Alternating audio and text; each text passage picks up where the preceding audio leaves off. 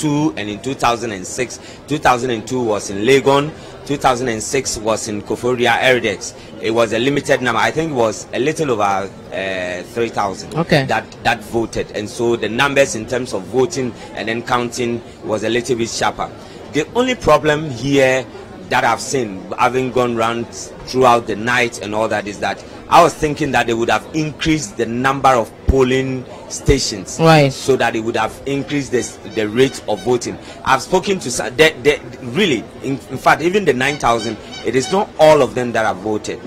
I know some. We're told some had to leave because they were coming from far when they couldn't wait anymore. They just couldn't wait, and the process to them was a little bit frustrating. For instance, when they were calling the region, so they were calling constituencies. Now the funny thing is that when they started, they called the constituency, then they start calling names, but I knew for hand that it was not going to be sustainable. So after 30-45 minutes they stopped. So they call them and then they go there. The verification starts from there because they had their own security people, and I thought that should have been the first instance. That should have happened when they started. You call out the constituency, they go, because at the polling stations which had been designated, there were people who could do the verification so that they go through. So the issue of calling out names was out of the ordinary for them to have been doing, but that was what they started with, and so then it became a little bit frustrating for some of the delegates. So they called, for example, in the evening around 2 a.m. they called Northern Region, but they started with Yendi. Now Yendi, and then around 4-5 thereabouts, that was when they were now reverting back to Northern Region and trying to call Zabzugu Tatale.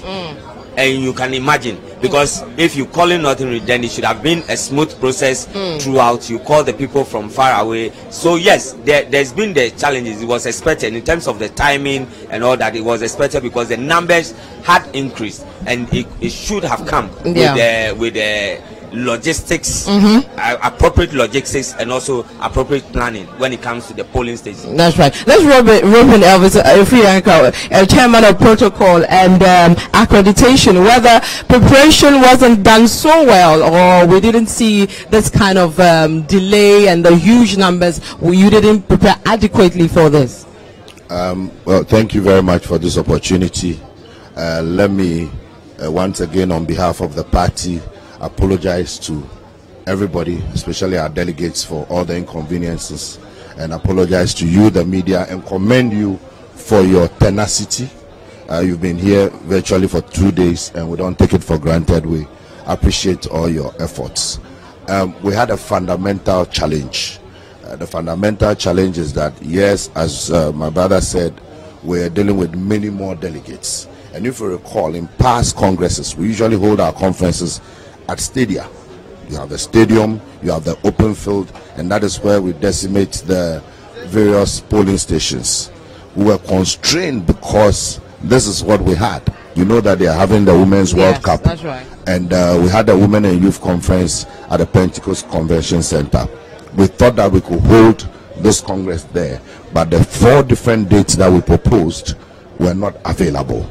And we had a constitutional requirements to meet. We needed to have this Congress at this time, and so this is what we had. We've never had this kind of Congress in this environment, and therefore we had to manage and make do with the situation in spite of all the constraints that we are facing. So this is a peculiar situation that we found ourselves in. You know that, for example, if we were in a stadium, we would have had the whole field. Usually, you remember Kumasi, Sunyani, so you can set up multiple polling stations.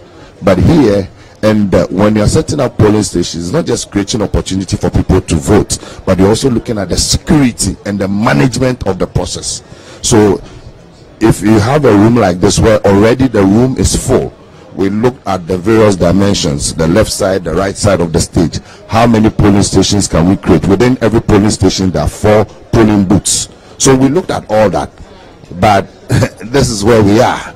Usually media will not be hidden in a corner like this. You'll be located somewhere where you'll be part of the action. But we came here, did a walkthrough, we had several meetings. What can we do?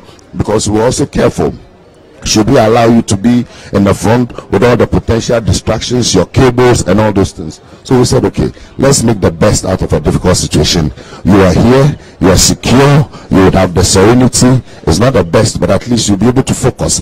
As and when your people want to go and do live interviews, they will go in there. You have your cameras, you can go in there. So we had to do the best out of a difficult situation. What went into the thinking of now going by the regions and starting with certain constituencies within the region and moving to other regions without completing a particular region? No, it's in the same region. The example he gave, they are all in the same region. Usually the regions in our system, the regions already have a system. Okay, so if, for instance, you take a northern region, they know that you start from this region, then that followed, that followed, that followed. Now, it's possible that at the time that you were calling a particular constituency, for whatever reason, they may not be available. So you finish, you've done all the regions, and you notice that a particular region that should have been maybe the 5th, 7th, or 10th has not voted. So you announce that, please come and vote so that we can finish with that region. So it's just a matter of, you know, responding to challenges as they occur on the ground. Right. And for those who had to leave because the process was delaying, what happens to that? I haven't seen any reports. We spoke to a couple of delegates who were leaving, had to leave because they were coming from far away, couldn't wait any longer. I don't have that report. I'm speaking to the world, and this is a National Delegates Conference, and constituencies are managed by regions, national. We organize the buses for them. I'll be very surprised if any individual delegate would decide to leave when they came in a group. I mean, unless somebody can show me that a particular constituency, the entire constituency left, but we don't have any such report. There may be individual delegates coming from certain places, maybe around Accra, who said, well, I'm tired. If you're talking about 9,000 delegates and you said a couple, avoidable though, we would wish that every person will vote. But if a couple, handful, 5, 10 people are not able to vote, it's unfortunate though, but I don't think that it will matter. That's like 99.999% success rate, and I think it's okay. Where are we in the process now? What have we gotten to now as we speak? Okay, we've gotten to the point where they are counting the ballots. So all they are counting them in stages. I think they called the Deputy National Communication Officer, the Zongo Caucus, and then the National Executive Committee. So as you can see, every candidate has an agent. So they've sent their agents there. So apart from the Electoral Commission people who are doing the actual counting, every candidate has an agent there to ensure that the process is transparent and they are doing the sorting. So they have to sort it out first of all. First of all, they bring all of them together. And when that is done, then they sort it out. And then they begin to count everybody according to your size. So in the next couple of hours, everybody will see his own size and smoothness level. So we're looking at around 2, 1, 12. When are we going to see the declarations? Since it's a human affair, it's not mechanics, so it's very difficult for me to say. If it were software, we'll be able to program and say, okay, in the next. But I believe that any time within the numbers you've mentioned, you know, I hope that by 12. 1 we should be done. Okay, thank you very much, Elvis Afriyie-Ankrah. I will be coming to you as and when to help us understand some of the things that will be happening, the processes and all that. But thank you very much. But before I let you go, if you had to grade what you have planned so far, because you're part of those who plan, what grade would you give yourself? I don't think it's appropriate to grade myself and to grade ourselves. I think that we did the best out of very difficult circumstances.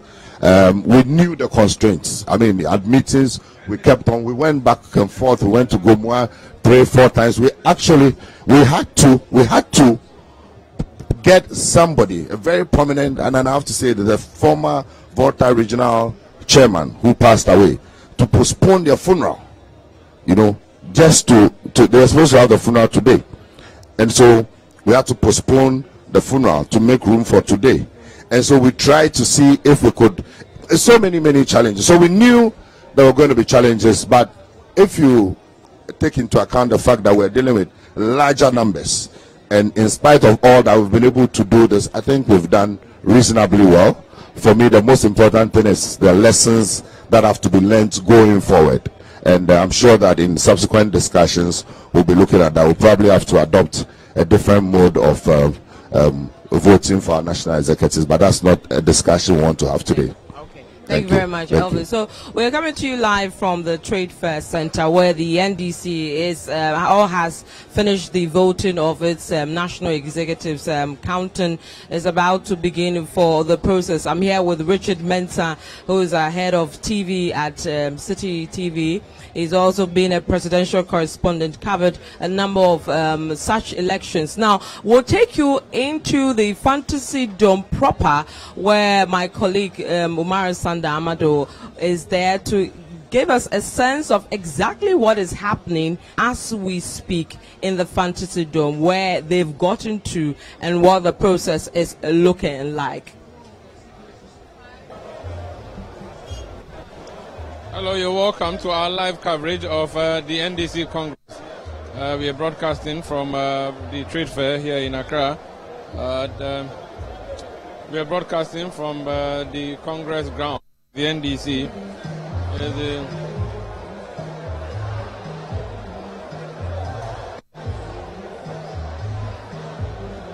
We're 97 City FM is a station, and of course City TV is the channel you're watching. It is our coverage of the NDC Congress happening at the Trade Fair here in Accra. It's been an event that we've been covering for you since around this time yesterday when we came on air. Over the past 24 hours or so, we've been bringing you details of the Congress. We brought you the first part of Congress, and now this is what is the most important part of Congress. Happening behind me in the well, as you can see, EC officials and observers are sorting to see who gets what. It is early stages yet. Voting ended just about an hour ago. What happens is that there are so many people contesting for various positions.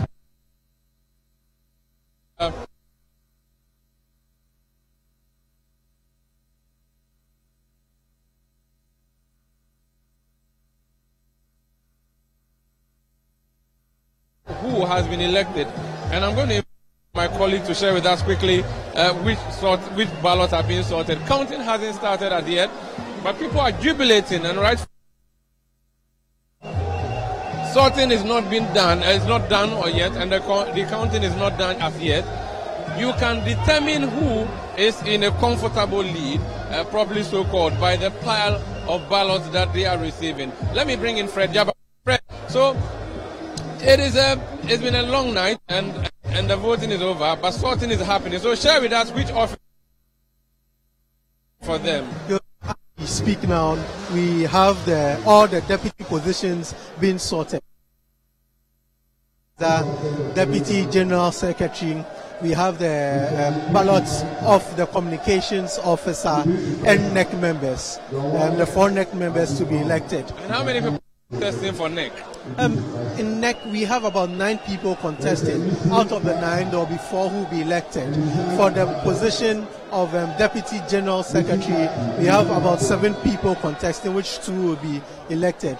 Deputy Communications Officer, you have 2 people to be elected from the number of people contesting. So these are the numbers if it comes to the people who want to be. Deputy General Secretary, that's also being sorted for now, the ballot. Exactly. The position of Deputy General Secretary is being sorted out. We have about 5 or 6 people contesting. 2 would be elected out of this number of people contesting. On top of your head, some of the names are immediately coming. For the Deputy General Secretary, we have people like Edu Asare, former MP for Edu Asare, former MP, Peter Boama Otukuno, who's also contesting this particular position. We have one lady also contesting this. The incumbent is contesting to it here. One of the incumbents, there are 2 Deputy General Secretaries, Koku Anyido and George Lawson. Koku decided to go and contest for the substantive position of General Secretary, whilst his other partner, George Lawson, is still contesting the position of General Secretary. Now, let's talk about Deputy Communication Officers. Those ones who have been, that's also the sorting is happening. Who are the key people in there? Yes, we have Kuku Buahen, one of the incumbent deputies. his other colleague or partner, Fred Agbenyo, went to contest the substantive. So Kwekuba and Naziru, Alhaji Naziru, and a couple of others also contesting this particular position. What should we expect next? Any idea? Yes, you know, when it comes to these things, after sorting out, now electoral commission or officers will start counting the ballots out, taking it one by one. So every position or every individual or contestant would hold the ballots and start counting 1, 2, 3, 4 till your ballots are finished. So that's what is going to happen. This is expected to last us for about an hour. Usually when you go for programs or elections like this, it will take you for about an hour where you could get one winner. But what's happening is that you can hear the crowd behind that. It's just one of the contestants who has just walked in. We had the incumbent General Secretary, Johnson Esedun Ketia, just coming, walking into the arena where the candidates or contestants are sitting. Watching the coverage by City TV and 97.3 City FM. I am Umaru Sanda Amaduna. What is happening behind me, like Fred was General Secretary of the NDC, incumbent who is seeking re-election, Johnson Esedun Ketia. He has been here all night, and so are all the other delegates who are screaming in the background. It is a very cumbersome and a very laborious exercise that is happening now. Thousands of ballots are being sorted. Now, 9,000 human beings converged on this ground to elect national executives to lead the NDC. They have finished. Most of them are in their buses headed home. Most would probably be home by now. But I know that some buses that were headed up north left this morning. Others headed for Brong Ahafo. Now, the Brong Ahafo region, the eastern region and the Greater Accra region, they were the last to finish. So Greater Accra, Brong Ahafo, Brong Ahafo delegates probably would have left by now. Eastern delegates may have left by now. It's the Greater Accra regional delegates who were still here. Northern region delegates left at dawn. Upper West, Upper East delegates have already been transported. Delegates from the Ashanti region have left. Delegates from the Volta region and the Western region have since left. The buses have been hauling them out of this very busy Congress ground at the trade fair in Accra. 97.3 City FM and City TV. We are coming to you from the Trade Fair Congress in Adabraka.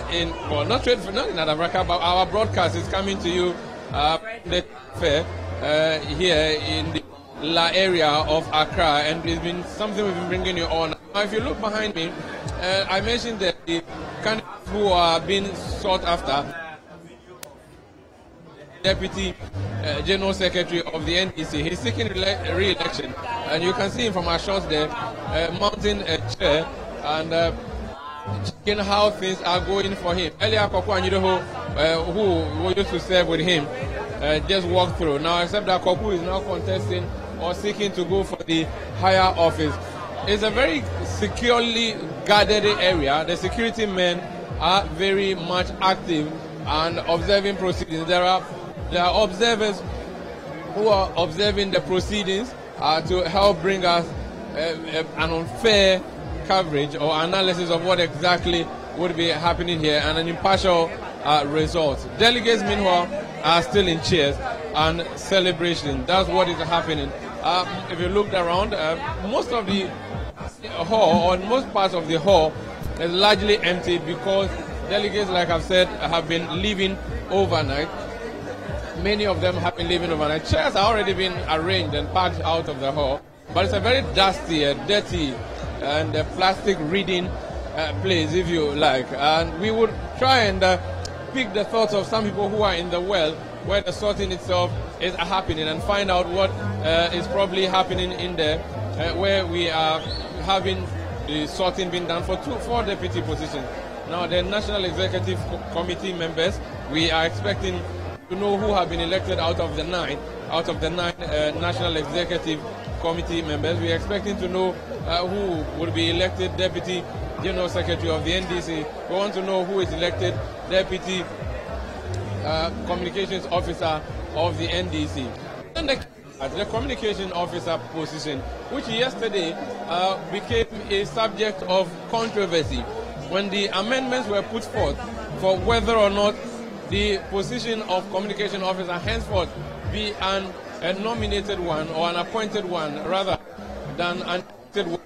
The roundhouse opposition from the team represented both sides, Ami Jemfi's camp and Fred Agbenyu's camp, and it was a very hectic one. Congress had to be postponed temporarily for that to be done. But let's assess how events have been going.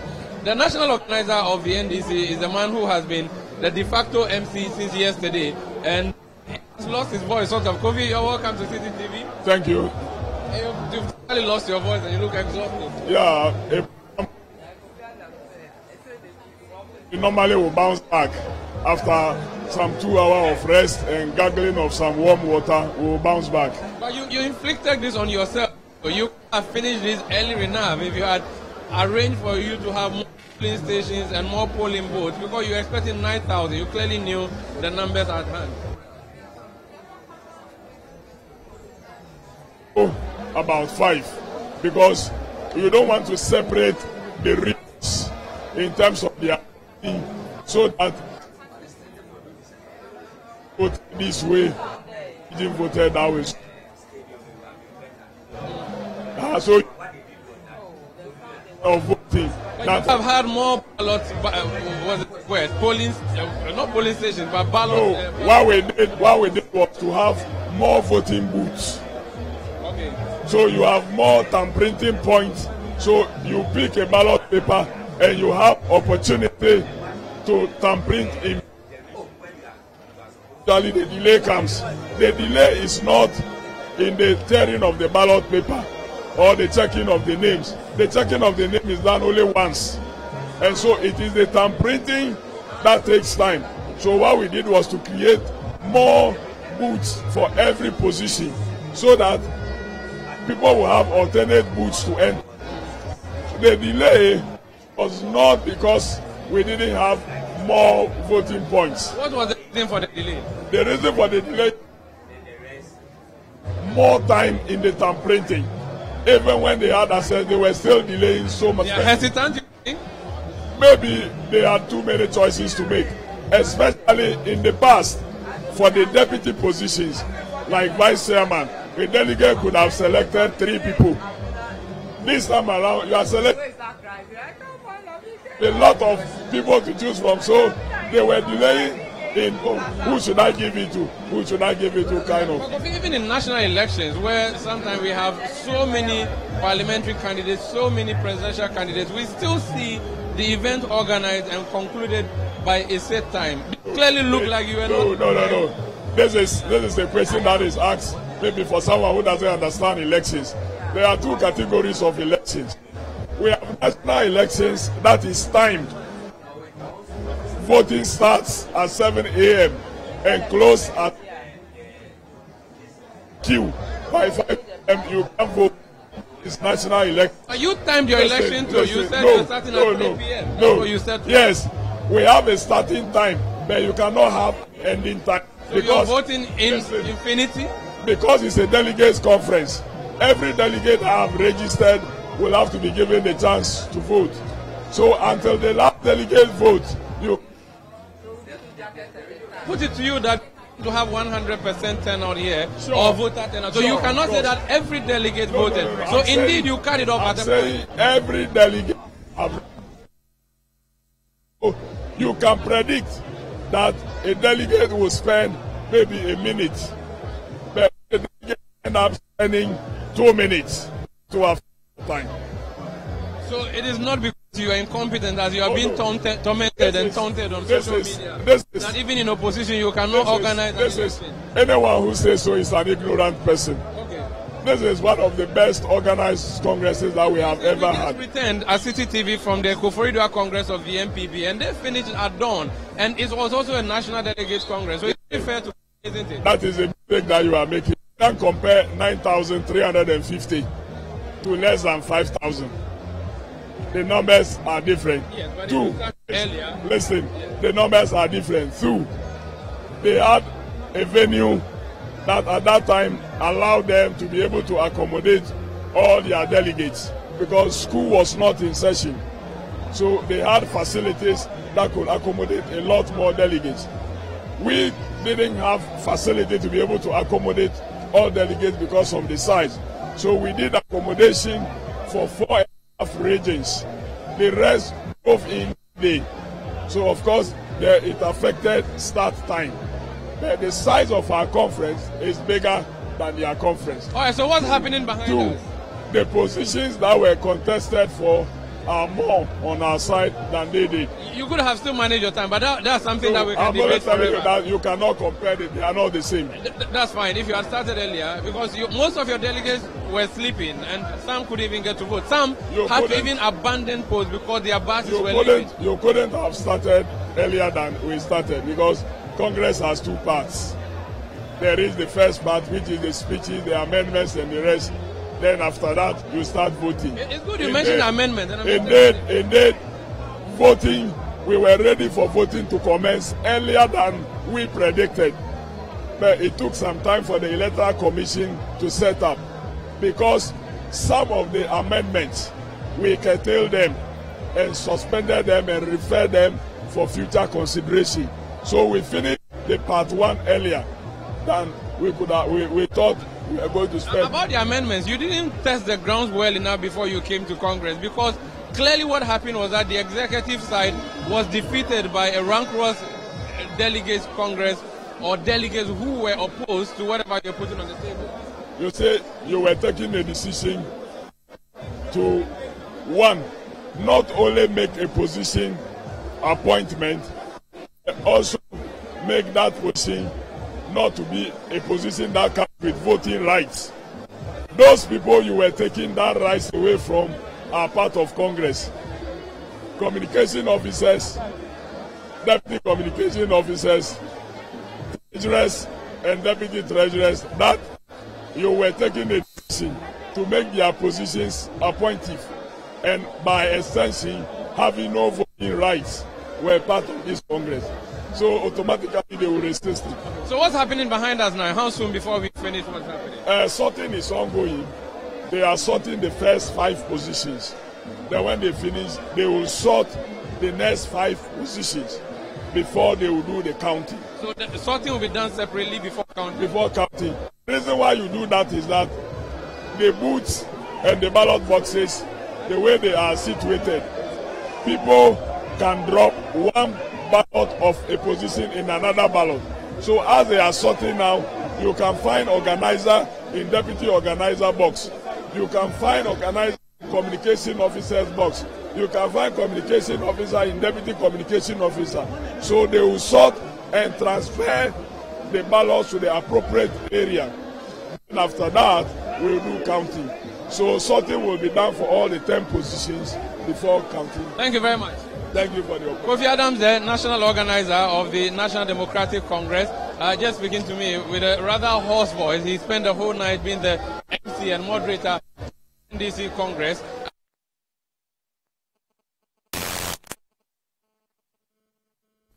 Of that is being done, and then a batch of sorting would be done before the elections itself would be done. Let me speak to more people. I have a jubilant Samuel Nate George, MP for Ningo Pramban. Sammy, you seem very excited. What are you happy about? The victory of the NDC is coming again, and people say, hey, Joe Bodo. How are you determining that in a trade fair in Accra when you haven't gone around the country and you haven't even seen the election results on 2020 December 7th? I have no need to go across the country because the country has come to us in Accra. These are your own people. Absolutely. These are the very same people who were struck with apathy and chose not to go out and vote.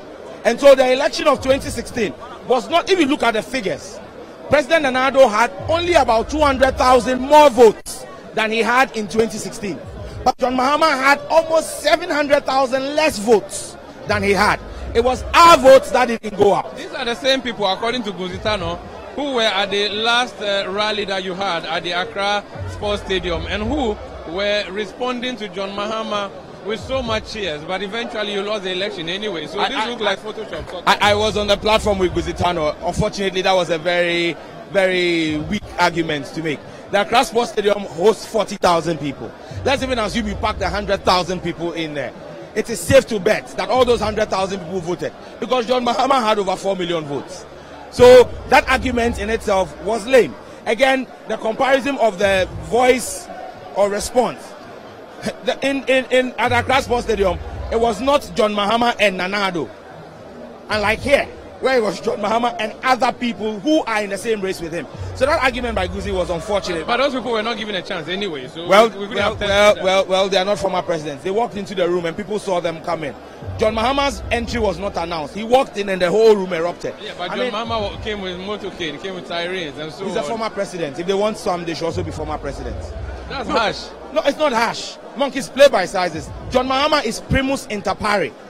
Look, all of the candidates who have expressed interest are fine material who can lead this country. But at this point in time, there is one man who stands tall amongst them. He's the best among equals. But that will be coming later. Let's talk about what's happening here today. Yes. You seem to have a candidate, don't you? And you seem to be excited about their victory. Well, I voted. So definitely I voted for candidates. Who did you vote for? It depends. I'm not going to put out, but I can confidently say to you that for the general secretaryship position, I voted for Johnson Asiedu Nketia. Why? Because I believe that Johnson Asiedu Nketia represents the safest pair of hands at this point in time as party administrator. What does that mean to Koku, who was your deputy general secretary, who was the communications director at the presidency of John Mills, in which you were serving, although not as an appointee, but an appointee of a sort? So it means that Koku is a safe pair of hands, but General is a safer pair of hands. So given another chance and another opportunity, Koku is younger. He's still going to have a lot of work to do for the party. This is not the end of the road for him as far as I'm concerned. So he's going to play a key and integral part here. In my humble opinion, I believe that Koku is a safe pair of hands, but General Mosquito is a safer pair of hands. Now, if delegates end up choosing Koku, will the NDC cease to be safe? It's still going to be in a safe hands. It's a win-win situation for us. I have made it clear that the two candidates that went in, one is a safe pair of hands, the other is a safer pair, is safer. So whichever way, we are in a safety net. Who is your money on for the national chairman? I will not comment on that. Do you want to comment on communication officer? Communication officer appears from the counting that's going on. And it was obvious again in the room that Sami Jemfi is clearly in a big lead, very big lead. When you look at the ballots, because they've started the sorting out of that, I've looked at the hips. It tells a story. Thank you very much, Samonate George. I would like to address one issue. Okay. That's the issue of the timing. People have said that the Congress has dragged. It's gone on for way too long. Let's put this in perspective. People don't have to say it. It's obvious. No, let's put this in perspective, Umaru. The biggest political congress that's ever happened in Ghana prior to this was the NPP Congress in Koforidua. You had 4,500 delegates there. Results were declared almost at 6 a.m. the next morning. 4 a.m. to 4 a.m. 4 a.m. to 5 a.m. the next morning. Now, at today's Congress, you had 9,000 delegates and 3,800 former appointees. So that's almost 13,000 people voting. That's almost 3 times the number of the biggest Congress you had that went to 4 a.m. Now, it is just 11 a.m. Even if we finish this by 6 p.m. today, looking at the time and the numbers we've had to deal with, 3 times the numbers, if it took them almost 24 hours to complete 4,500, and it's taking us 36 hours, maybe 12 hours more to complete times 3, we have shown a very efficient system. The issue of transportation has been sorted out. All the buses have left. Everybody is back to base. This has been a hugely successful There's something called timing, Sami. You could have still done with the time. People were sleeping in the open. The mosquitoes here were stinging. Umaru, Umaru, I will be the last person to say that we couldn't have done this better. This is the first time. The NDC is a trailblazer. To move from 4,500, which the MPP heralded as a big achievement, to 13,000. And normally these congresses are not held in a dome. They're held open air. We've done this in a dome. 13,000 people. We could have done it better. There were some challenges at the beginning. The calling of the people, the delegates, should it have happened by regions? No, it should have been by constituencies. It would have moved faster. Those are some of the things that we will better as we go on. But hold the view that this is an indication of what will be happening for your flag bearership contest, which has 270,000 delegates. No. If 9,000 could take us 24 hours, then 270,000 could take us probably 24 years. No, the presidential election is going to have over 300,000 delegates. All right, which makes your case worse. But then the process for that is different. You're not going to have one election with one collation center and one voting center. No, people are going to vote in their constituencies. 275. So it's going to be like the constituency conferences. The constituency conferences don't go beyond 11 p.m. because all the constituency executives come, and even those ones are constituency elections where you elect 23 executives.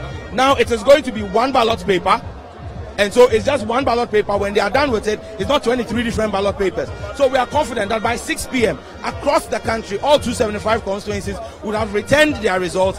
The central collation center in Accra by midnight of that day would have declared the results. The NDC is a proficient election machine. Watch out for us. Thank you, Samonate George, the NDC Member of Parliament for Ningo Pram. Now, this is your election center on City TV and City FM. My name is Umaru Sandamadu. We are coming to you live from the Dome at the trade fair in Accra.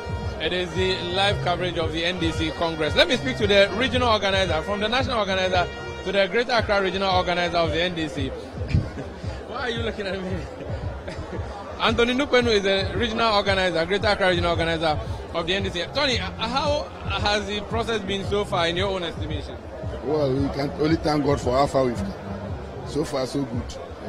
We are encouraged about the cooperation and the collaboration because from all stakeholders to this far, we are grateful. Are there any shortfalls that you want to admit?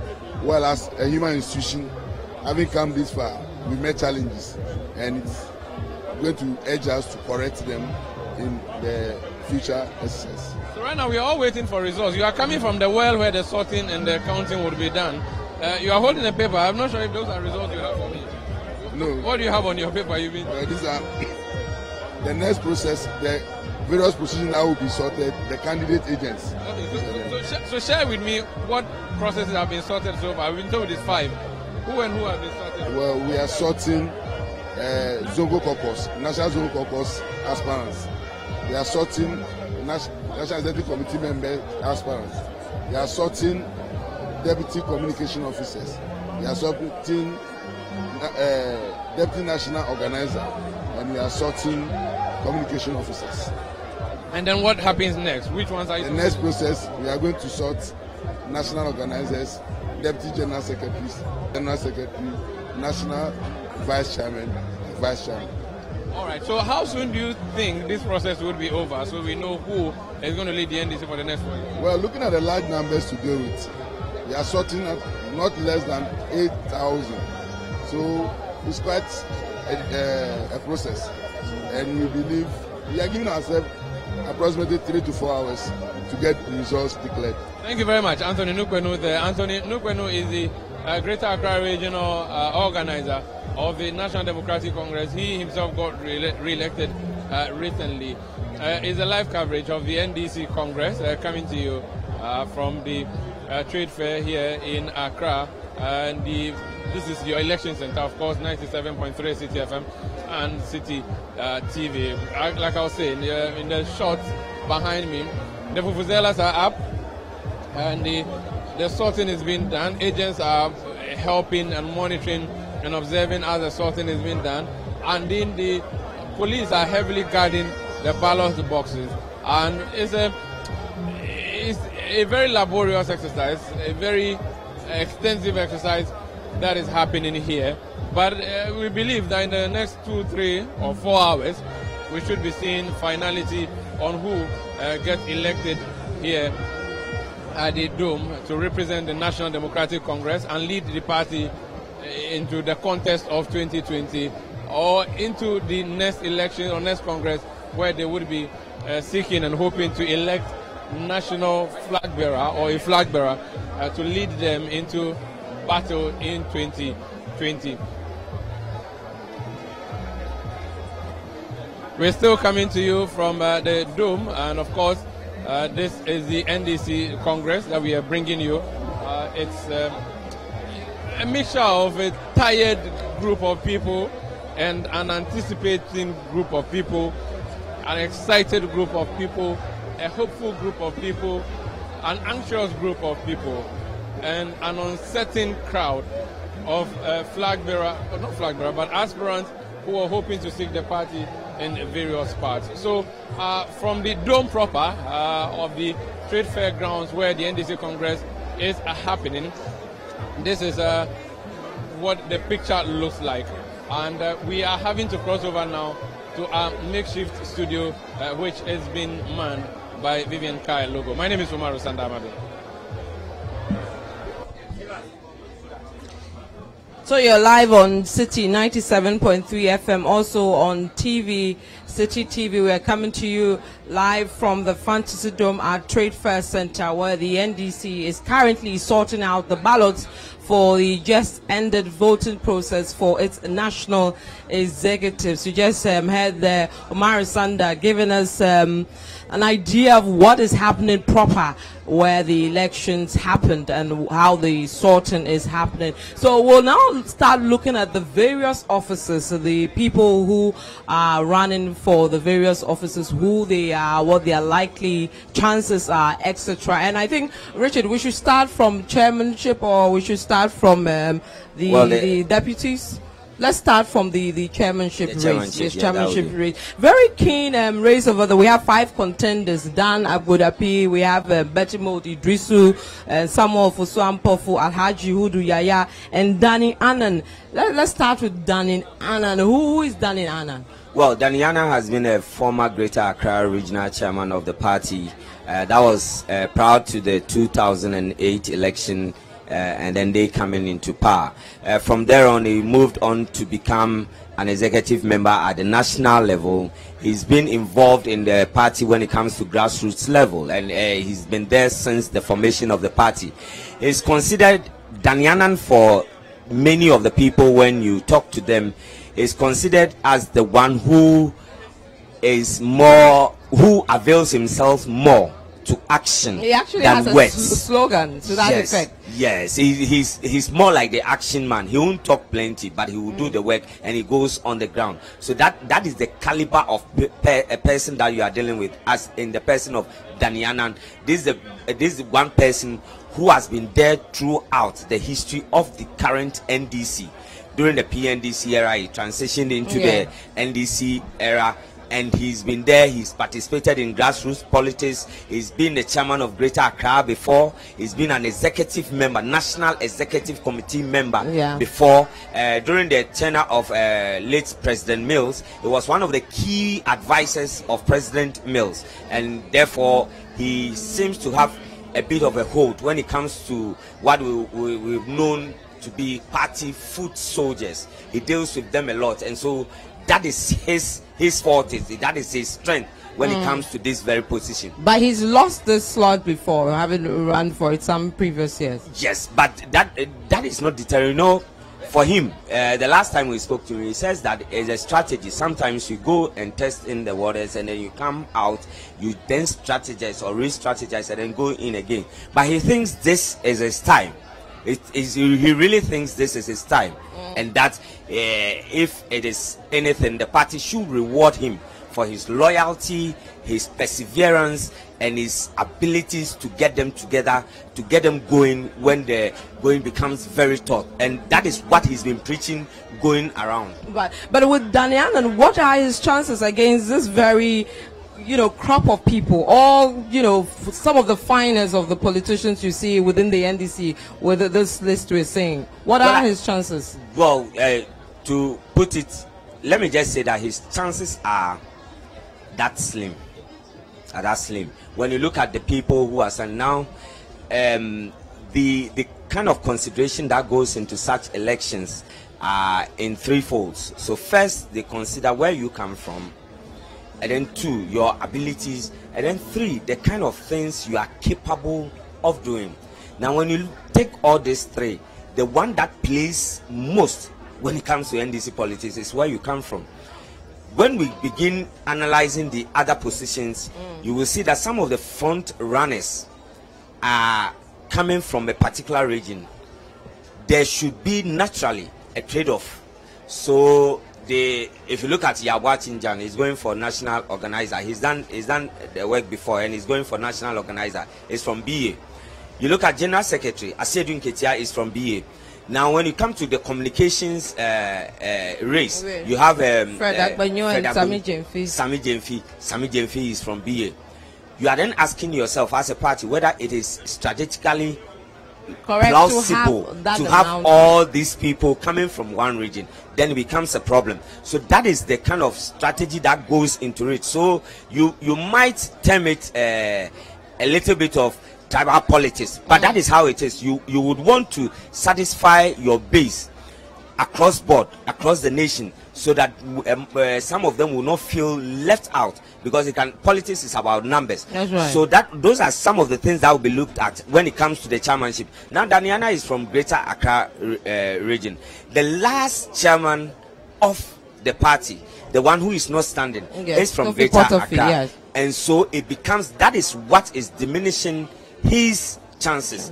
It becomes a little bit difficult to move from Greater Accra to Greater Accra. Now you look at all the others. We have done Abodaku, you have Betty Mo Didrisu, and you have Samuel Fusuampofu, who has been a national organizer before. In fact, during his tenure as national organizer, they call him Sami Photo. He was very, very vibrant. And so he's also trying to build on that. The only thing that most of the delegates have been saying, or be negative about him, is the fact that if you look at the last election that they lost, that is the 2016 election, he was chairman of the election committee. And you know the things that have come out about the NDC not having coalition center, having done their things properly and all those. Now, moments after the elections were declared and all that, the blame seems to have fallen on them as the election committee members, and there were certain allegations. Now, as the head, obviously he will be the one to take the most. So they are saying that, well, if this is the same person who is transitioning to become the chairman, then it will become a problem. However, when you listen to him, you listen to his assigns, reasons have been given, and it's think that, look, it was a collective effort. We went into this election as a collective. So you can't single out one person to say that because you were in charge of election monitoring and all that, then the blame should be laid at your doorstep. That if there's any blame, we must take it as a group. Not forgetting that even the General Secretary, Asedu Nketia, who is still contesting, remember in one of his voices when he started his campaign, also tried to deflate the blame on himself, and even give an analogy that you bring in 3 new people, yes, and therefore then it means that the soup will not taste good. Though it means the 3 people are logical, they should be blamed for it. And so that is the kind of irony you find around Ofosuampofu. You move to Betty Mode. Obviously, you know, former Attorney General, all these issues about Woyume happened under her tenure, and then many more things. In fact, at a point in time, even the founder of the party, that is Jerry John Rawlings, has had cause to even criticize Betty Mo's handling of the Woyume case and also PIN. Now, going from there, you move on to somebody like Dan Abodakwi. Immediately after the 2016 elections, everyone knows that Volta region is a World Bank of the NDC. Now the Volta region wants to have a particular claim over the party. So yes, if we produce like they produce a president for a very long time in the person of Jerry John Rawlings, the party was founded under his ideals and all that is upon his ideals and all that. Now if we've produced that person, it's now been a long time. Went to Central region, they went to the other places. So basically, Mills was from the Central region. They've gone to the north, which was Mahama, and then they had Mahama and all that. Now the Volta region is asking itself, so what claim do we have over the party, even though you consider us as your World Bank? And therefore, they are looking at pushing the agenda for Dan Abodakwi to be the chair, so that it will be like, okay, now when it comes to the party, you can equally share the position and say that when it comes to decision making, we are also there. Not forgetting that in the past administration, you had prominent people from their place like Do Ajao being speaker and all that. But that is what is playing. The vote, there's a strong move to have somebody from the voter region at least occupy a very prominent position within the party, and Dan Abodakpi availed himself to become to go for the chairmanship position. No, you know, in 2016, one of the reasons they always cite for their abysmal performance is that in the voter region, their people did not come out. You remember when we were doing the reports for the 2016 elections, our reporter there had cause to report during the early hours when they started that people were actually refusing to go. So yes, they didn't go out, they didn't go to anybody. Now you want to kind of appease them by way of this kind of position so that you encourage them to get onto the streets to go and vote when it comes to 2020. So that is what pertains to Dan Abodakpi. Within this analysis, you have Alhaji Hudu Yaya, who initially when they started this very campaign, Alhaji Hudu Yaya was leading. But this is how the NDC's election, which they are having today, has turned into. Subtly, he's turned into pro-Mahama and against Mahama. So you have people who have been named as pro-Mahama, and then you have others who are seen as people who are not for the Mahama agenda. And then there's a thin line, there's just a small group of persons who have not declared, or I'm saying they've not come out forthrightly openly for either openly to say, because they just want to remain they just want to remain that. Now come back to Hudu Yaya. Hudu Yaya was leading because he was considered as one of the strongest hands when it comes to this particular election. He's been a general secretary of the party before. Actually, the first general secretary for the party when it started in 1992. And he to them he performed creditably well. Now, about 2 months ago, there was news that the National Executive Committee, the Council of Elders, had met, and there was a decision taken that he, as Hudu Yaya, should be the choice for the chairmanship. So what was going to happen was that they were going to convince the others, especially those with stronger numbers, to at least withdraw. This is not the first time they've done so. When they went to himself, Hudu Yaya, had to fall off for the last minute for the last election. Yes, when they went to Kumasi, that was the same thing that happened. They met. In fact, it was on the day of election that the agreement was reached that there are some people who have to pull off so that they allow the others to go in. And that is how come Potofi became the chairperson. And because it was so, because at that time you were looking at you were looking at somebody who is from the north already. You had the north then partnering the central region, which is Mills, and then that of Mahama, and then Mahama having by dent of faith taken over. So then if you do a Notna as chairman and then as flag bearer, they thought that well, you need to play the politics well. So the people then decide in this particular one that this was what was going to happen, but without coming out conclusively, this information was leaked. Now this is the politics that was availing when it comes to it, that if Hudu Yaya, and at that time, the time that this information came, former President Mahama had not expressly declared his intention. So the talk out there was that when you make Hudu Yaya, then it means that John Mahama would not have to bring himself up, because then the chairperson is going to the north, then he withdraws. So moments after this information came out that Hudu Yaya was going to be the one that is going to be the agreed candidate, he was then seen to have played himself into the narrative by the others, that is pro Mahama or those who are not for Mahama. And therefore ordinarily, if then for some of the party people that we've spoken to, if Hudu Yaya has accepted to be the candidate by the council, then it means that he doesn't want Mahama to come. Right. and then it moved on. Although eventually it was not even approved by anybody. It was just a leaked information. So this one goes ahead, and then it comes to affect him so greatly.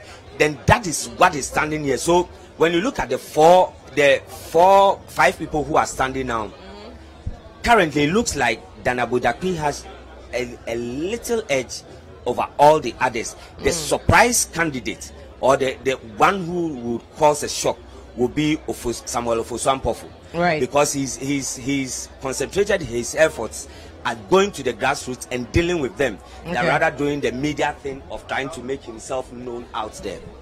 Right. So if we look at the names for the four runners will be Dana Budakpi, Samuel Ofosu-Ampofo, and between Hudu Yaya. Yeah, Hudu Yaya, and then you have, so the four runners will be Dana Budakpi, Hudu Yaya, Samuel Ofosu-Ampofo. Right. And Danyanan too is playing out there. But what I think might happen, will be that all these others, that is Samuel Ofosu-Ampofo, Danyanan and Alhaji Hudu Yaya, will split the votes amongst themselves. And then if the voter region comes strongly, and then BA comes strongly for Dana Budakpi, he might take the edge. Okay, let's rope in one of the delegates, Space Clotte. He's with the Ododo constituency. Space, welcome to City FM and City TV. Thank you very much. Right. I'm very happy to be on City TV, the TV that is making so much waves. Thank you very much. And it's been fantastic being here at the Congress ground. What has been your impression so far? When did you get to vote? Did you vote yesterday or this morning, or what time did you vote? Greater Accra voted yesterday. Okay. It's based on the balloting system, because nobody or no constituency or region will be chosen for, but it was all balloted, and which is quite good.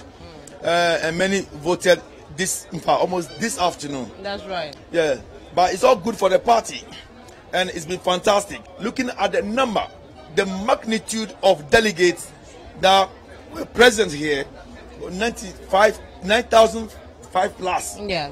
As compared to the 4 delegates, each from every constituency. So this is the biggest of all that the NDC has embarked upon, and it has been fantastic. The atmosphere has been unbelievable, and the organizers have really done well.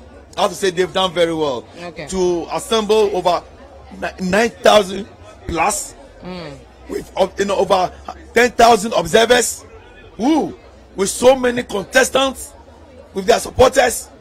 Beautiful. And in fact, let me add, for NDC, which for some few months ago was excruciatingly humiliated, all right, excruciatingly humiliated, to see the atmosphere the way we are seeing it, it shows that the party has a future.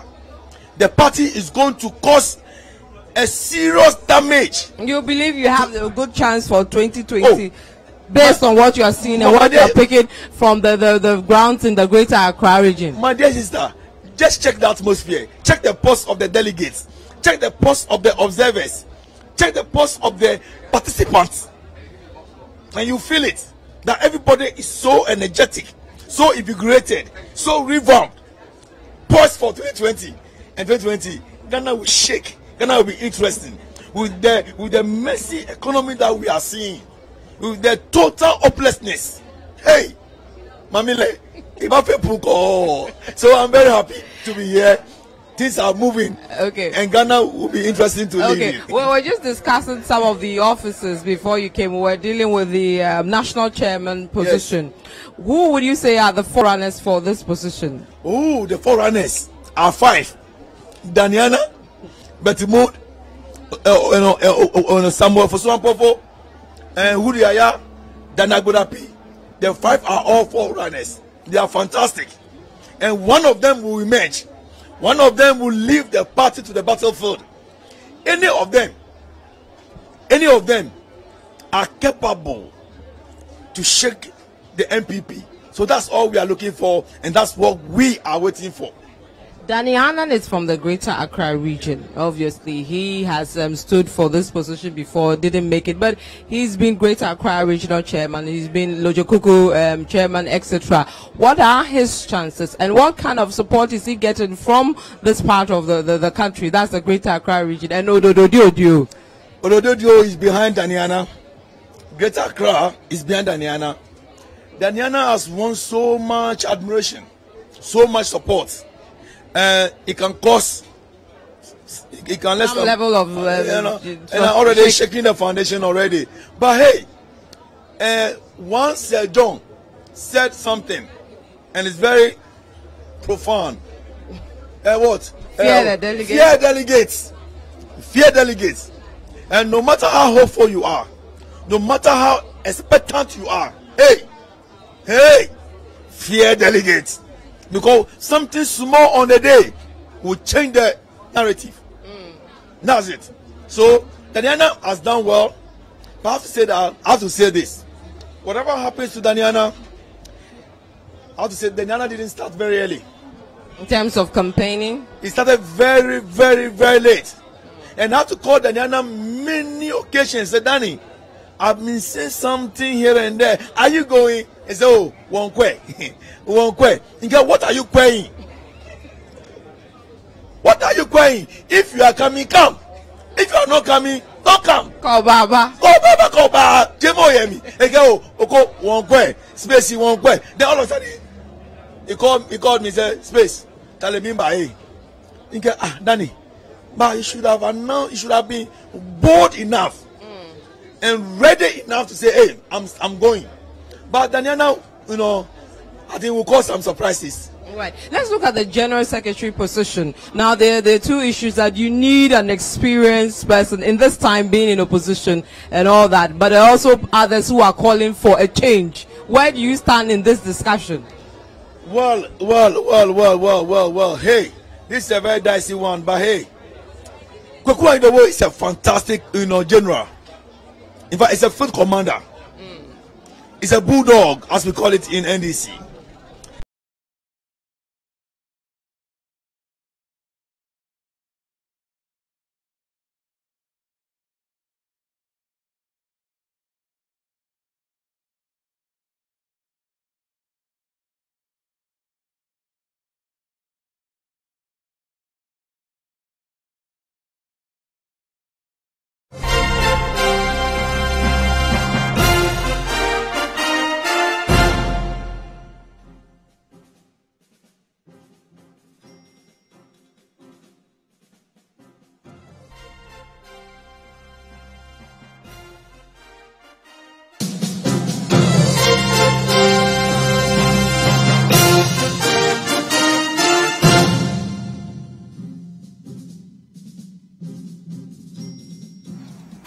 You're welcome to Adabraka, live from our studios at number 11, Dr. Martin Loop, where we are taking over actually from the team that's on the grounds at the Fantasy Dome at the Trade Fair site in La Accra. It's day 2 of coverage of the National Democratic Congress, the opposition party, the biggest opposition party in the country's National Delegates Congress for the election of new executives who would be given a fresh 4-year mandate to lead the party into the 2020 elections under the theme, Together We Win. So thanks to the team on the grounds for holding the fort. We'll do our best here. We would interact with our resource persons in-house as to how they perceive things and how things have gone. We'll also be taking some of your comments, especially those that have come via social media, via Twitter and on Facebook with the hashtag NDC elections, which is our hashtag from CCTV, CTFM. So we welcome you to this coverage. My name is Duke Mensa Opoku. We'll also be taking messages via text. We would announce the lines very, very soon. My name is Duke Mensa Opoku. I've been joined in the studio by Selom Adonu, who's been with me since yesterday. Selom Adonu is the host of A Big Issue on CTTV every Saturday from 9 a.m. to 12. CTTV and CTFM. I've also been joined by another key member of the political desk here at CTFM, CTTV, Sami Wiafe. He's a presidential correspondent and a keen political watcher. He's covered many of these congresses for that matter. Gentlemen, you're welcome. Thank you, Duke. And another welcome to the viewers at home. Let's begin, Selom, with how the Congress has gone so far, especially with regards to, I mean, many people, we all did not anticipate that it would eat deep into today. It's almost midday and no results have been declared. People, I mean, the voting ended around 9 a.m. and there's an election of about over 9,000 people. For you, how has it been?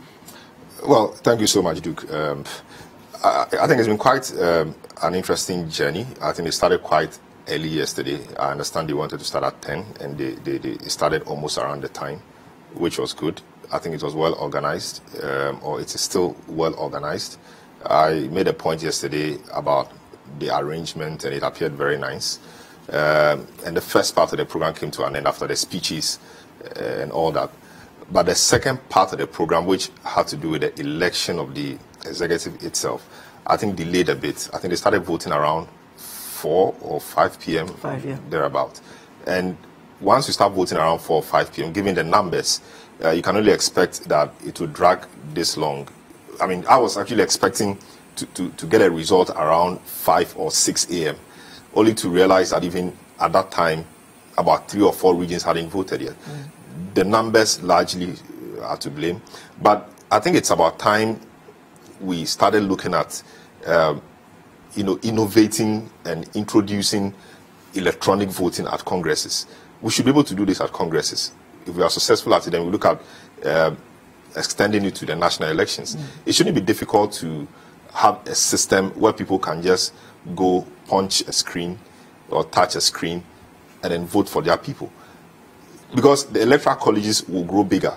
And I don't know whether if it's growing bigger, they will still like the idea of, converging or coming together at one place, or they will vote in their various constituencies or regions, as the case, I believe, will be for the presidential, the flag bearership election. We need to seriously start thinking about using electronic means of voting. I know there are issues about trust, etc., but we need to start building trust. We need to start using technology to make life easy for us. I mean, it's too laborious having all these people coming together and having to sort out votes, having to count. It's too laborious. It is not the thing we want to do. Electronic voting may have its difficulties, but I think that when we start from somewhere, we can make a headway. Issues of trust, we can deal with them as we make progress. The other point I also want to make is that this Congress somewhat has exposed the country's lack of a certain kind of infrastructure. So the stadia which are normally used are now being used by the female national teams for the competition the Africa Women Championship also, for their tournament. I understand the Pentecost Center somewhere in the central region, Kaswa thereabout, or Gomoa, is also in use. So it appears we've exhausted our big spaces. We need to start. Someone mentioned Elwak. Okay, Elwak too, but I don't know why they didn't go to Elwak. Because Elwak appears like a big space, an open space, which should be able to sit quite a number of people. I think we need to start thinking about big spaces. In advanced countries or in advanced democracies, we have halls which could sit 20, 30,000 people. I think we need to start looking at things like that. Maybe the private sector must come in, maybe government must partner with the private sector to invest in things like this. I understand the Fantasy Dome is a private initiative, which is great. I hear it sits around 10,000 people, but that is just 10,000 people, and the other required facilities, ancillary facilities are not there. So this typically is for events like you go and then you come back for maybe musical shows, concerts, church programs, etc. But events like this where you may spend a day or 2 or even 3 days, this facility is not, if you like, fit for purpose. We need to start thinking around things like that because it is very important. I had quite a funny comment that the National Cathedral will sit about how many people? Is it 15,000? 5,000 expandable to 15,000. So does it mean that if we had a National Cathedral, they could have used it for this? I don't think so. The National Cathedral will have its own use and purpose. So basically, these are my observations. We need to start thinking critically about electronic voting and also bigger spaces for events like this. Spaces which can accommodate people and be able to do all these things at one spot or at one point. So many people have drawn cross-references with what happened in Koforidua with the MPP's Congress. And that's a Congress you covered very extensively. Let's look at some of the parallels and some of the convergences in terms of how both Congresses went and the voting and things like that. For the MPP, now we're talking about numbers here. Yes. The NDC has about 9,000 delegates who are voting this particular election. For the MPP, they are close to, I think, between 4,000 and 5,000 delegates who are voting in that particular election. So the numbers, we have a huge number of people from the NDC side. For the MPP side, we had quite a limited number. And for the polling stations, the MPP had 14 polling stations. I'm reliably informed that for the NDC, what's happening at the Trade Fair Center, they have only 5 or 6 polling stations. So, you know, arranging the regions to vote 9,000 people voting in only 5 polling stations will obviously create a problem. Unlike the MPP, where they had 14 polling stations for 5,000 delegates, you should expect that indeed theirs was going to go a bit faster than what's happening at the NDC at the Trade Fair Center. But I'm not surprised it's running this late. You know, if you've covered Congress before, a number of things happen before the main election. The main agenda for the Congress is the election, but there are other things that come up, you know, amendments of the party constitution, the General Secretary report, Chairman report, a whole lot of things. The minority leader is supposed to speak.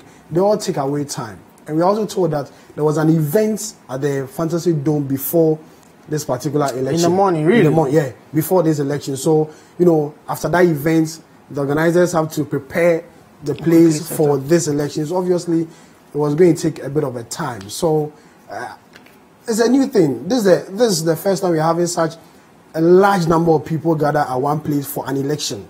It used to be the MPP. Now the NDC has extended the number to 9,000. MPP, when they did Koforidua, there was only 5,000. So the numbers are huge and you should expect it. You know, this morning, a former director of elections for the MPP, Martin J. Mensah, who is now a Minister of State, Deputy Minister, proposed that we should consider decentralizing the election of national officers as is done with the flag bearership one, where we have close to 150,000 people voting at their various constituency, you know, offices. So we should consider having a similar one for the election of national officers for the various political parties. So that argument has come out. Others may think that, you know, voting for national officers is not the same as voting for a presidential candidate who lead a party into a major election. But this is a proposal. Let's see how the two political parties will consider it and move forward and drive 9,000 people at one venue, you know, some coming all the way from the Upper East, Upper West region. The stress alone, hotel accommodation, feeding is big enough. Let's go onto our Twitter stream and see some of the comments that have actually been coming. This one, interestingly, from Peter McMenu, who is former chairman of the MPP. Currently is board chair of the Ghana Ports and Harbours Authority. He says, Yabwa Tinjan, former NDC organizer staging a comeback, speaks and says the system has been chaotic. So that is his comment. This one from Osei Ahinkra Michael, tweeting with the hashtag NDC Congress, says, who has taken a comfortable lead so far? Is it the general? This one from Nana Osei says, NDC and delay of election results. Well, this one from Change is Coming says the whole country's elections are conducted within a day. Election involving 9,000 delegates in 2 days. If we say you are well, says if you say you are incompetent, you will not understand. Well, that's what he thinks. This one says ex-president Papa J. Okay, this is not really related to that. Change. This one is from. This one says if opposition party can telecast their National Delegates Congress live on TV. They claim hardship in Ghana is enormous. Francis Tebi says, how is a political party that has a school to train its officials and delegates registering sport ballots, trained and qualified delegates? So, Rapi says, why are you starting to vote, or why are you starting voting at 8 p.m. when you've got 9,000 plus delegates waiting to serve? And people are also talking about the waste management as well. Already pictures are emerging. Remember, at the MPP Congress, right after pictures started emerging on social media about how the place had been turned into a mess, people's, rubbish dropping behaviors and all of that. And it's not even over, and we still have, we are still, the pictures have started emerging. But you are expecting 9,000 delegates and 4,000 observers. Obviously, you expect this is going to happen. But I know normally what happens is that the political parties have an arrangement with the waste management companies, especially Zoom Lion, who will clear the place immediately the event is over. The recent one I can, cite an example is the NPP one in Kofodia. Whilst the event was going on, you could see workers of Zoom Lion picking up, the pure water sachet, the takeaway packs, putting them in bins and the like. So by the time the event is over, you don't expect plenty rubbish or a lot of rubbish on the field. By that time, they would have, collected enough. So I'm sure it's the same arrangement that's going on. But then when people make reference to this, I get a bit sad because you are gathering thousands of people at one venue. If you expect them to generate rubbish, they are going to eat there, they are going to drink water, do a few things there. So I don't see why this should be a big deal for people to even comment about it. Selom, you think so too? Well, of course. I mean, when you have this number of people, converging on one place or at one place to undertake an activity like this, certainly you should expect that refuse or waste will be generated. What is important is that there are arrangements to deal with it. It will become, should I say, news if after the event the place is left, in a mess. So, and I'm sure they know that, and I'm sure they have contracted or they are in arrangement with waste management companies to deal with that. So that shouldn't be an issue. In the World Cup, we witnessed recently, waste was generated. That was how come it became news that the contingents from Japan, the people from Japan always stayed on to clean their mess before leaving. If mess wasn't an issue or waste wasn't an issue, that wouldn't have come up as news at all. So once human activity is there, you should expect that waste or refuse to be generated. What is important is how to deal with it. So for me, I think it's neither here nor there. Of course, it will create some buzz on social media and the various twists and turns that will be put to it, but it's no issue at all. But let's look at the reaction of the delegates themselves. Some of them have actually faulted the national executives for probably not planning properly or for not being able to work. For instance, I've heard the delegates from the Brownsville region say that they do not understand why people who are, say, closer to home, like those from Eastern region, those from the Central region, even those from Greater Accra, were allowed to vote first ahead of them when their journey back is quite far. And we are hearing issues of people having hired a bus for one day and now they have to pay to pay for two. Some of these challenges, really. It's also an issue, Maybe the national or the planning committee had their own arrangements. But a while ago, I heard I saw Vivian speak to a delegate, Space Clotte, who said that there was balloting as to which region will vote first. If that is the arrangement, I'm not sure the organizers can be blamed for it. But why should there be a balloting when there is distance? Maybe you want to be fair to everybody. When there is distance involved. Everyone wants to vote first. So my thing is that, to be fair, let's do balloting. Whichever region picks first will have the opportunity to go to vote first. And if there's balloting, as I heard Space Clotte say, then I'm not sure the organizers should be blamed for it. In any other way, they should also thought that people coming from the upper regions or the north should be given opportunity to vote first. It boils down to the number of polling stations they had, because in the NPP, where I will do a lot of examples, every region was dedicated a polling station. So Upper East had their own, Upper West, Northern, and the others. Even to the side, they had a polling station for the diaspora relation people and the National Council people. The NDC arrangements, we are told, is not the same. So you expect it. I'm sure the organizers should have also thought through this and get it done. Yes, why would somebody want to hire a bus for just one day when you know that from history? If it will start mid-morning, around 10 or 11 in some cases, voting starts late afternoon. So why would you want to hire a bus for just one day? I think it's poor planning. I don't know if that can be blamed on the National Executive or the National Planning Committee, or it should come from the regions or the constituencies. It doesn't make sense to just rent a bus for one. It's just like saying that you hide the venue for the program for just a day because you thought you were going to finish every day. When from history, you've always known that resource declaration came at dawn, sometimes in the morning of the next day. So I think that's poor plan. I don't know whether because you've been traveling from Hawaii to Accra every one day. I mean, so I think that's they poor also planning. poor. The delegates also plan poorly. So I don't know whether it was instruction given them by the national from the national center, or it was their own arrangement to save resources, etc. But I understand people from the northern region, Upper East and Upper West, have already left. Yes. Because a lot of them voted last night. So how is that possible if they were balloting? Well, they balloted and they got to vote first. I mean, perhaps. Anyway. In these elections, superstitions and things kind of come to play. So people from a certain region supporting a certain candidate may feel that, okay, if we vote first, it means this. If we vote last, it means this. So nobody should sit anywhere and determine for us who should vote first. So let's ballot. So if they decided to ballot, then that one you can't really blame anybody for it.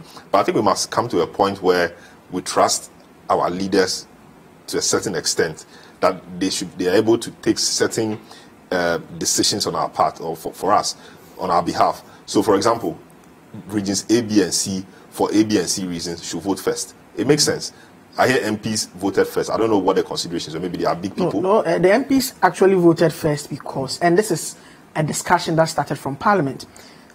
Usually after budgets, there is a post-budget workshop, 2 days, that they go meet with the finance minister. They go meet with ministries of the economic ministries, finance, trade and industry. They all meet at a forum. Usually it's for 2 days.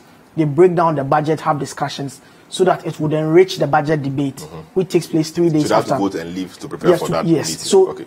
last week Friday, during the presentation of the business statement, we sort of forecast the activities that will happen in the course of the following, that matter came up. I remember the Honorable Muntaka raising the issue that they would have wanted the post-budget workshop to be postponed to the coming weekend, which is 24th, so that they can have the peace of mind and, the space to have their congress, everything works out fine, and then they go and do that.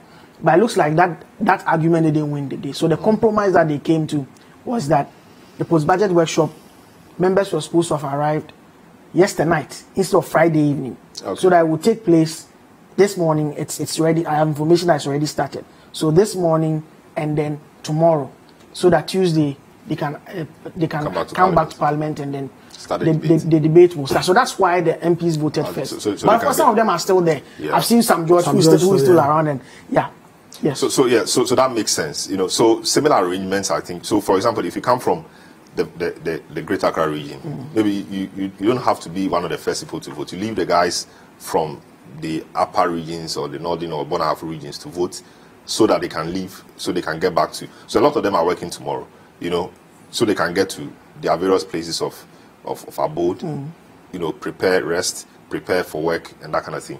But what we are seeing, it is not very strange, but I don't. It's exhausting.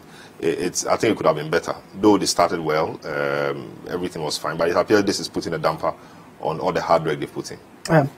Interesting. Now we're talking about this. I mean, the Congress and the fact that it's dragged and the fact that it's become a battle of social media jokes and all of that. We'll look at that, but just to set the tone, the spokesperson for the John Mahama campaign team, James Ajeni Boateng, just put a message on the social media handle that, and I'm reading verbatim. It says the NDC did not promise to organize the fastest Congress ever held in Ghana. We promised to organize the most credible and transparent Congress to elect our national officers, and that is what we have done. The starting point for any complaint in this matter, if any, is for one to show that he or she is either a member of the NDC or at very least sympathetic to the cause or to its cause. It is not for the MPP people and partisan neutrals to tell NDC members how to elect our leaders. We are not going to take that kind of lecture from our political opponents. And that is from James Ajeni Boateng, former Deputy Minister for Information, former presidential staff and also the Vice President, and now spokesperson for the John Mahama campaign. How should the organizers take the slack that is coming? I mean, it's interesting, and again, you see, you don't need these kinds of things at this time. You want the whole country's attention to be focused on the outcome of the elections and the good things happening, or the good things that will happen in the course of the process. So these certainly, and social media, these people will troll, and you have opponents watching, to spot negatives. So when you have instances where you have opponents watching to spot negatives and these things are happening, it's only natural that they will latch on it, harp on it many times just to create a certain impression. So I don't blame anybody at all for what's happening on social media. And of course, his tweet or his comment in respect of what's happening somehow makes sense. So he's saying they did not promise to hold the fastest elections or Congress, but they hope to hold a credible one. I hope the results will be credible. I hope the various parties will accept the results when the results eventually come. Sammy. Well, it should be expected. His party is under fire. Everybody talking. Even delegates are angry that the election has dragged. So it's a way of. But is that how you assuage the consensus of delegates? Well, it's a way of defending his party. Everybody is angry. Journalists who went there yesterday are tired. Yesterday we saw pictures of even delegates and journalists sleeping in the buckets of pickups. Because they stayed there for quite a while. Voting hasn't started. They were all tired. So social media is awash with accusations that the NDC is not organizing something well. So it's a way of defending his party. So we should expect it. We shouldn't get angry with this particular comment. It's something we should expect in the political space. And I think the comment by is it Kosa? Yeah, Martin Mensah Kosa. I think they should look at it. Yeah. It makes sense. Like my initial comments, at the start of the discussion, it doesn't make sense bringing all these people together just for the election of national executives. It could be anything else, but not such elections. Let's decentralize elections. The challenge I have with the suggestion by Martin is, you see, this election, this Congress it's twofold. They had amendments. In a case where you have amendments and you have voting to be done, do you also decentralize the amendments? Well, that's my challenge with such a system. Twist to it. Yeah, but I think that now that they've approved the amendment for a special delegates Congress, that special Congress, yes, a special conference, they call it. Though I disagree with that, that special conference now should begin looking at some of these amendments. But again, like I said yesterday, that conference will be taking power from the people and giving it to a few people whose election or selection are not sure how it's going to be done. So yes, it's a good call, but the point you made makes sense. I think if there are amendments, they should find a way of doing it. But busing people and the risk involved. Yesterday we heard there were some accidents, had to go and visit them, etc. I don't think we need to keep doing this to ourselves, at all. But the challenge with Martin's proposal, what I think is, how is it going to be done? There are trust issues within the constituency. In the national elections, yes, there are trust issues as well. But it happens, and you see, what I even think in respect of that suggestion is that it will even help us build capacity of our people, of our branch executives. In all the political parties, the NDC to know how to collate their results using technology, so that in the national election they can employ those skills they would have used in collating their own election results. They will put those skills or those capacities, if you like, at the disposal of the party. The NDC has worked this role before. Remember the biometric, the primaries. The primaries for the last 20. I don't know the party. You think they visited? No, you see, they called the party. And I'm not sure it's something they want to revisit. It was decentralized, the voting, and now after that we heard all sorts of comments that people had infiltrated. It didn't go well. Coalition, all of those things. If you branch executives at the polling station level, known. For example, MPP people in the area coming to register and you don't raise it, it's your own issue.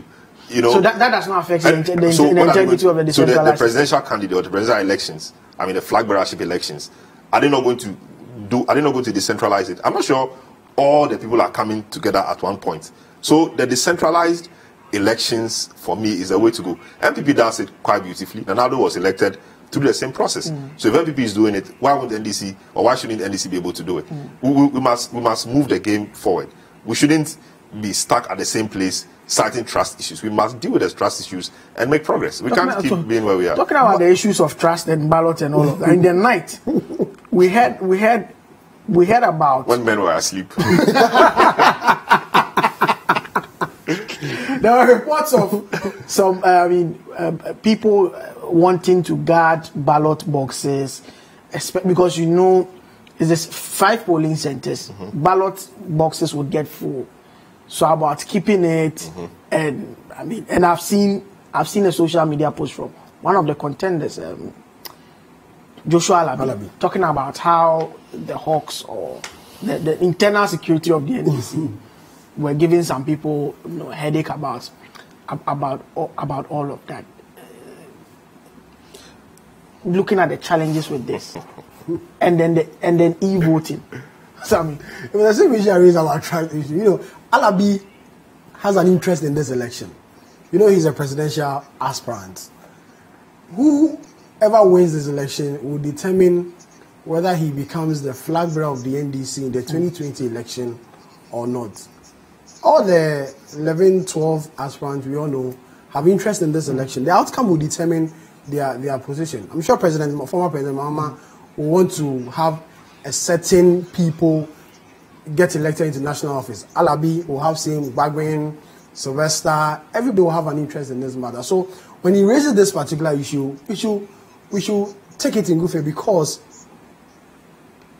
maybe the people he will prefer to occupy these national positions, some Wagadri may come somewhere, and he will not get the people he will prefer to lead the NDC as national executive. And for some of them, the aspirants, they've not had any sleep at all. Yes, because they have an interest in whoever becomes the chairman of the party. They have an interest in whoever becomes the general secretary, deputy general secretary, organizer, and the rest. So they are more wild in code than even the delegates. So we would be taking live feed from the Congress grounds, where we'll do the discussions very soon. Sammy, we were talking about why.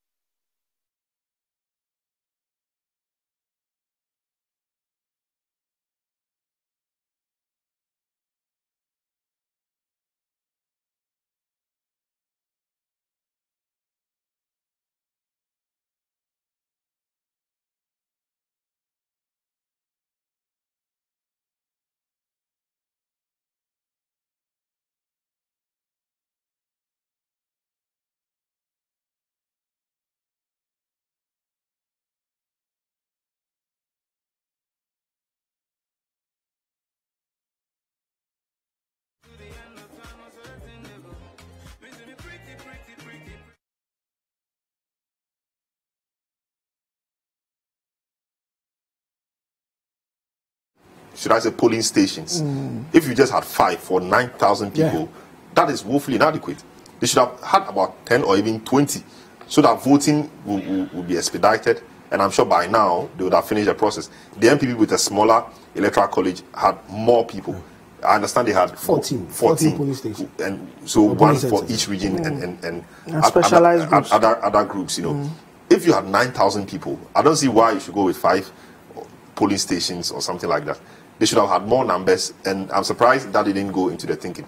I don't know if that is beyond or out of their purview, or it's something that a decision the EC had to take on its own. If it was a decision of the EC, I think they didn't do a good job. But if it was something the NDC could have influenced, and I think they also did not do well by not foreseeing that to ensure that the voting, would go quite smoothly. So we have quite a situation on our hands. Just 5 positions. We're still sorting. After that, we will count then we'll go to the next 5. I mean, no, this is not. You expect results at 9 p.m. I guess. But I also feel the NDC is a bit ambitious, Salom. I think how in this, you know, that they thought they would do everything within a short.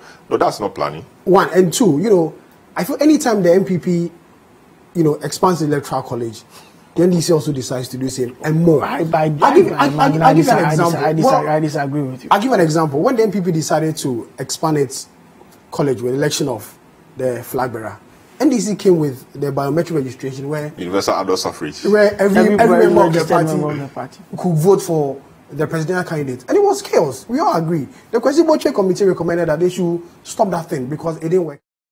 MPP in the last election had 5,000 people to vote for national executive. NDC is having 9,000. For me, I feel it's been too ambitious in getting things done. That's why we have this particular challenge. These issues would intermittently will be going to the ground. You can still see shots in your screen right now. It looks like can I see them counting? Well, they're still sorting. Yes, sorting is still being done. And with regards to that, I think that probably the NDC's sister party in Nigeria, that's the APC, which is currently ruling, in their primaries, either for the governorship, the gubernatorial elections, or even for the Senate representatives and others, there was a mixture of what they call direct elections and then indirect. Well, the way the direct elections actually mean everybody, every card-bearing member of the party should vote, gets the opportunity to vote. And then where the indirect is, a specialized delegate conference. And even over there are still issues that have come. I remember the elections is next year. It's next year in February. I still think that something as basic as selecting your NDC, your executives, your national executives, should be a bit more tight. Otherwise, apart from that, this has been very well organized in terms of. I mean, you compare to the MPP. I think NDC has done well. It's been very wonderful. So now this drag is taking the shine. It's taking the shine away from the aesthetics from the stage, very nicely set up. To the arrangements and everything. The speeches were brief and straight to the point. There was some sense of urgency with it. And now it looks like the voting has taken away all the shine. But some of you were making a point about why these flag bearers should be very interested in the outcome of these elections. Tell me, break it down to our viewers how these things work. Because we are looking at people who are going to stare their face. And from an idealist point of view, the assumption is that these are people who are coming to work to put the party in good shape, irrespective of whoever. To borrow John Mohammed's words, to put the horse in good condition, so that whoever the jockey is who will ride it can ride it to victory. So why this eagle keen eye to ensure that maybe you should break down the dynamics too. That is what the public will think, but deep within, it's not the same. The politics is different. The politics is different within the party than ideal situation. What we see. I give you a clear example, and I use the MPP. You know that Foko Komle Japan issue. Yeah. Yes. There were accusations that these two people they didn't want Akufo-Addo to be president of the Republic. And that was at the 2020. Some few months to the 2016 election. So they had to organize a NEC meeting or National Executive Committee meeting and get these two people out. Immediately, they were elected in 2014 in April in Tamale. That was when people started making these comments that Afoko and Kwame Japan, they are not sure will buy into the idea of Akufo-Addo becoming a president. Remember when they were going to organize the presidential primaries? Issues of logistics came in. Yeah. The party said they didn't have money. Akufo-Addo had to go out and cover an amount of 600,000 cedis for the election. Many people thought that, the party had money, but Afoko and Kwame Japan were sitting on party money and were not going to release the money for delegates to go and vote. And in a way, toward the effort of Akufo-Addo becoming president.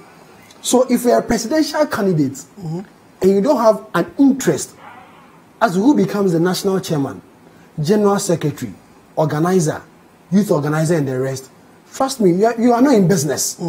Because you need to find people who agree to what you want to do, people who believe in what you want to become. Don't get, opposition within your own party.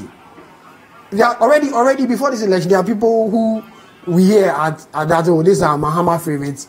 This one is for Mahama. This one is against Mahama. For instance, the national chairmanship position. We've heard that Dan Agbodapi is a candidate of former President John Dramani Mahama. If that is true, he must work to ensure that John Mahama becomes president again. And if it's also true, John Mahama must make sure that Dan Agbodapi becomes the national chairman of the NPP. So the policy within the politics is something you can't rule out in any. So Sylvester, Alabi, Bagwin, Spio, all of them are there. I mean, they didn't sleep through the night. They would have stayed at home. We have interviews with them from about 1 a.m. They would have stayed at home and said, oh, after all, Agbena, whoever wins, I can work with the person. But no, they are there to ensure that their favorites or the people they want win the various positions. So you don't rule that thing out in politics. You don't. Selo. I mean, very, very true. If you've spent resources to execute a campaign, you don't lose it last minute due to lack of vigilance. You want to ensure that we still have pictures coming in from the grounds.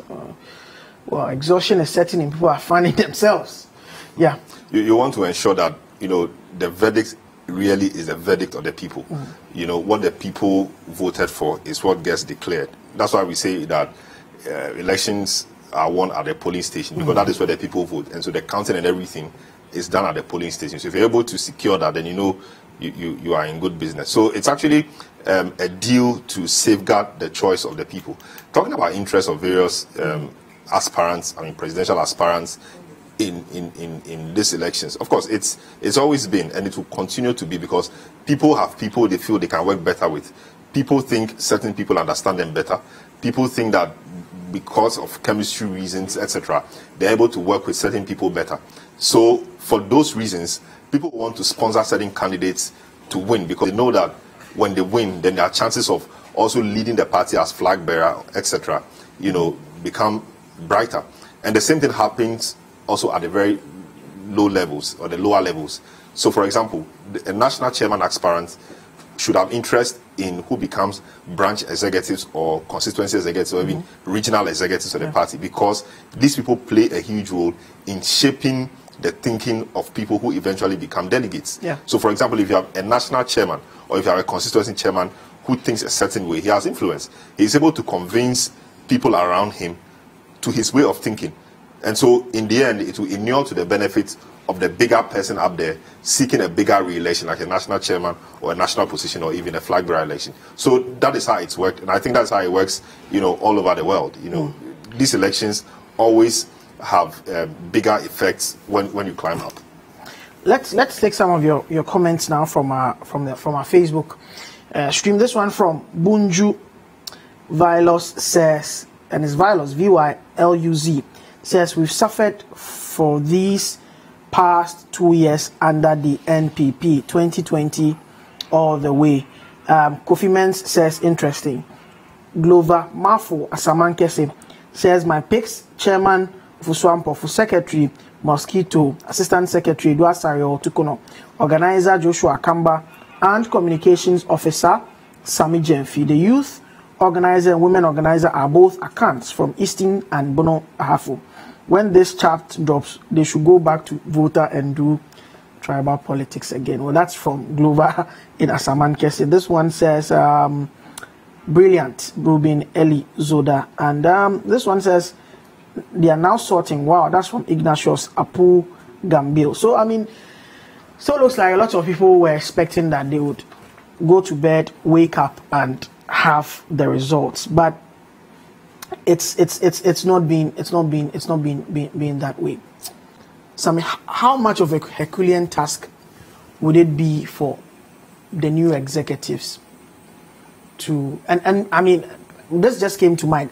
In all of these things, we've forgotten about the fact that there could be a challenge to the votes.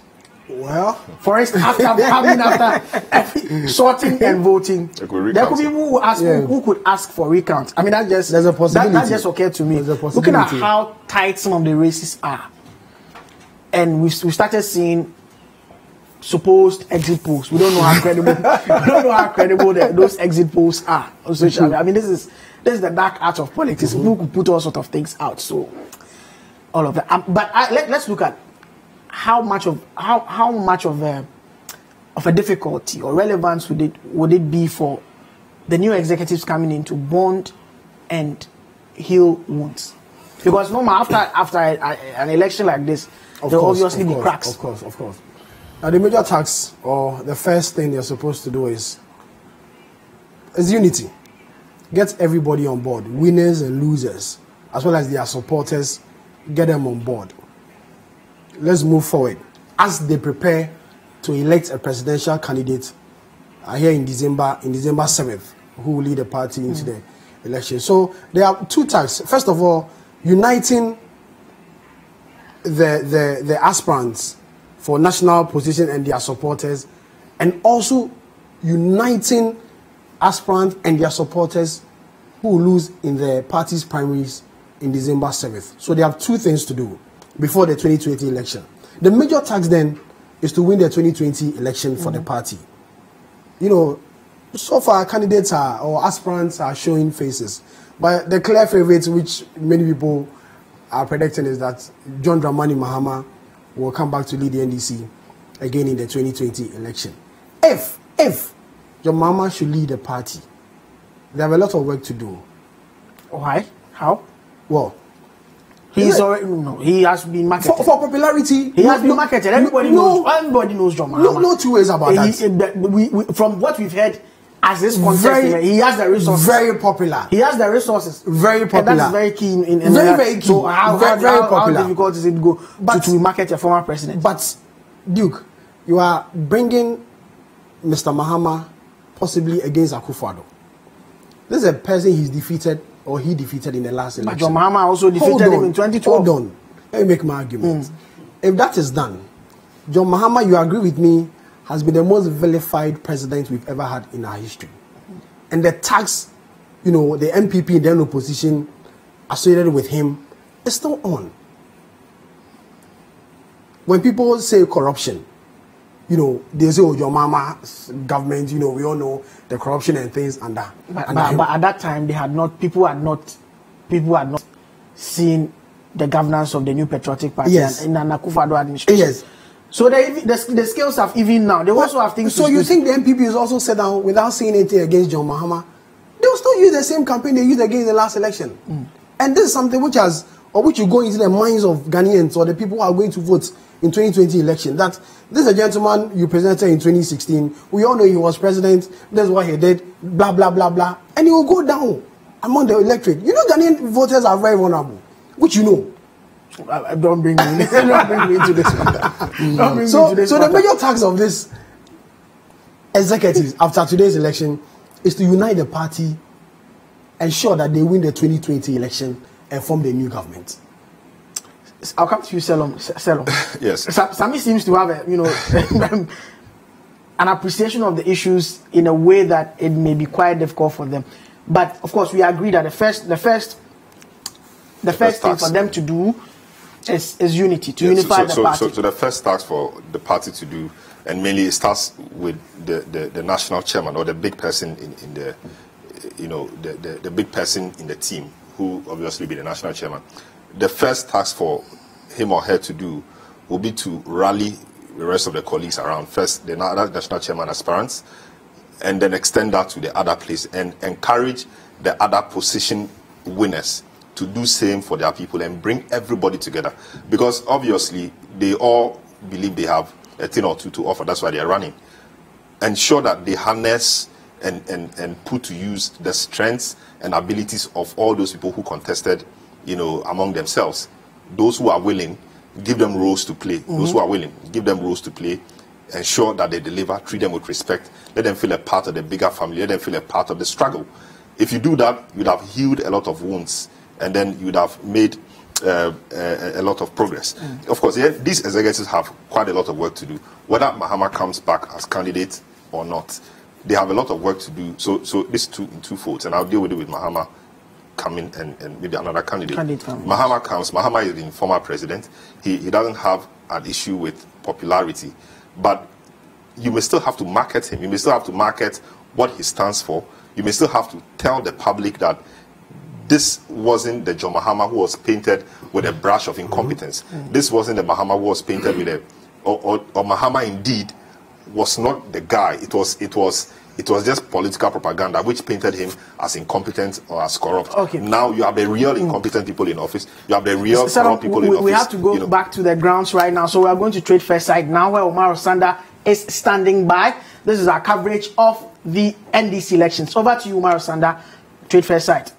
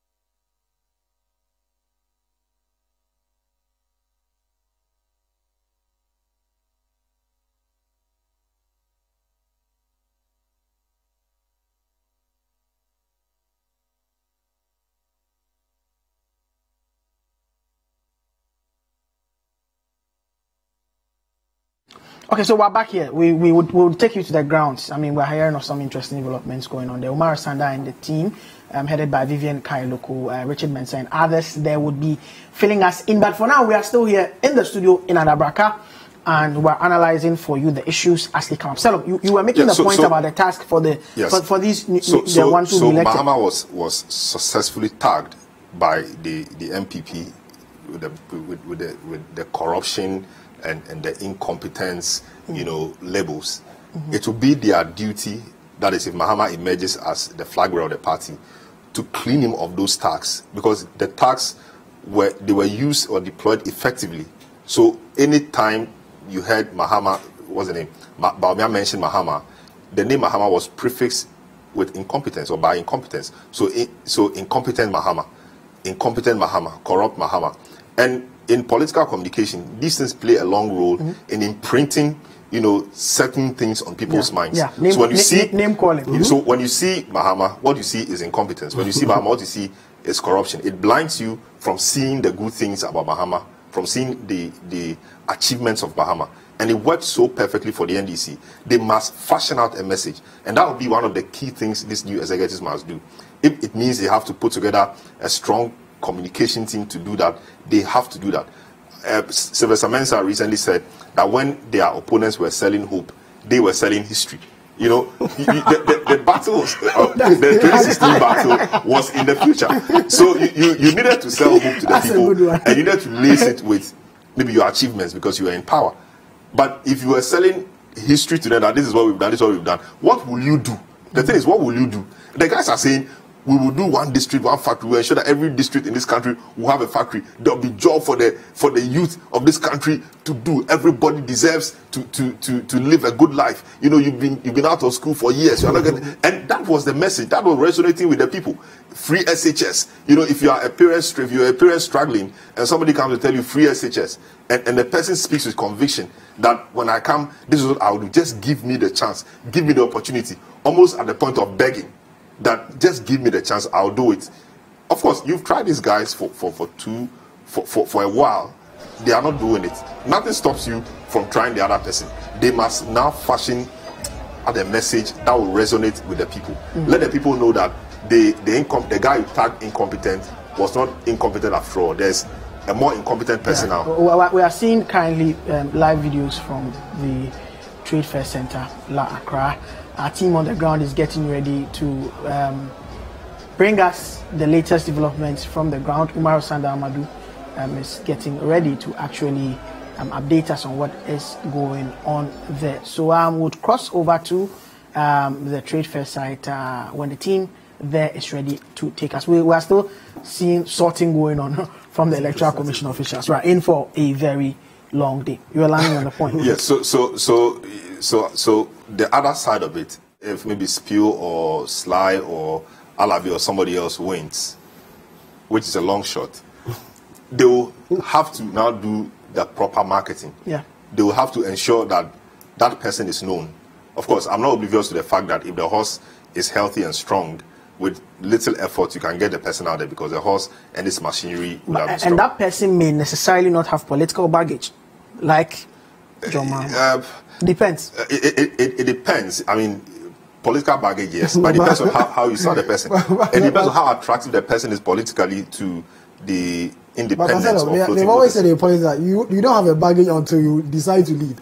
That's when they will bring you all the baggage. Politically, at least you want to know where your grandfather is going. Decide to do politics. You know, so they have to market the person. They have to ensure that they make the person see the right people, build the correct alliances and networks for the person. So in both instances, they have a lot of work to do. In the case of Mahama, clean him up, project him as somebody who is decisive, somebody who is competent, somebody who has been there before, somebody who is now going to listen to the people, because the charge or the allegation was that he wasn't listening to people, he was doing his own thing, he was not decisive, he was not concentrated or focused on the task. Let the people know that this man has learned his lessons. He's been there before, and now he is come with a renewed strength and a renewed focus. He's the guy to do the job. The others add all these things to it and build the political networks and the alliances for the person, and the person will go and possibly do a good job. So already we're going to Trade Fair Center live now. Umar Sanda Amadou is ready to bring us latest developments from the grounds.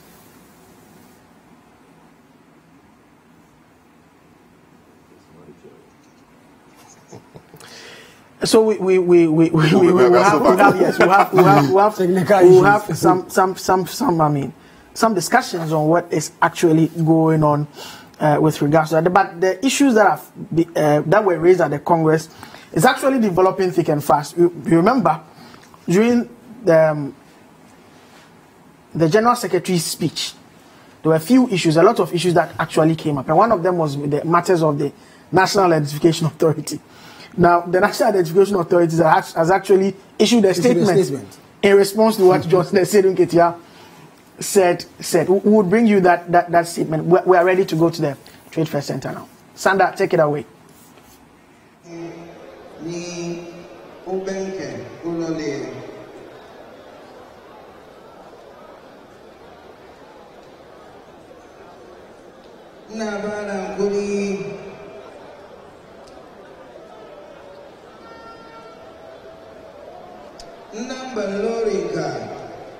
This is where you can trust a comprehensive coverage of the NDC Delegates Congress. We've been bringing this to you since 24 hours or so ago. In fact, it actually been more than 24 hours. We brought you preparations. And today is a big day. Earlier we brought you the story about how the sorting was being done. Well, it's been more than an hour since we last spoke, but the sorting is still what is happening. If you look down in the well before me, there are blue-jacketed Electoral Commission officials who are sorting out the various polls that have been recorded. The ballot papers have been sorted out in terms of who has got what. Now, after that, the counting will be done. So we still have some way to go because counting hasn't happened. But over here, looking around, these are all anxious delegates, anxious delegates and anxious candidates who are hoping and waiting to see whether or not they would be elected here, or whether their candidates will be victorious, or whether their votes would be put to good use, or actually will result in victory for several other people. What I'm going to do quickly is to speak to a few of the contestants who are here, let me just, there are a lot of them here sitting. Let me start with Peter. Well, Peter, I've lost your voice. Yeah, I've lost my voice. I mean, but how is the exercise going so far? No, I mean, it's going very well. I mean, you can see they are sorting it out. They've started some counting. And this is the first batch of positions. Are you hopeful? They are going to do the second batch. I am heavily hopeful. And I'm very optimistic that I'm going to win. And not just a win, it's going to be a massive win. I know that you can see from the pile that has been put on the table, even though the counting hasn't been done. When you looked at the pile, how did it look like for you? No, they are not counting mine yet. Mine is part of the second batch. Yeah. What they are counting now is NEC, Communication Officer, Deputy Communication Officer, Deputy National Organizer, and Zongo Caucus. Okay. So when they finish with this one, they will do National Chairman, General Secretary, Deputy General Secretary. All right. So you still have some time to wait. Oh, yes. And you are sweating already. Wish you all the best. Yes, Peter Abuama Otukono there, one of the candidates. Let me walk around. Honorable former Minister for Minister for Roads and Highways and MP for the Central Tongue or South. Central Tongue. Okay, General Joe Gidesu is also sitting here. What's your interest? Well, I'm interested in the general elections because it is through this that we'll get the core executives that we should be working with into the 2020 elections. And for that matter, it is our concern that we will emerge from the elections very united and strategic in our forward march towards the 2020 elections. What is your own assessment of all the candidates that have been paraded for the delegates to choose from? You know, the NDC is, by grace of God, it abounds with a lot of human resources. So if you look at the caliber of personnel that are contesting the various positions, you will see that they are people of substance in terms of the areas that they are vying for. And I know that at the end of it all, we will have a very force chairmanship to the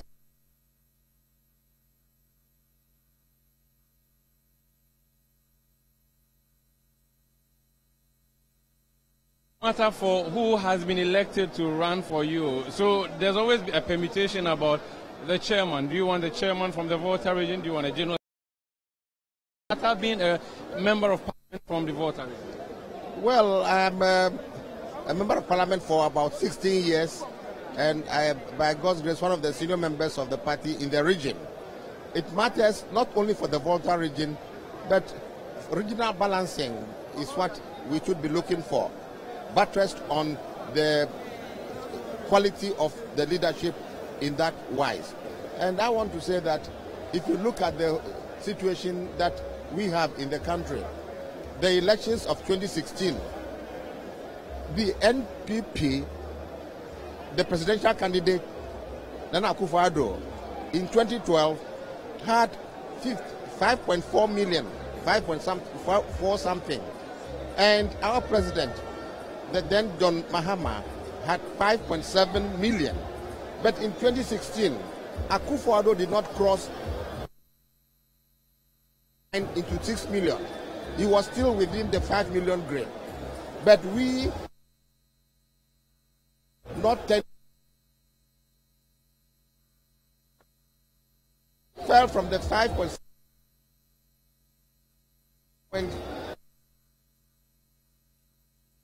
difference. So it is not NPP. They just didn't vote for you at all. They didn't vote. So they didn't vote for anybody. Is there a guarantee that this time around they will show up and vote?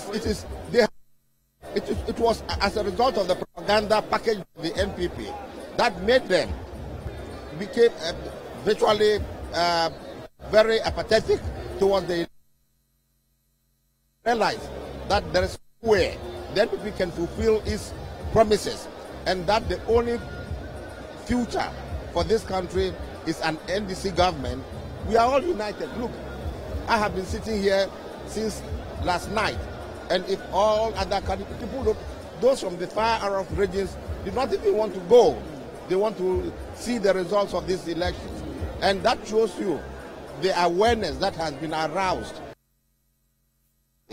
And for the General Secretary,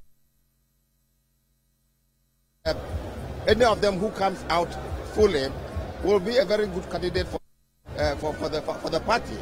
And looking around, I have been for the chairmanship. I have been with Honorable Danabodaki for the chairmanship. You want Dan for chairman? Yes, sir. Okay. And then you want a general secretary? Any of them could be a good man. Thank you very much, Honorable Joe Gidisu there, former Roads and Highways Minister. Let me see if I can get a comment from the Honorable Sherry Ayite. Madam, my name is Umaru Sanda. This is City TV. Sitting here, I've been watching you since last night from the press gallery up there. How has the exercise been for you so far? It's a bit tiring. I can sense it from your voice. And how has the contest itself been for you? It must be very tiring being on the campaign trail. And of course, last 24 hours should be the most hectic of all. No, it was quite interesting. I gave us the opportunity to be in touch with the grassroots and then to see exactly what the whole landscape is about, especially the political landscape. So it was an eye-opener. Okay. I'm sure they gave you their word when you went on the campaign trail. Oh. Did you see that materializing on Congress grounds? Oh, yes, very well. Very well. At the end of the day, Madam Shariati will be elected. You are very confident of that? Very, very confident. Why should and I'm sure this will be a bit maybe belated, but how important would be your occupation of that position to the growth and victory of the NDC in 2020 as a person? I think that in political activity, you need people with political experience. I've been in this politics since 1992. And we've done quite a lot of things, new political strategies, and then mobilizing, very good in mobilizing the grassroots. So it's time that you mix the traditional ideas so that you can forge ahead forward. Talking about people who have been in the party for many years and decades, I don't know if I should throw this question at you. So yesterday the founder spoke. Everybody was waiting to hear what he would say. And then he spoke very short and just said that listen to yourselves. Maybe you understand him better than many people who are gathered here. If you could help us understand what he meant. Yeah, definitely. You know, he wanted people to understand that you have to vote for people with caliber, people with competence, people who are loyal and committed to the values of social democracy upon which NDC was established. You know, so I think that is the way I understood it. He keeps using the words about the values of the NDC. Do you also agree with him when he says that the values have been lost and that they need to be restored? No, every political organization must have values.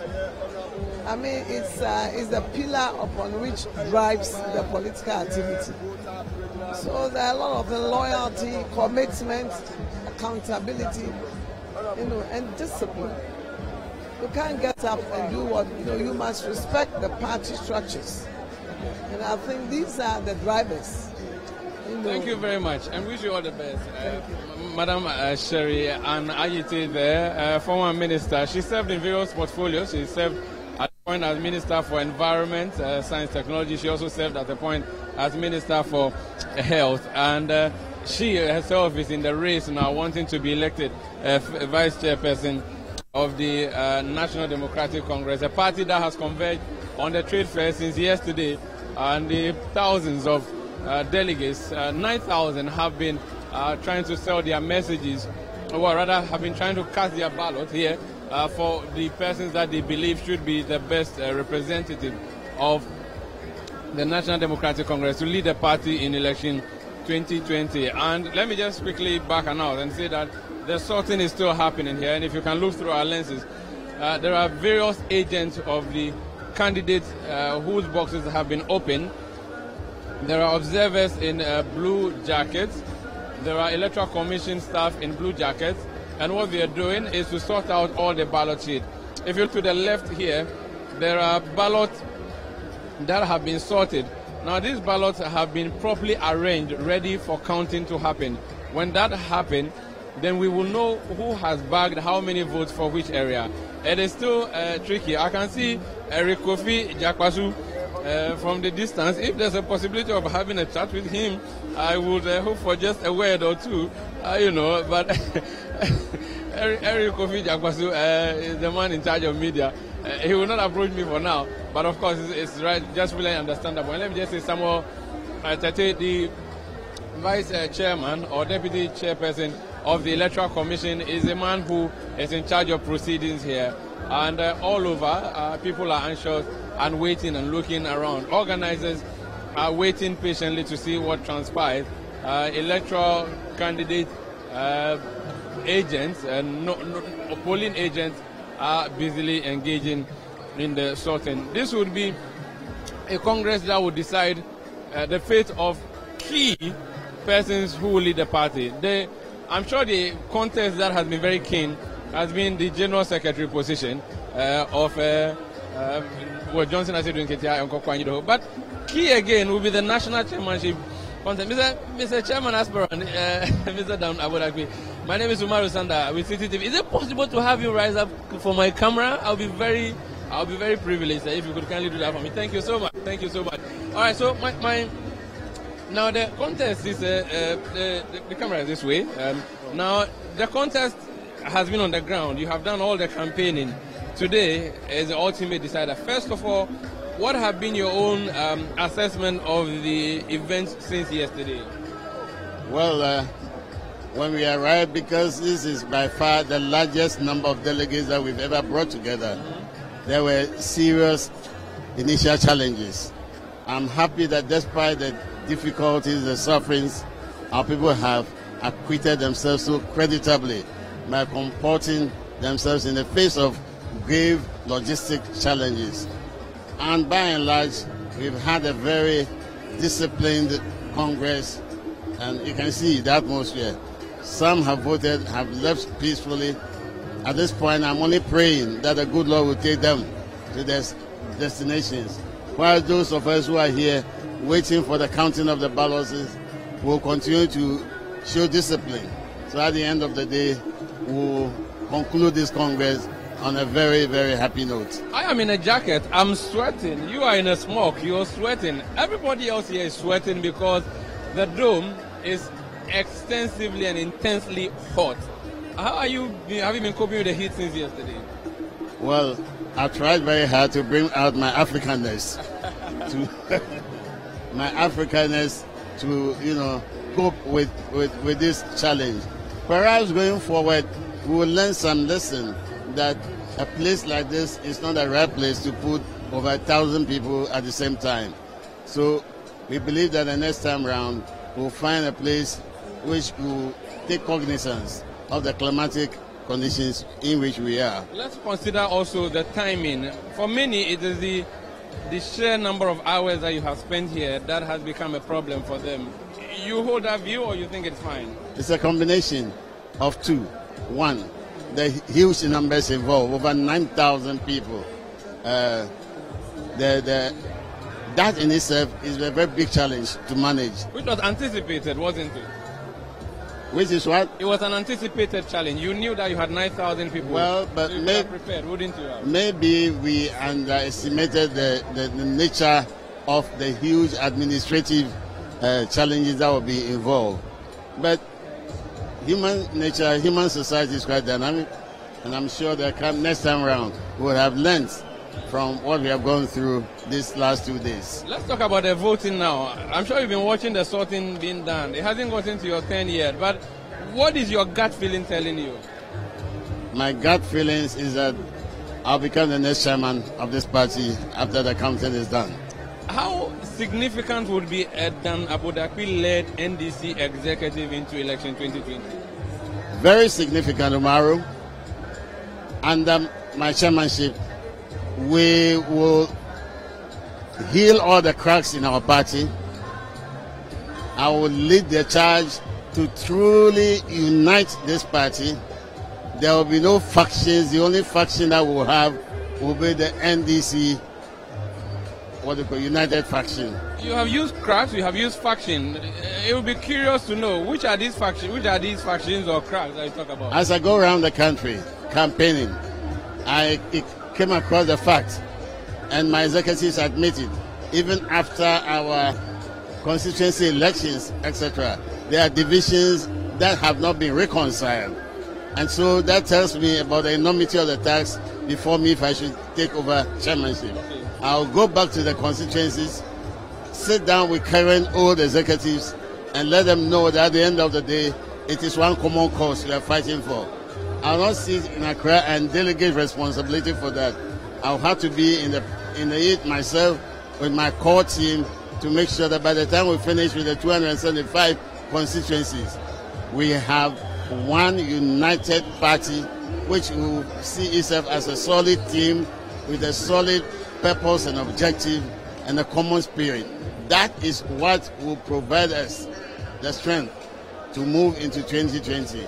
Thank you very much and wish you all the best. Mr. Danabudakbi there, one of several persons contesting to be elected chairperson of the National Democratic Congress. This is your election center, City TV and City FM. We are bringing you extensive coverage of proceedings here at the Dome of the Trade Fair here in Accra, where NDC delegates are electing national executives. If you could kindly forgive me, I want to see if I can get a word from Honorable Benita Okitidua,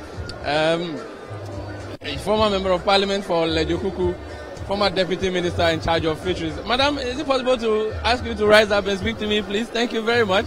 I really appreciate that. So, Madam Sana Okitidua is from Lejokuku, former Deputy Minister in charge of Fisheries, and former Member of Parliament for that area. What is your interest here today, by the way? Of the NDC, and whatever the NDC does, I need to show my full support. So I'm here to support the party, physically and spiritually. I can see the physical. Yeah, I'm not sure about. I'm not seeing the spiritual. But who specifically are you supporting in terms of the physical support? We're looking out for competence. We're looking out for people who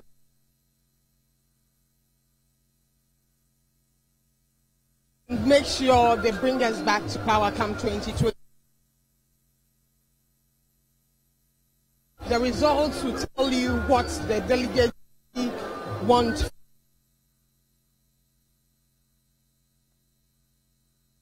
A bigger picture is the decision that will come out from the counting. What evidence to prove that NDC, after Ghanaians having rejected you just 2 years or so ago? My dear, there's a saying in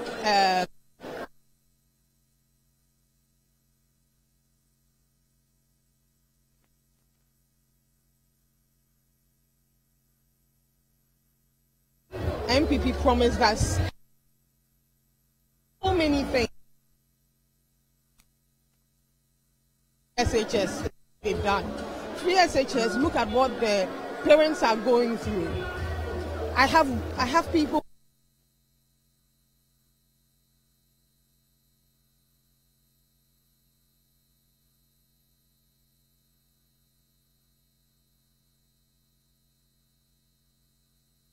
thousand Ghana.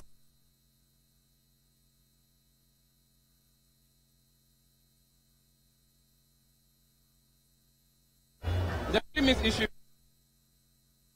office, which means they've tackled one thing that your administration. Please, at the beginning, issues they had.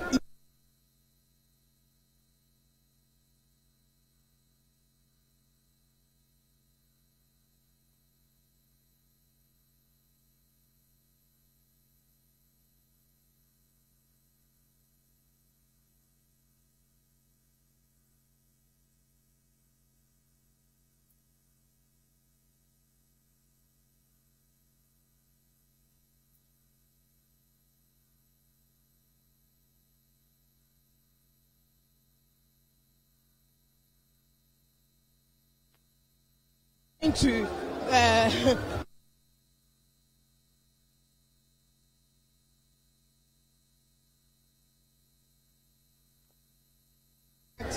it's all in the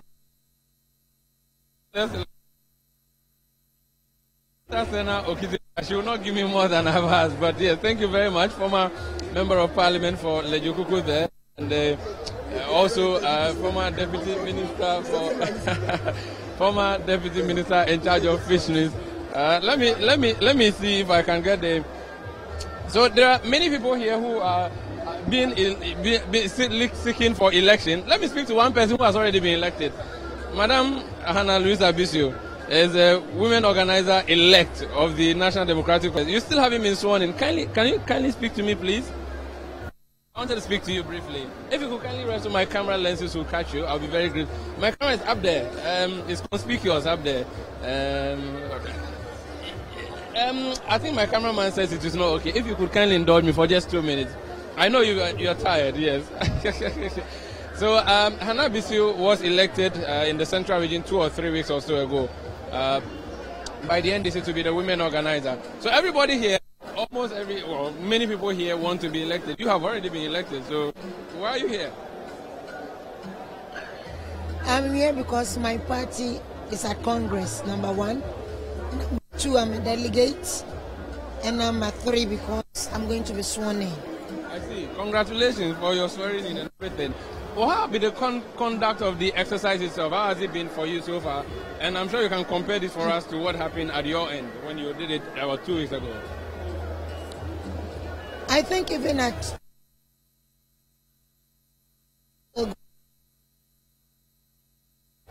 Women and Youth Conference,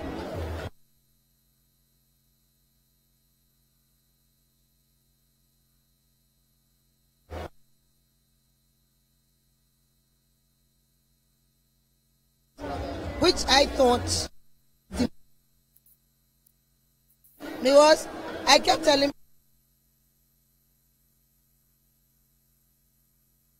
when I visited these women in their homes, every woman saw my went. 275 constituencies. After that, I went back to the 10 regions, gathered the women, region.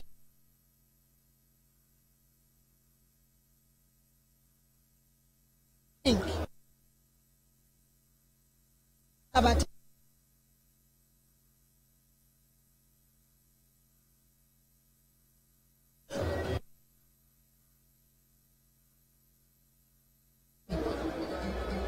then all the media was interested in was why did you this was on camera?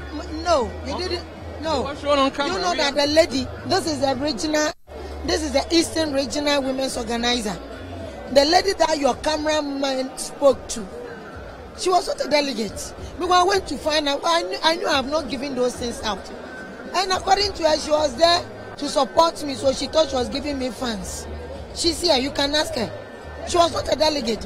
The guy that you all spoke to also was not a delegate. And so, what I'm trying to say is that Congress went very, very well. It was very beautiful. But I refuse to touch on that. You've come here today, yesterday I gave food. Today I'm giving food and water. Does that mean I'm buying them to swear me in? Because you didn't put your poster on the food and the water. Some of them have. And then you will see bags and phones today with my stickers. You see people wearing my t-shirts, so it doesn't mean that I bought those bags for them. I bought those phones for them. So what I'm trying to say is this: let's focus on the beauty of it happens. And when MPP had finished, DS and were given, when they came out themselves and said, look, Chairman 2005 delegates, they said that you were trying to push us into that corner. This Congress has been beautiful. This conference has been fantastic. No act of violence, no noise. It's like we came for a church convention. It's been beautiful, but it's been sweaty. I'm sweating, and you're also sweaty. Because we are poor choice of Congress venue, isn't it? I wouldn't say conference venue. I would say that this is a place that is constantly used. You wouldn't foresee this. It has happened. We are all here. I'm sure next time we would. But the other side of it is, if it has started raining, what will you do? So these things, they come up. And I think that will be unfair to criticize the organizers. Okay. 9,000 delegates. We started late yesterday, so it was expected that we will stay throughout the night. So that justifies that we are still here, you think? Exactly, we started late. On purpose? Why on purpose? We are not EC officials. When we are ready, EC was not ready. And you can't push the EC if they say they are not ready. For the election not to marry, you have to allow them to take their time. And we are not complaining. We are here, we are happy. Look at the enthusiastic youth. It looks as if we just came. But no, we've been here throughout the night. Madam Hannah Louisa Bisu Doctor, former Member of Parliament, former Deputy Minister in charge of Agriculture, just been elected the National Women Organizer of the NDC, speaking to us. This is still your election center. We are coming to you from the dome of the trade fair in Accra. And the story is that the National Democratic Congress, the opposition party, which came out of office just 2 years or so ago, has been converging since yesterday, when the idea is to elect a crop of leaders to lead it into Congress. Of course, Kofi Potofie, as it's called, the national chairman, is not seeking re-election, but several others are seeking to replace him, and several other people are running for various portfolios. I'm just walking through the crowd to see how many other views I can get. I have seen a former Minister for Gender, Children and Social Protection, Madam Nana Oyelita. Yes, ma'am. I'm okay. You have abandoned me. Oh, no. I cannot and I will not abandon. Is it possible to rise so my camera will see you? Yes. Thank you. So you can put your... Yes, thank you very much. Madam Nana Oyelita, yes. How has the Congress been? It's been brilliant. I mean, first of all, I think before I even ask you about Congress, what have you been up to? Me, loads and loads of stuff. You want to share some with us, with the public? Well, I've been lecturing, I've been writing, I've been helping backstage. And you've been politicking? Yeah, politicking, yeah. You're wearing NDC colors? Yeah. Full blaze. Full blaze. How has the conduct been for you so far? It's been good. Let me say that we've had challenges with the voting. Maybe more planning, more thought should have gone into the duration, the numbers, and maybe there should have been a simulation. And so that is one glitch that I'm sure we have learned our lessons.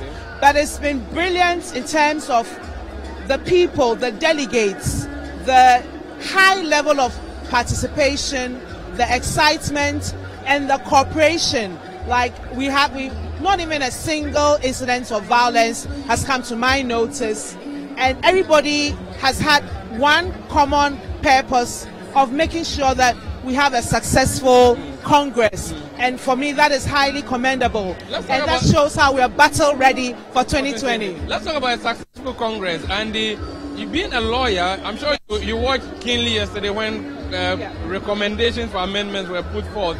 And they were vehemently rejected. What were the legal issues involved there? Any of them that you can talk about? Well, I mean, it was about the communication officers, whether or not to appoint or to elect. And obviously, democracy won the day because there was a broad consensus that no, we would prefer our communication officers and it was communication and another one. It was communication officer and the treasurer. Yes, so we would want them to be elected. So the people spoke, and the voice of the people carried the day. Do you think there should have been proper sampling done ahead of time and the grounds tested before? Well, I believe that there should have been a broader consultation. Perhaps the consultation was not broad because from the uproar and from the vocal protestations and from the discussions on social media, it was obvious that those were amendments that did not carry the people, that the delegates and the general membership, national across, did not agree to those amendments. Okay. They were proposed, and the beauty of democracy is that it was withdrawn and the people won. Who else is your money on this afternoon? Money on. My money is on committed, passionate, ruthless, battle-ready leaders. That sounds like a warrior. Yes. You have a general it's and a bull. Battle. You have a general and a bull for the general. We have a general mosquito and we have a bull. Yes, which one are you going for? Both of them. It's obvious that General Mosquito will take, we still need the strength of the bull, Anyidoho.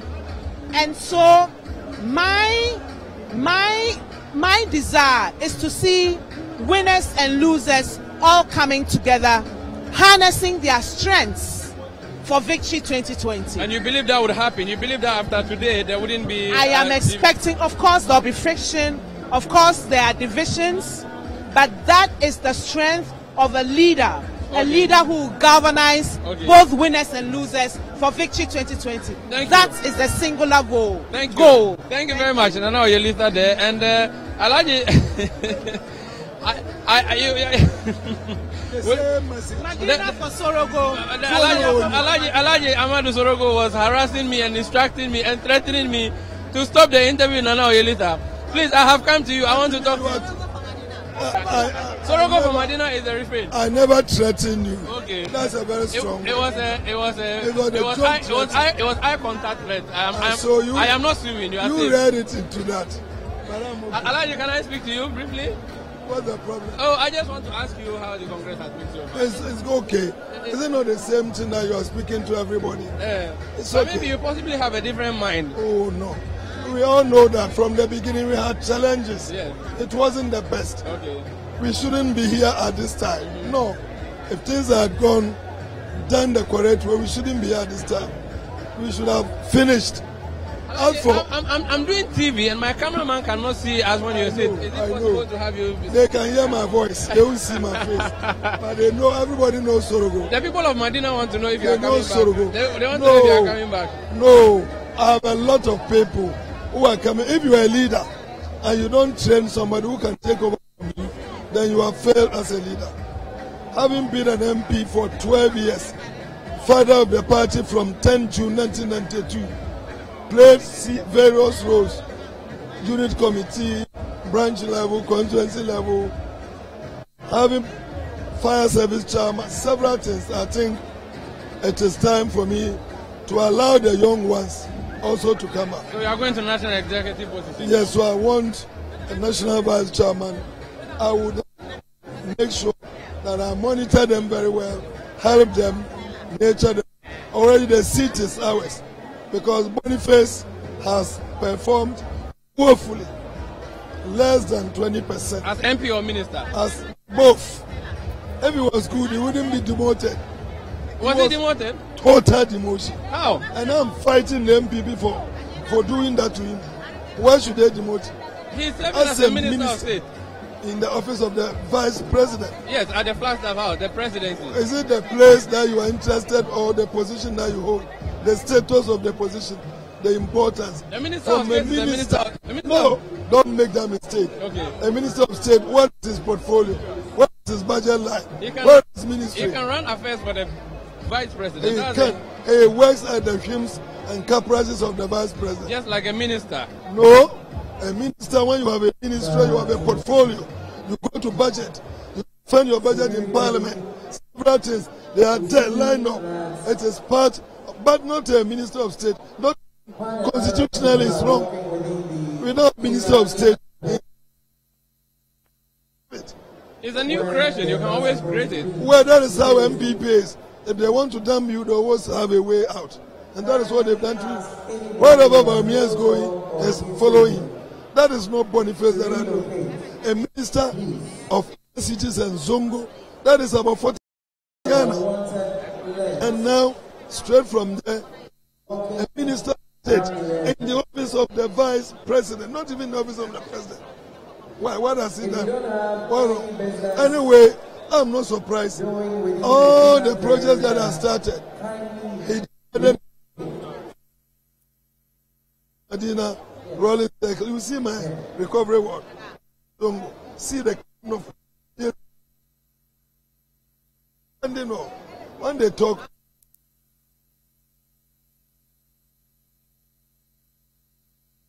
Me, he used the walkways where people are dying. The walkways he used during the election as his campaign. That when he comes, within 6 months, all of them will be completed. During my tenure, 12 years tenure, The bridges about 4 years or 3 years. There wasn't that number of deaths as it has been recorded. Where did you do this content analysis of the statistics? Oh, it's been there. Every day they are talking about it. 194 deaths from January to date. It's serious. It's unprecedented. Alaji, but it was your government in 2008. This bridge has been there for 8 years. It was not my government. It was started by the Akufo administration. Which makes it even worse. That when you came into without office, any budget line, it was to depend on government of Ghana money. And you know, the taxes, how many people pay taxes? The Saudis are involved in there somewhere, I think. Somewhere. It was we who made sure that we brought them. And we also found a dedicated line to do it. But because it's a big project, you just don't dream of that big project without making sure that there is a funding source. So the blood is on your hands as much as it's on the hand of the people who are occupying the office now. Yeah, but now if it had been something good, would they give some to us? They would have owned everything. And when they were coming, they used it as a campaign too. When they come 6 months, they will complete it. People were not dying like this. And to make things worse, when we were there, we mitigated the effects, putting people along the road to cross the people. The traffic lights were working. So when it's red, they cross. Today, the traffic light breaks at will. Today, you don't see the city cars there. And so the cars run the way. Wish him all the best. I wish you all the best. No problem. So that's Amadou Sorogo there. Alhaji Amadou Sorogo is a former Abokobi Adenta, Abokobi Madina Member of Parliament. He has served also as the board chair of the Ghana National Fire Service. And he's aspiring this time around to be elected National Vice Chairman of the NDC. This is your election center on 97.3 City FM and City TV. I am Umaru Sandamadu. Back to our makeshift studio here at the Dome with Vivian Kailoko. And yes, it is your election center here on City TV and City 97.3 FM. My name is Vivian Kailoko here. I'm with Richard Mensah. We've been joined by a former national youth organizer, Ludwig Roger, to deal with some of the issues that are coming up and all that. Ludwig, you've been in this position before at this time where the ballot has been counted. What is the feeling like around this time? Anxiety. Everybody wants to know whether his candidate is winning or not. But the beauty of this whole thing is that at the end of the day, the winner is the NDC. And for me, that is the most important thing. You could see that everybody is going around. Even in this last minute, people are still holding the placard of their favorites, jumping around. And there's so much dancing and fanfare in the atmosphere. That alone tells us that at the end of the day, there will be no acrimony, but we all work in unity, we work in unison, and support whoever the Congress elects so that we can move this party forward. As we said, it's towards victory 2020, and so that is our main focus, and that is the agenda on the table. So yes, some people may be that mixed feeling of not winning, not working in the executive position, but of course that is what politics is all about. A lot of challenges here and there, but for you, what has been your impression generally over the whole process? Well, it's been very successful, apart from the fact that the venue was too small and then the heat in the atmosphere. But of course, we couldn't do any other thing because of the situation we find ourselves. We have a constitutional mandate to hold this election at least at a particular time. Unfortunately, the AFCON and others going on will not allow us to use the stadium in here or Cape Coast and others. So we find ourselves in a situation where it's difficult for us to have any other venue than what we have. But of course, with the fact that for the first time our numbers have increased to almost 9,000 with over 5,000 observers also joining us, you could see the atmosphere is quite tense. But delegates understand, and at the end of the day, they are still living in the heat just to see their candidates win. And so once that is done, I'm sure within the next 2 weeks, victory will be for the NDC. What's the feeling like on the ground in terms of moving to the going to the polls in 2020 and issues of unity, issues of acrimony and all that? What's the feeling now on the ground when you go around the country? Well, you could see that, first of all, there's something called forgiveness across board. That look, whatever happened in the past, let us allow it to go. Let us chart a new course. Let us move as a team. Let us work in unison. Let us work as a team. And so teamwork is what is guiding everybody. If you listen to everybody that speaks throughout this Congress, we want to work as a team. We want a focused team to work with. We want to be focused as a party. We want to be united as a party. And all we want to do is to fight the common, I won't say enemy, but opponent. That is the New Patriotic Party that is sinking this country. I mean, if you listen to what the MPP said and what they are doing today, oh my God, unity is what we need to be able to take them off. Would you be able to sustain this unity or united front when you get to the flag bearership slot, where we can see a lot of factions popping up? This is not the first time we are having Congress with numbers. I mean, Professor Mills was elected in Legon those days with about 4 other contestants. At the end of the day, we were united in fighting a particular cause. I can assure you, I am very positive of all those who are contesting. They are men of repute, respected people. They understand the game. They know what they are about. I mean, talk of President Mahama, talk of Honorable Kospio Gabra, talk of Bagbin, talk of Joshua Labi, talk of Sly Mensa, my own good friend Atubiga, that I am lobbying to become his running mate. Oh, so if he wins, he'll be his running mate. I just want to become Atubiga's running mate. That's the only one I want. Anyway, we are all united, Ricky Tegan and everybody. The most important is we want to win election 2020. And so at the end of the day, even after the flag bearership, I believe strongly that will be united. Of course, some of us have our preference in the flag bearership, so, and we know that preference will be the winner at the end of the day. What kind of executives are you seeking to elect today, and which kind of executives do you believe, if you have today, they will help you to win and power in 2020? People who are committed to the cause of the NDC. Back to our values, probity and accountability. Commitment to the cause in which you believe in. We believe in the NDC. We believe that that is a party for the people. And so we want executives that are committed to the cause, not selfish people.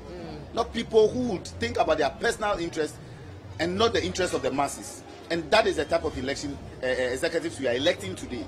And I can assure you that looking at the caliber of people contesting across board, I am very confident, very, very, very confident that whoever emerged as the chairman today, whoever emerged as the general secretary, because I have worked with, for instance, general secretary candidates.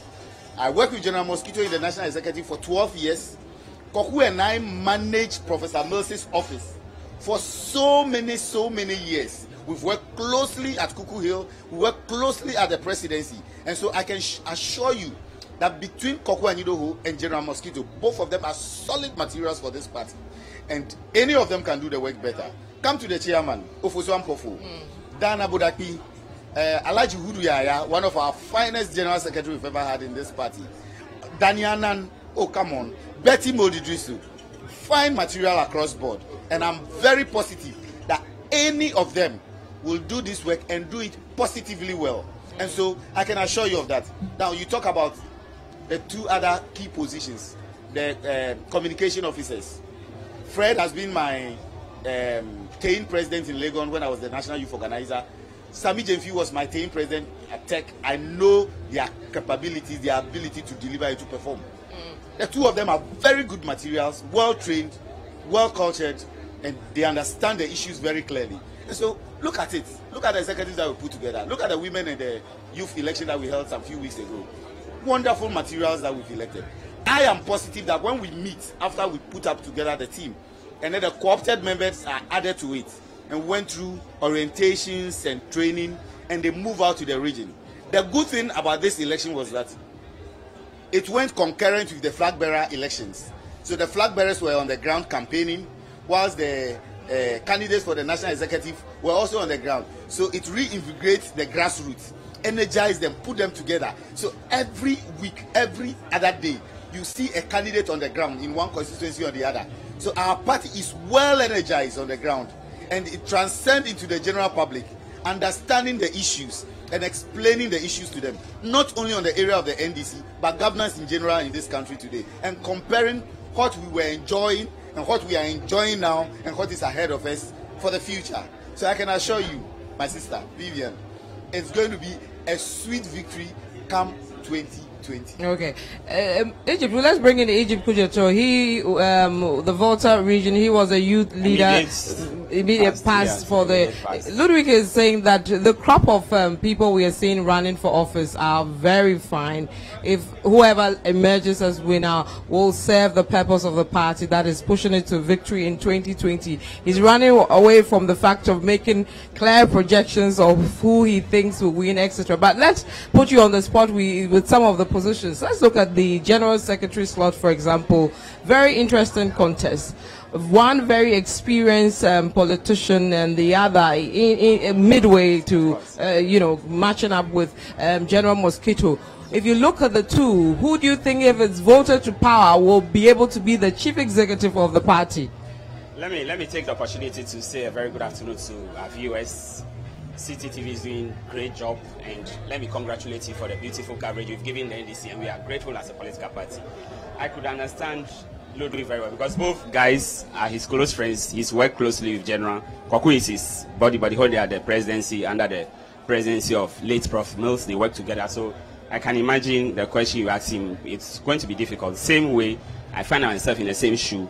It will be difficult to tell you, but on any day, the two of them, any one of them, we have a solid team. And I can say for a fact that if there's any season and if there's any time in the life of our party between 1992 up to date that we have the solid team that can overpower the NPP in the next general election, this is the season that I think we have the best crop of leadership from the youth front coming to the women's week. That is one dynamic sector that we're going to run over the NPP women wing, and I'm double sure that we have a team. And at the close of today, we should have the full house to match the NDC to government in 2021. You are a past executive member of the Volta region. During the last elections, there were a lot of apathy over there. What measures have been put in place to deal with some of these things to urge you on into victory? Clearly, if there's any period in time that our followers are excited about, their willingness to witness the next election, it is this time. They thought that the next election should be just next week so they can show the MPP their back.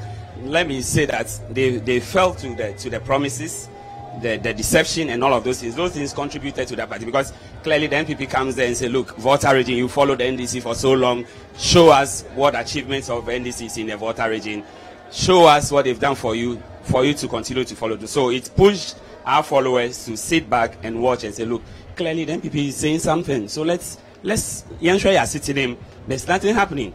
But almost 2 years now, our people will tell you that, look, what we were enjoying under the NDC in Volta region was so exceptional, was so great, was so outstanding, that there's nothing happening today that they could compare. So they are so crying, they are ready to come back to join us. And the joy of it is that they didn't vote for the NDC, and of course they didn't vote for the NPP. The NPP didn't make any serious gains in the Volta region in terms of the numbers, in terms of the votes, in terms of the support base. There's nothing new for the NPP in the Volta region. The only thing the NDC suffered was that party, which largely was based on the falsehood promises that they can see today that absolutely there's total hell that they're going through today, and they are ready to come back home and let NDC continue the good works that we started under His Excellency John Dramani Mahama. But in terms of development, etc., if you compare the two, of course, the MPP has a little over 1.5 years to end the current dispensation. It's not only about unity that you can use to pull your people back into your fold. What are you going to be comparing with the MPP come the election period to pull them on board? We have so much to do in terms of comparison, and I can say there's nothing to compare. We have a lot, they have nothing to show. When we had of our road projects in the region, we had assigned contractors, we've arranged financial commitments to it, but since they took office, all they said that they were going to do value for money work, they were going to do auditing. Almost 2 years, all of those auditings have not been done yet. The Eastern Corridor is in the most deplorable condition today. Don't forget, at the time we were leaving office, President Mahama had cut salt to do the stretch from Hohwe through to Jasika, getting to the northern section of our country. But today as we speak now, that road is nothing to write home about. Other cheap compounds that we have started, most hospital project that we started, most water supply projects. You go to Adidome today, the first phase of that project was to provide water to about 5 districts in the region, and we had completed the first phase, which was to do with the treatment plant, and then the second phase was to handle the distribution to the district. Since they took office, there's absolutely no work going on in that area. So I guess the people are now realizing that, look, there's absolutely no party that was so committed to the development of the Volta region like the NDC, and so now they are ready and waiting to give back the kind of support we always enjoy, but we didn't have in 2016, simply because there was some deception that somebody was going to do something special, somebody has something unique to do to make things work overnight. But today, nothing. Even the whole central market that we started, that was almost getting to the final stages of completion, it has come to stall. Nothing is going on. The market women are still sitting in the sun. They are crying every day, committed to seeing the NDC united and stronger coming out of this Congress and ready for battle and winning power again, so that Volta region can see the kind of development he used to enjoy under the NDC administration. So you guys are confident that you're taking back the Volta region for 2020? Let me say, it's not that we are confident.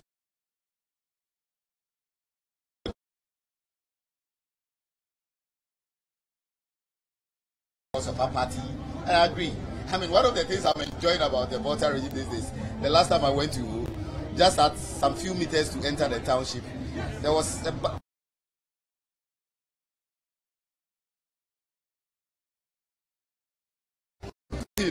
right on the main road opposite the Goy filling station before you enter the town. That is how bad people are describing development in the region. But put that aside, I mean, what did the MPP tell me? 2 things that they've done in the Volta region. Let anybody come and tell me that since they came, this is what they've done. Even the university, they are unable to manage that university, let alone give them logistics. No infrastructure development for the university. Nothing is going on for the university. One of the medical schools that we've established, the University of Health and Allied Sciences, they are starving, and it's difficult for them, a university of that nature. And so, I mean, let's not limit it to Volta region. It's across the whole country. Things are difficult. Look at the number of hospitals we were building before we left. MPP, they have never, ever in their history built a single regional hospital or a district hospital, let alone try the university. In their history, even Polytechnic, University, Polytechnic and a hospital, never mention one that they've done from Buzier's time right down to President Akufo-Addo's time. They've never. Yet, free SHS. Where are these children going to go? Which school are they going to attend? Which universities are they going? So you see, when you are coming out with policy, these are the people who claim we have the men. What are they? Which universities are they sending these kids when they finish? If not established one. When we say progressive, they say now. And so it's not the words. I mean, sometimes Dr. Bawumia used to respect him so much, but you see, as President Mahama said, there's this difference between giving academic lecture and facing the reality, the practical issues on the ground. Knowledge is not all about degrees. Knowledge is about putting together experiences, and that will give you a result. You know, so there's a lot to show that after this Congress and after the flag bearership, we are flying on the wings of the eagle. Moving around the country, the grassroots is already energized. The citizenry who are non-members of the NDC are poised for change. And I can tell you, Ghanaians are no more going to sit on the fence. They don't care to change government every 4 years if we are not delivering. Yes. If NDC comes today and they misbehave, Ghanaians don't care to change them again. And for me, that is the most important thing. Okay. You two are from the Volta region. Yeah. One question. What do you think the impact of the creation of OT, taking it out from the main Volta region, its impact on your success in 2020? It's still Ghana, anyway. For me, I mean, it doesn't change anything. I mean, if they are desperate enough to change, to separate the region, why is it that when they were distributing the districts, when they created about 30 plus districts, not even a single one went to the Volta region? Meanwhile, we are saying that decentralization is the cause of development. And you are distributing districts, not even a single one for the region. But whatever it may, I don't care whether the region is divided or not. By the end of it, does it bring development to the people? Is it a matter of changing and giving SOT region and then creating an office and saying a new administration that is what is going to bring development? No. Right. It's all about how to make sure that the ordinary person put body and soul together. The ordinary person is able to understand that at the end of the day, my life has changed. My child is able to go to school. I've been able to take care of my basic medical needs. I'm able to take care of the basic things, put a shelter on my under my head. Those are the things people are looking at. It's not the speed in which they are trying to change and divide the regions and change things. No, that's not what we are looking for. But at the end of the day, I mean, they are in government, they are managing the policy issues. If that's what they think will change the mind of the people, it's up to them. But I think the people are protesting, the people are asking the questions. Let's see how government. Okay, let's rope in the Honorable Dr. Dakora Francis. He's a member of Parliament for the Upper West region. Welcome to City TV and City FM. What has been your impression so far about the elections? And if you can look this way for me. The elections have gone on quite well. The only sad thing is that delegates have gone through a lot of stress, which I feel perhaps with hindsight, I believe we could have organized it better. Some delegates have been here for almost 2 days now. They haven't had their baths. They have been here. Some of them are really struggling, and it's because of where they kept them and then the time that's taken us to sort out the elections. Well, what are some of the things you'll be hoping to deal with the next Congress you have? Well, one of the things that I think we should look at, and I understand that this Congress was organized indoors here because we wanted to use the Accra Sports Stadium, which is open, which you have avoided this heat and all that. But because of the AFCOM, ladies AFCOM, they couldn't get because it also started yesterday. So I think that we've got to actually factor in all these visionary things for the future to avoid what we have here for this particular 9th Congress. What's the sentiment like in the Upper West region among the foot soldiers and the supporters of the NDC? Of course, they want to see the NDC chart a different path. I think for quite a while, our elections have been marred by monetocracy. People just buy votes, and I think that what is happening is that delegates think that they've had enough of that. They want the delegates to make their own mistakes and then take responsibility for the mistakes they make. I think that it's quite clear that delegates are feeling that they want this party to be what it was before. Yesterday, the former president, President Rawlings, just said one simple thing: look in your hearts and all that before you vote, etc., and elect the best leaders.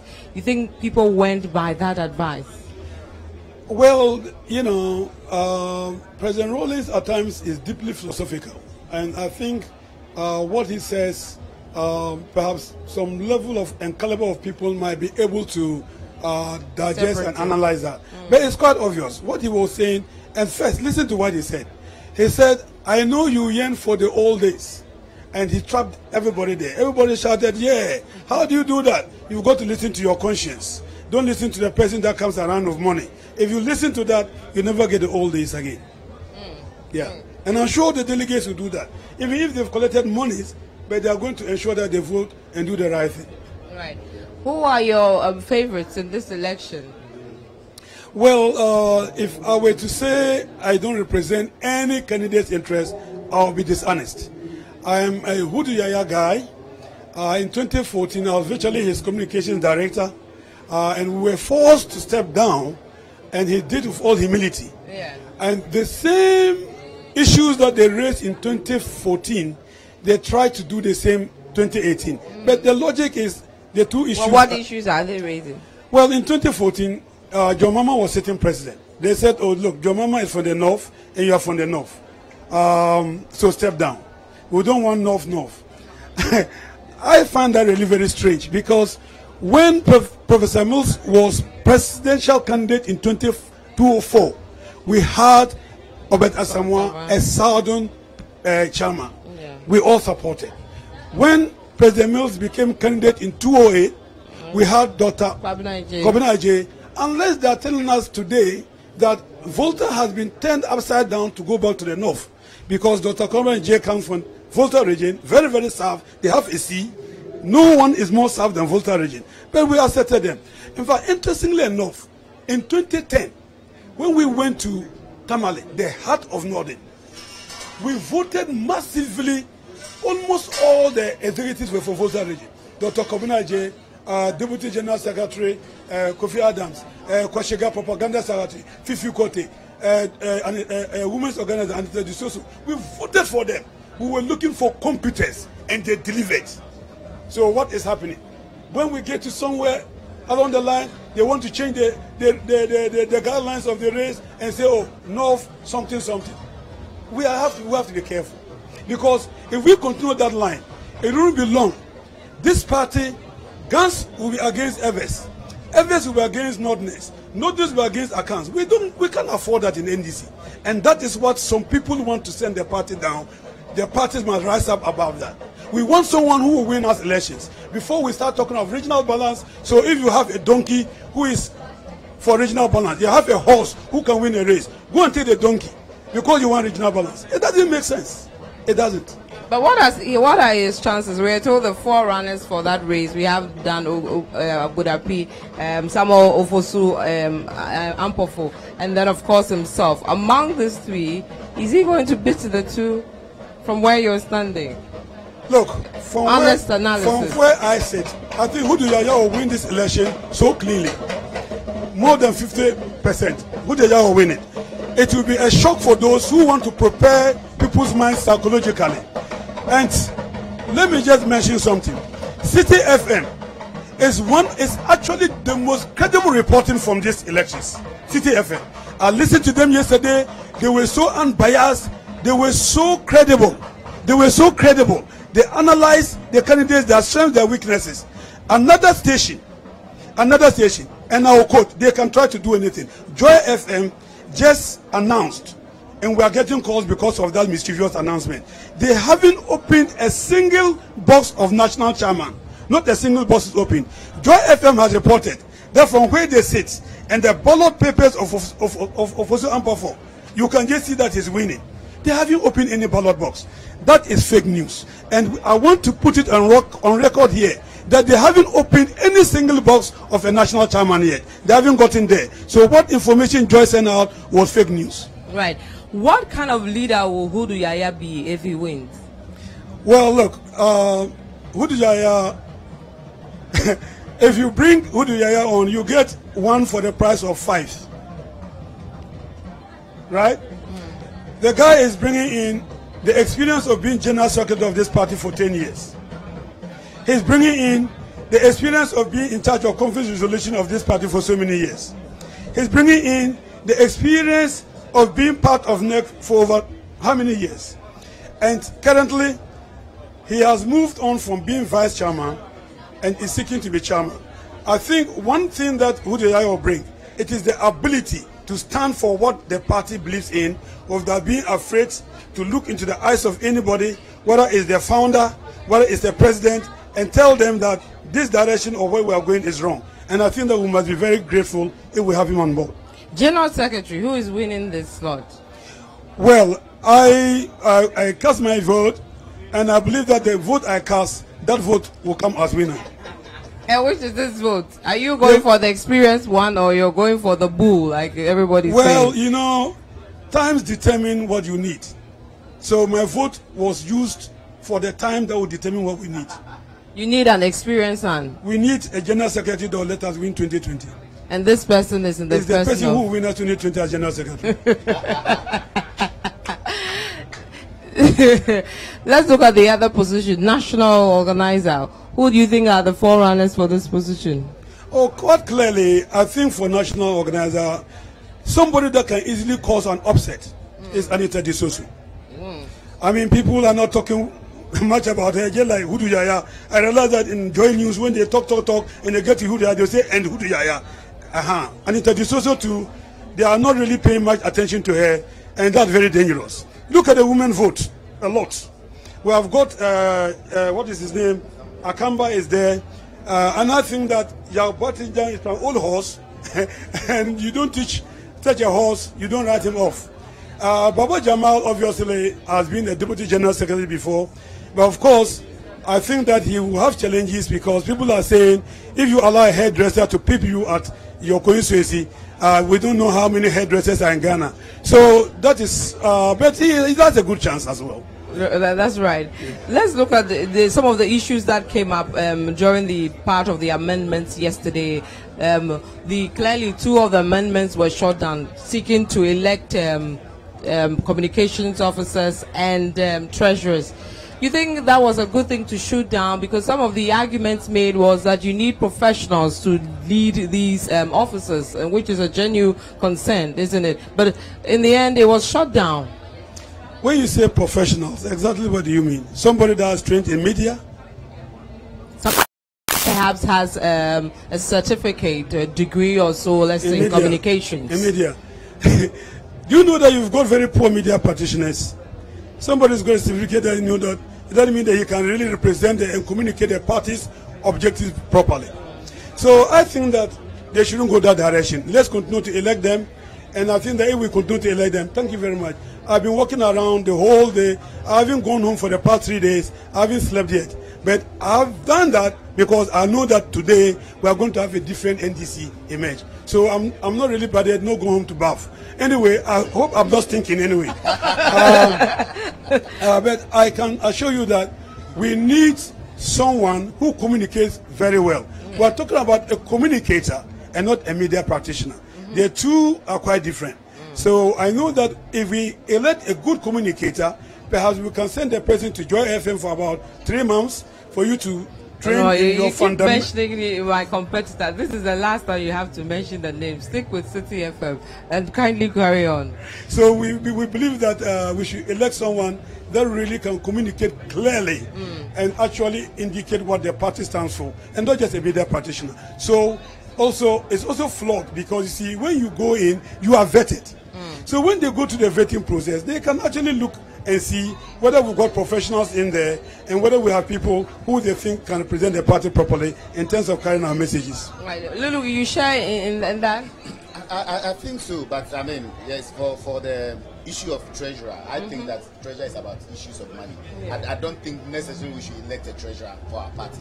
I mean, you need someone who has the basic understanding of finance to be able to put the figures together, because sometimes you go and elect someone who knows nothing about managing funds. And so for me, the issue of the treasurer is something we should look at again. But I think what created a major issue about this is that we did not educate the people to understand that we are doing this for the good cause of the party. And I agree with Doctor that you don't, the fact that the person have a certificate doesn't mean that he'll be a good communicator. But at the same time, it's also good to have people with that knowledge in communication.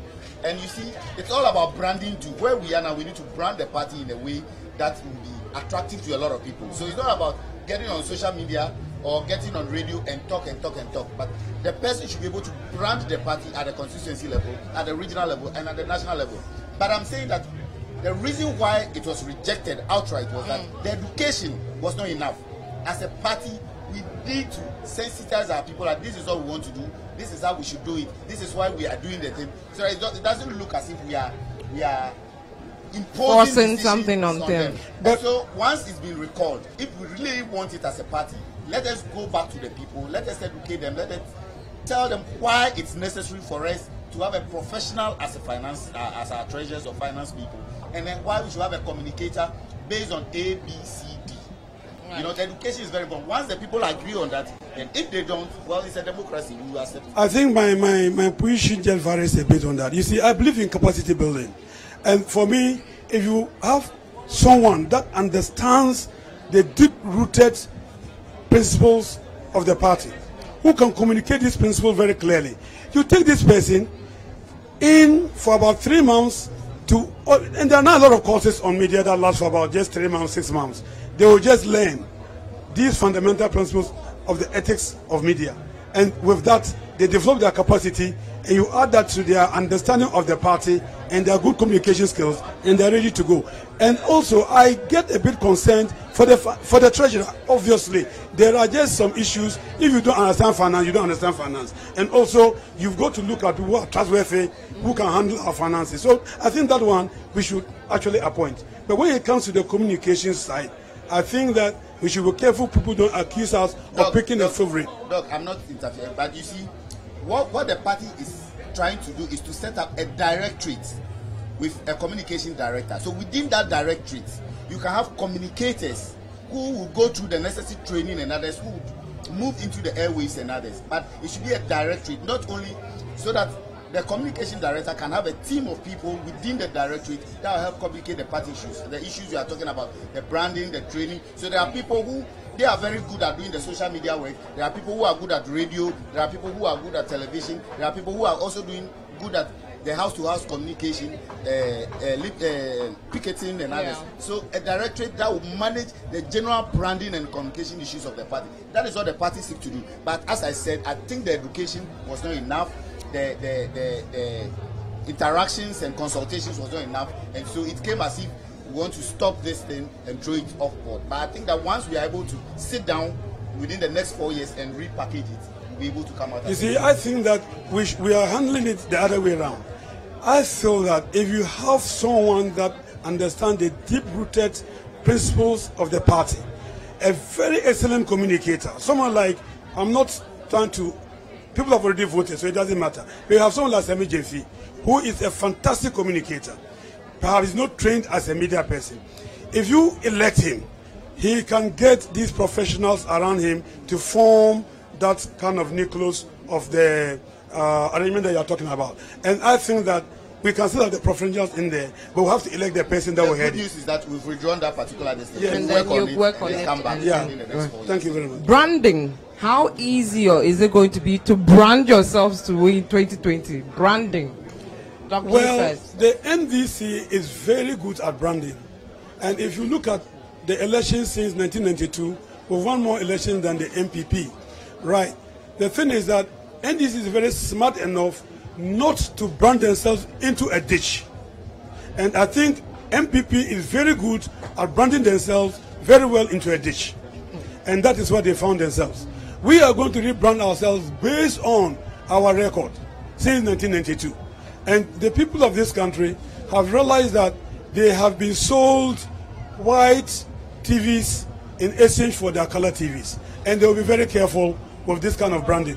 We are going to actually brand based on our experience. We are going to brand, not to recultivate ourselves. People know what we stand for.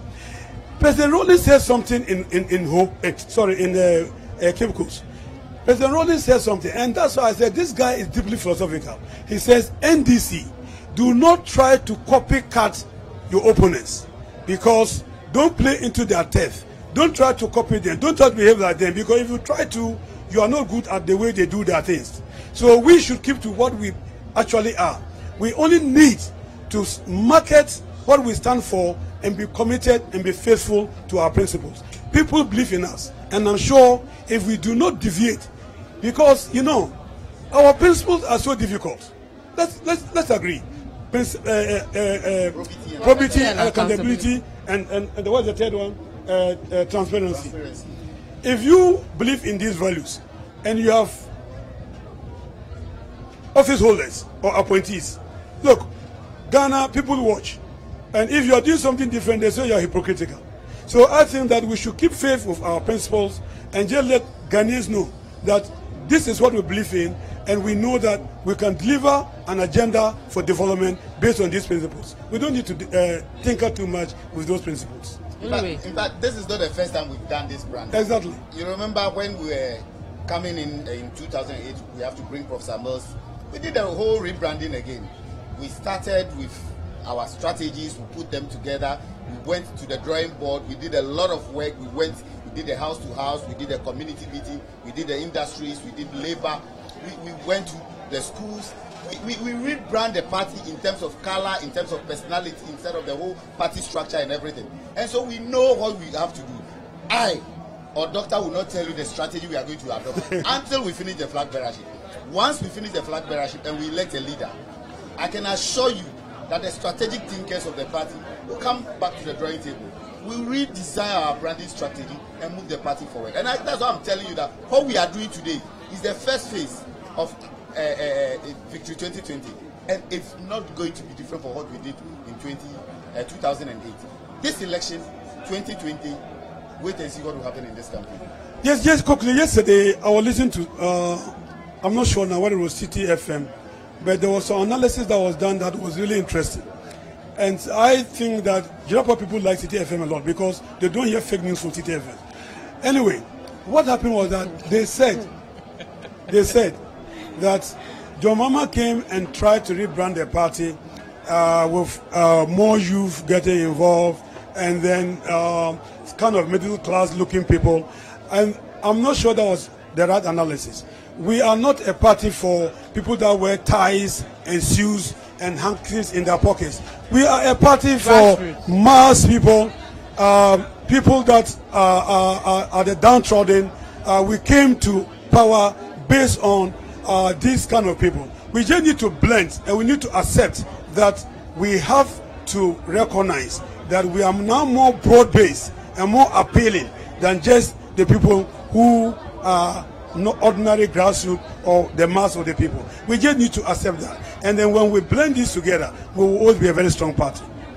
Your flag, you want to add it? Okay. Your flag bearership elections are coming up, and quite a number of contenders there. And already we're seeing divisions, whether you admit it or not, divisions and factions and all that. How is that going to affect the unity you are pushing or trying to put together now? I don't think there are divisions. I mean, there are just temporal functional groups. And in every competitive election, even if you push 5 goats out there and you hang things on them, they're going to have different goats following different. I mean, it's obvious. I think that what we have for the first time is an internal democracy that is allowed to run its full course. And I feel that immediately the NDC has that strength.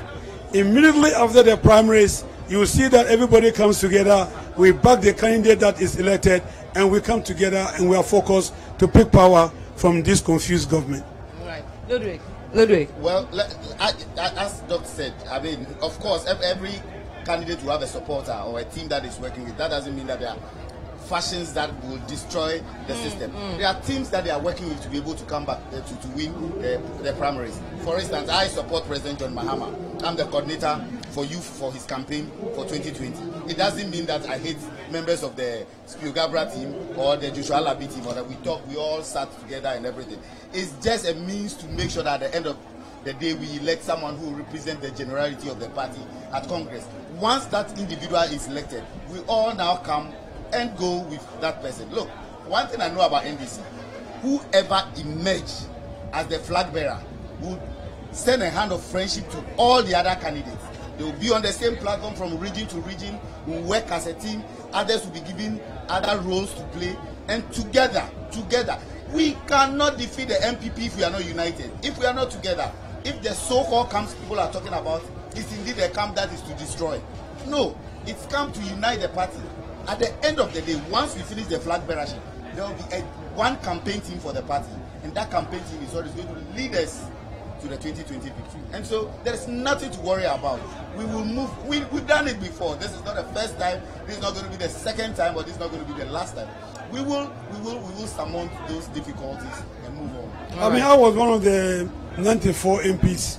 Actually, I was the electoral. You're endorsing ex-President Mahama. And I was even the electoral officer for the 94 MPs. Just to ensure that nobody was forced. And we felt... There's some allegations that you forced some people to endorse the ex-president. Okay, what actually happened was that we then had an electoral platform where I suggested that, look, people said they were forced, so let's start from scratch. Who is for Jomama voluntarily? Then they started coming until we got 95. But if you were forcing them in the background, of course they'll come and still say that there was no force. But we just felt that we needed to be very objective about this election. We are a party in opposition, and we have a candidate who, by all standards, has got more advantage. So why do you want to go? You've got soup that is almost ready. Abenkoin is here. You want to go and start okro? No, it wouldn't work. Just take your Abenkoin and get your fufu and you're gone. So that's why we thought that we should focus on the person who's already got the due advantage and built on his strengths, and still allow the others who have other reasons why they want to contest to go ahead. We are not the delegates. We are just a group of MPs who believe in him, and that's how we do what we do. All right. Thank you very much, gentlemen. You heard Dr. Francis Dakora is MP for Jirapa, as well as a former national youth organizer, Ludwig Claude. Now, meanwhile, City News' Abena Owusu-Nyameche, she's been speaking to some delegates, yes, please, and supporters of the party to pick their thoughts on the process so far.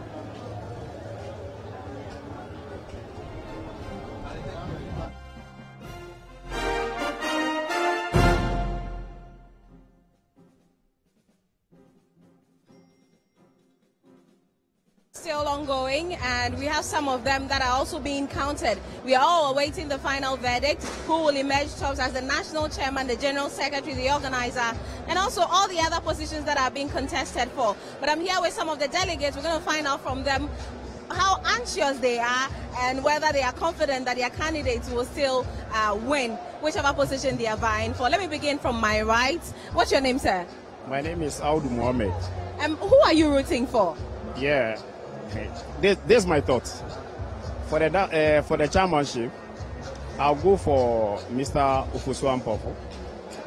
And then for the secretary, that's General Isidu Ketia. And that of organizer, I've taken Baba Jamal. And I mean the communication director, I'll go for Sami Jemfi. Why Sami Jemfi? I'm a member of NDC. I'll tell you a little about Fred Agorinyo. Well, before you do that, let me hear from my brother here and hear the person he also voted. Who are you here for? Who are you supporting? Well, thank you. First of all, from the attire I'm wearing, you can realize that I am a warrior of Sami Jemfi. And secondly, I think that General Sedun Ketia also deserves another term. That's a keenly contested position, the General Secretary. How sure are you that General Mosquito will retain the seat? My sister, I'm very optimistic about that. You realize during the introduction of the aspirants, when they mentioned General's name, the whole place went gaga. When they mentioned the other person's name, the place was as good as cemetery. So this should be able to manifest into the ballot box. And as I said, from what we've been doing underground, the survey we've been conducting, everything shows that the general is going or winning with a massive landslide. There are no two ways about that. And of course, Sami Jemfi, the communication warrior, is also winning. You see, in this NDC, we are on a crossroads. We need somebody that have a healing voice for the party people. You do realize and you do witness that anytime Sami comes on radio, television, his voice is like a healing pill. Whenever an NDC person gets to hear about Sami Jemfi, he feels okay. He heals their hearts. That is exactly what we need. Sami is a lawyer now. First MPP brags about what they've achieved in academics. I'm telling you, governing a country is not about the certificates you have. NDC has doctors, they have professors. Our past president, John Evans, was a professor. And so you think Sami Jemfi being a lawyer gives him an upper hand as a communications director? Nanabi and Co comes on radio and brag about them being a lawyer. Today, let's wait for them to see. Somebody who was not a lawyer yet, beat them anytime you meet them on radio or any platform. Today, plus a lawyer, I can assure you that Nanabi and the rest of them must go to the classroom, deepen their reading skills, get them much more information before they should come and face Sami Jemfi. If not, they should forget about meeting him on any platform. Well, you spoke about the Honorable Ofosu-Ampofo becoming the chairman. Because he spoke about Sami Jemfi, I'd like you to tell me about why you think he should be the chairman of the NDC. Well, you see, Ofosu-Ampofo, he knows the history of the National Democratic Congress. I think he's among of those who former President Rory sent them to Cuba. Then he started youth organizer up to vice president position. So with all this, he's having he has gotten the experience, the exposure to lead a party. That is my thought. When it comes to secretary, he's capable of leading the party. Though he brought the party, he sent us back to the opposition. But the mistake, he can identify the mistake that sent us to the opposition. Likewise, he can also force so that he can strengthen his effort to bring us back to the power. How about those who say that, okay, he took you to opposition, let's give a different person a chance so that you see what he is capable of? My sister, listen, we were all peeved when NDC went to the power. Something cropped up. That's why some people pray, even among some of the members, they even prayed that we should go back to the opposition, right? So, as at now, what we are all praying for, those people who have been selected, I'm praying that with the hope we should come together and come and support those who have been elected. Then we can get our power back from these MPP people. And which I think, when I saw that, Sami Jemfi has been elected, my thought will go through. Because Sami Jemfi, seriously speaking, my sister, Sami Jemfi is someone that, the caliber of Sami Jemfi is they are the caliber of people that we need to lead our party. You understand? And I wanted to go somewhere, which you denied me from going there. Somebody like Fred Agüero, I went to the party office before. I went to him, I went to the brother. When I got there, this guy was telling me that, my friend, go out, we are coming to eat. Is that a way to talk to? Do you know me? So based on that, you're rooting for Sami Jemfi? Not that because he asked me to go out, but it tells you the kind of human relationship this guy have is uncalled for. He can't lead a party. So all right. Got somebody like Sami Jemfi, alhamdulillah. So thank you.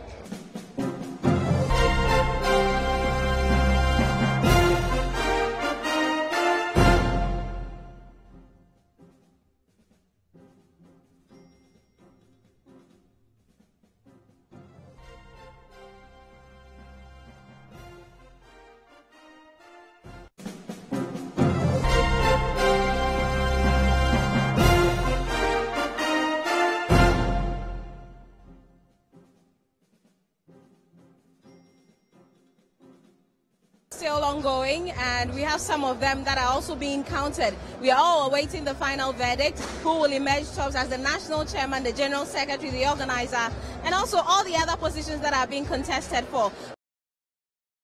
Find out from them how anxious they are and whether they are confident that their candidates will still win whichever position they are vying for. Let me begin from my right.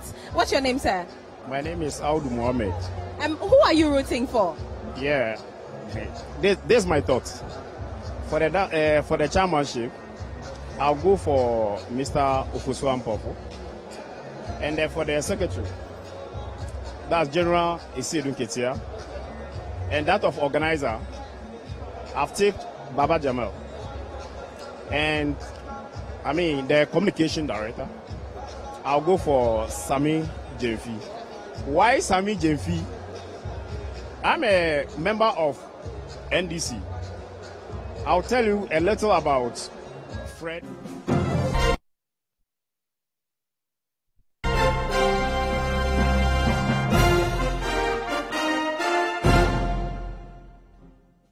Alright, so as we await the final declaration of the results, we are still interacting with some of the supporters and the delegates who have gathered here at the dome of the Trade Fair Center to get to know what their expectations are really. The elections are over. But let's see how the mood is like at the various camps. I'm sandwiched between the gentleman in yellow, who is with the Danianan camp, and also on my left in smoke, he is supporting Ofosu-Ampofo. Thank you for joining us on CCTV. How has the campaign been like and getting up to this point? Well, first of all, let me say a good afternoon to your listeners. For this privilege. You know, it's normal, and I don't think it's something new when it comes to political campaign. It's a bit tedious. Christening around the entire country, it's not a child's play. So it has been tedious. It has been some sort of experience too, especially those who had opportunity to be moving around with a man, and even in our own small way, how to be able to contact people through phone call and all that. A whole lot of things, coupled with strategies and all that. I think it has been well so far. I'm sure you've had similar experiences, but do you think it will pay off today? Well, let's wait and see. How sure are you that Danianan is winning? I would say that if I wasn't sure, I wouldn't support him. I am very certain that looking at where we are as a political party, looking at our recent past, looking at where we want to go, the most credible and competent person to lead a political party is Danianan. And you trust the delegates that much? Unfortunately, I mean, if I'm to borrow the words of Sir John, fear delegates. And so I cannot stick my neck out and say that the delegates will do what they promised us. But I'm trusting that in the end we would be able to gather enough votes to cross the line. You told me earlier that you campaigned vigorously for Oposua Mpofo. What if he doesn't win? That will be a bit surprising, because having done a lot of permutations, putting our plans together, I think we had our plans right. And it will be surprising. I mean, we have no doubt that what we have done will not reflect into votes. So surely, I don't think I'm expecting anything than win for my candidates. I wish you both the best, and I'm sure in a few hours we'll get to know, we'll find both of you again and know which side won, and so I wish you well. So if I'm Nathan, okay, thank you very much. To ensure that we win 2020, that's a major focus. That's a major foot point, because we are one party. If we have different ideas as far as internal election is concerned, it doesn't mean that we should polarize each other. We should ensure that after this election, we come out stronger into victory 2020. That is our priority now. Above all, I think the purpose of this gathering is to unite our ranks, to build a formidable team and face the NPP. And so in the end, once that is achieved, I am okay. All right. Thank you very much for talking to us on CCTV.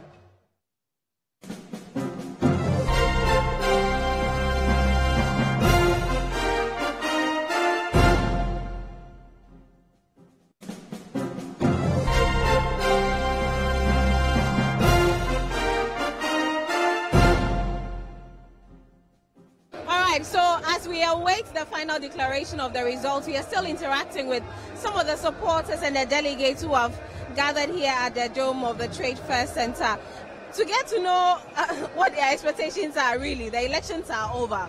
But let's see how the mood is like at the various camps. I'm sandwiched between the gentleman in yellow, who is with the Danianan camp, and also on my left in smoke, he is supporting Oposua Mpofo.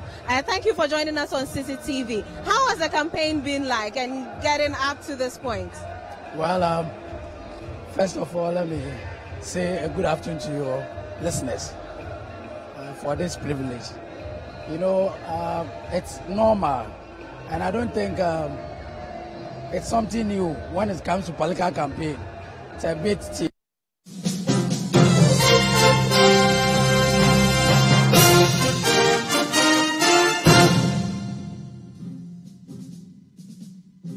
And you're welcome back to number 11, Dr. Martin Loop here in Adabraka, our studio. Discussions for what is going on, what has turned out to be a marathon. NDC Congress already in day 2, and it's some minutes past 2 o'clock right here in Adabraka in CTFM studios. I'm still joined by Selo Madonu, host of Big Issue on CTFM, City TV, and Samuel Afe, presidential correspondent here at CTFM and City TV, producer for a number of other shows right here on City TV. My name is Duke Mensah-Opoku. Now, a lot of things have actually been developing as a result of the NDC Congress that has been going on. In fact, in the speech of the General Secretary yesterday at the Congress grounds, he made a number of comments and a number of things that the NDC, as a party in opposition, has actually been holding government's feet to the fire with. One of the issues was with regards to the National Identification Authority's rollout of the Ghana card to citizens. It actually began with some prominent people. I mean, the former presidents were registered. It came to Parliament. The minority boycotted it because they had some reservations about the proof of identity.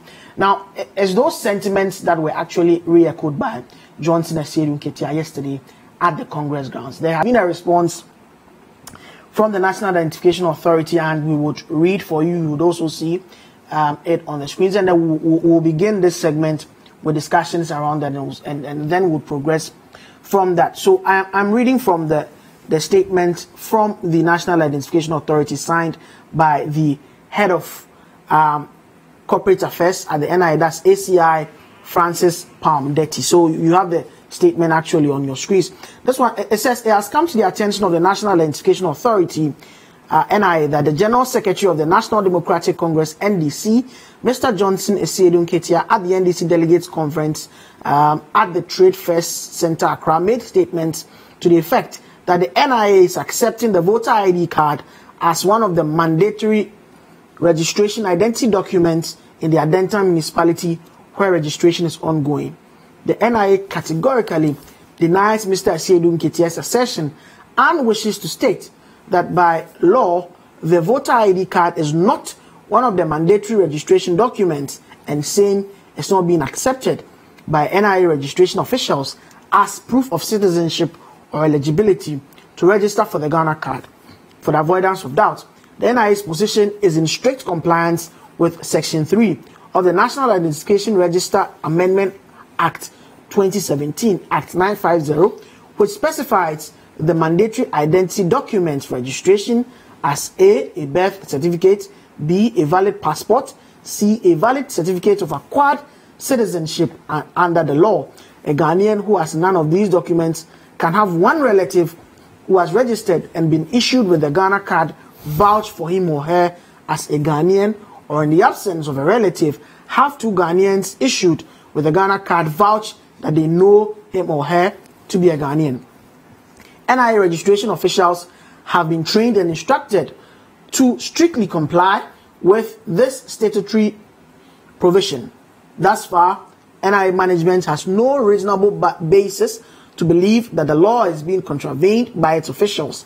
Any acceptance of the voter ID card as one of the mandatory registration documents and hence eligibility to register for the Ghana card would constitute a violation of Section 3 of Act 950, and any person found to have done so will be made to face the full rigors of the law. For purposes of integrating and harmonizing the National Identity Register with the databases of other cognate institutions in the country, the law requires all applicants for registration for the Electoral Commission, for the registration for the Ghana card, to present all valid ID cards they possess, issued by the following state institutions: the Electoral Commission, National Health Insurance Authority, Ghana Revenue Authority, Driver and Vehicle Licensing Authority, as well as the Social Security and National Insurance Trust.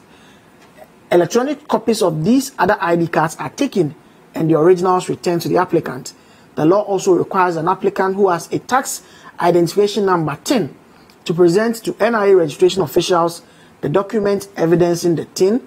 The officials will record the TIN and return the document to the applicant. It is probable that Mr. Asiedu Nketia is confusing the mandatory registration documents with the requirement for applicants to present other ID cards for database integration and harmonization. Under Act 950, the ID cards issued by the EC, the NHIA, SNIT, DVLA, etc. are not registration documents and do not establish eligibility to register for the Ghana card. Indeed, an applicant could have these other ID cards and still not be eligible for registration without providing either a birth certificate, a valid passport, or a valid certificate of acquired citizenship, or being vouched for in accordance with Section 3 of Act 950. The NIA is a creature of statute and will strictly comply with laws governing its operations.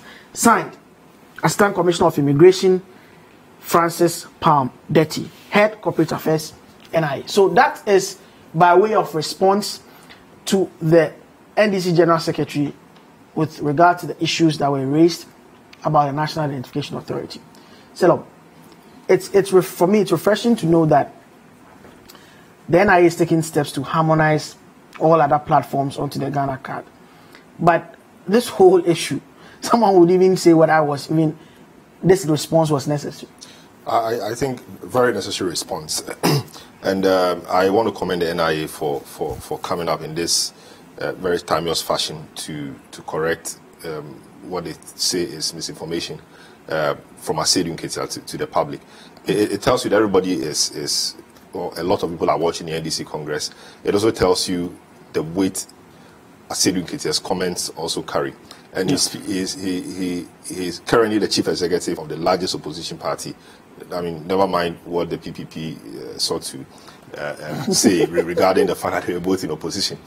You know, he was speaking directly to party people and by extension Ghanaians. And mind you, these are the party people whose leadership in parliament have been against, you know, the rejection of the voter ID as one of the mandatory ID documents for the process. So he coming to say that because of their interventions and agitations, the NIA is now accepting the voter ID was grossly informing the people. And given the number of people gathered at the place and the number of people, party people and Ghanaians generally watching on TV and listening on radio, I think it was very appropriate for the NIA to do this, and it did so in good time. So it also brings to the fore the issue about education, or the issue of education we've spoken about, you know, several times. The education on the project hasn't gone down well. It hasn't sunk, you know, well. They are around the Adenta area now, and they claim that is a pilot of the mass registration itself. You know, the enthusiasm really is not there. You see a number of people in queues, etc. I think that their education should be stepped up a bit.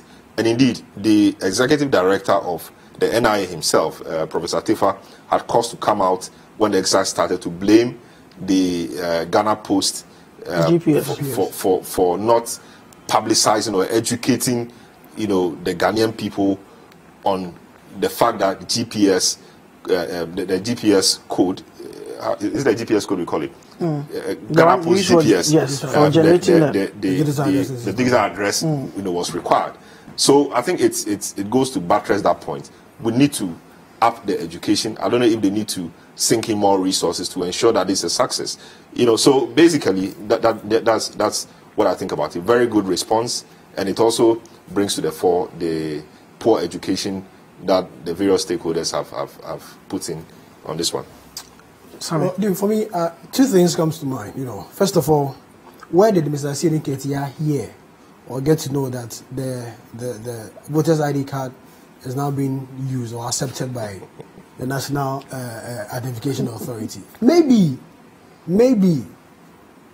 someone got opportunity to use it in Adenta when he told someone, and Mr. Asiedu Nketia got to hear of it.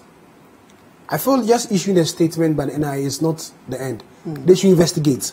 Yes. They should investigate. Maybe some of their personnel there might have allowed, you know, somebody there to use his or her voter's ID card to get registered.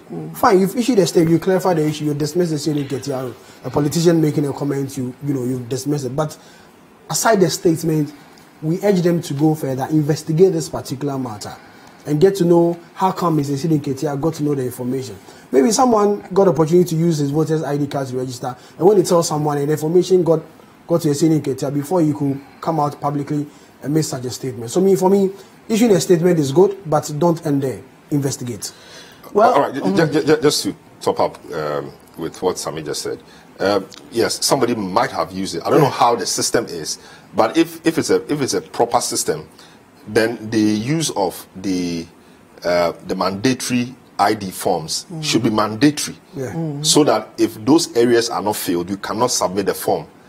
the other areas which are optional, the voter ID, I think the SNIT and the other ones are not. Yes, they are not mandatory. So even if you don't fill those ones, you can still submit the form once the mandatory areas have been filled. So if the system is designed like that, and I'll be surprised if it's not been designed like that. If the system is designed like that, then Sami's point wouldn't hold. But if the system is not designed like that, then we have a real problem in our hands. Then what Sami is saying could be the issue, that a lot, maybe people registered with it. But what I think the matter really is that the education again. When you go, they will ask, you have a voter ID card? You say yes, you pull it out. They don't explain to you that why they are using it. The voter ID. You understand? Yes. So they need to explain to the people that it is not a mandatory document, but it is, we just need, if you have it, fine. We just want to ensure that we are in sync, or we sync our database with that of, or those of other institutions. I have registered. I had the opportunity to register. When I got there, I asked why they were requiring the voter's ID. I had a passport, and I asked them. So I didn't want to bring out the passport. If they would take the voter's ID, then I was fine. So I asked them, I know, you said we should bring this. This is it. They said, no, we need this because of the reasons stated in their press statement, that they want to update or sync their system with other state institutions. That made sense to me, so I went ahead and did the registration. That explanation or that education, hasn't sunk in. They've not spoken about it. So you don't blame Asiedu Nketia so much. You blame the education, and he was misinformed. Or maybe someone might have used it. Someone might have used it as well. Yes. But maybe he was confused because the education was poor. Well, this is my national ID card. You also had it? Yes, I also have one. The privileged few. Well, when it came to Parliament, the members of the Parliamentary Press Corps were given that special leave to also register. You're a member of the privileged few. Please. I will not accord that myself. But I think that obviously when it came to the presidency, you are also given the opportunity to have mine. So, but I'll tell you where I got mine. That's why we've told you how we got ours. But really for me, I think that when you are going through the process, I remember very clearly that in the forms that you fill, it's clearly delineated primary documents, secondary documents. And we're told that you can, apart from the passport, you either need your Ghana Post GPS or your TIN number. Yes. Those are mandatory. Either your TIN or the Ghana Post GPS. That's mandatory. That's when, we saw how people generated the Ghana Post GPS there and then to put it so that they could, because that was easily accessible than TIN, which would have to have, people had gone to, and they were there for just a week or so. So for me, when you are filling the forms, it's clear that the secondary documents, maybe you ask them what the difference between the primary documents and the secondary documents are, which have clearly been explained here.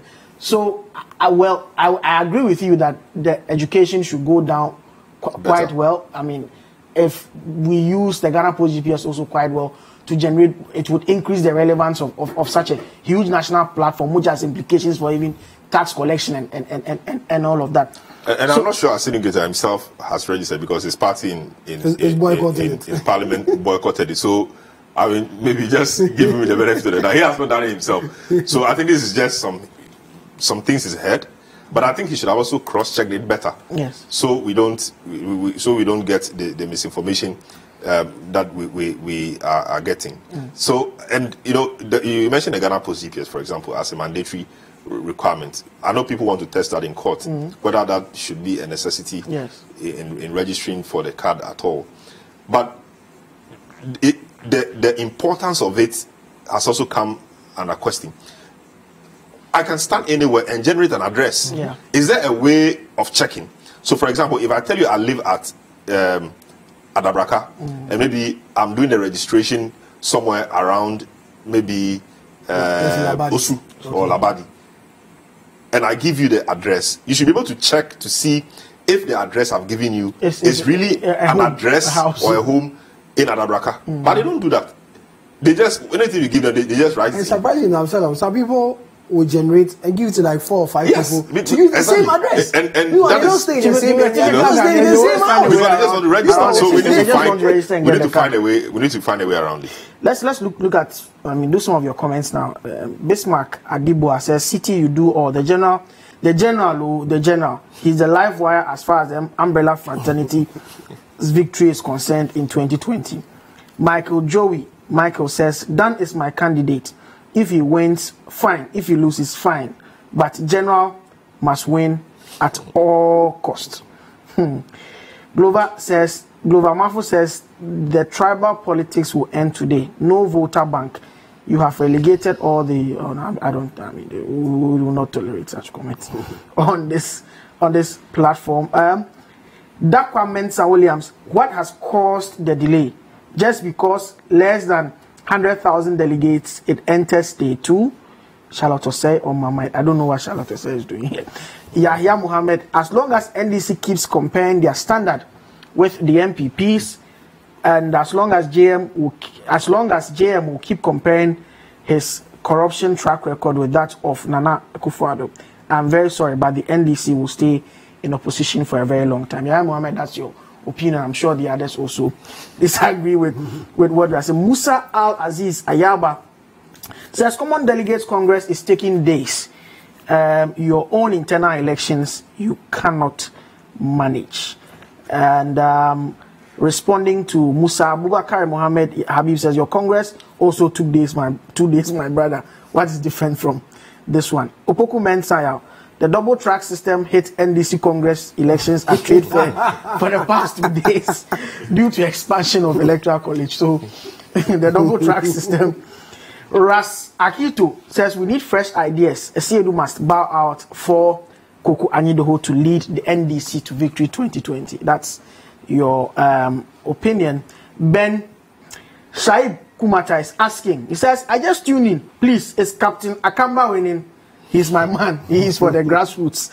And Emmanuel Kwekubati, how many days did they say they were using for the voting? Well, it was initially scheduled to be a Congress that will end on a day, but it's taking more than that. George Osiadio Nanaba Asamoah says the NDC means unity.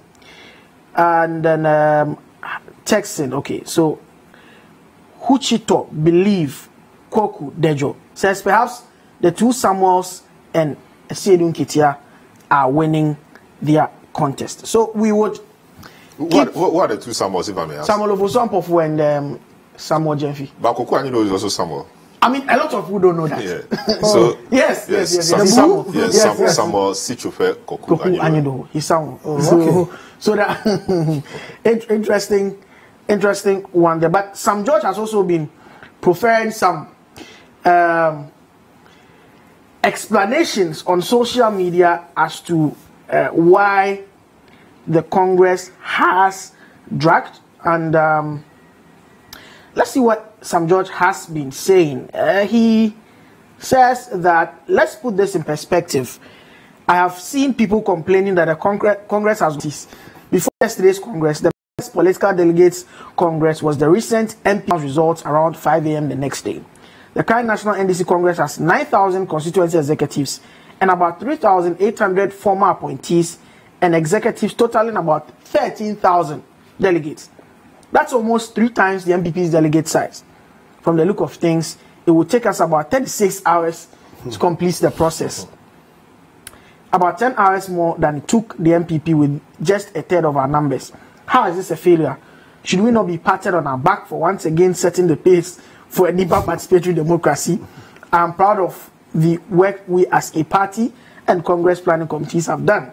We would get better as we progress. As a party, we are grateful to the delegates from all over the country, the Ghana Police Service, the NDC Internal Security Team, the Electoral Commission, and most importantly, especially the media for joining us deep in democracy in Ghana and rewrite history. Tenable arguments.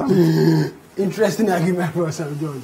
Well, it's the same as what James and Jenny Boateng, came to say earlier. Obviously they will defend their party, but from the argument he's making, I think it makes a lot of sense.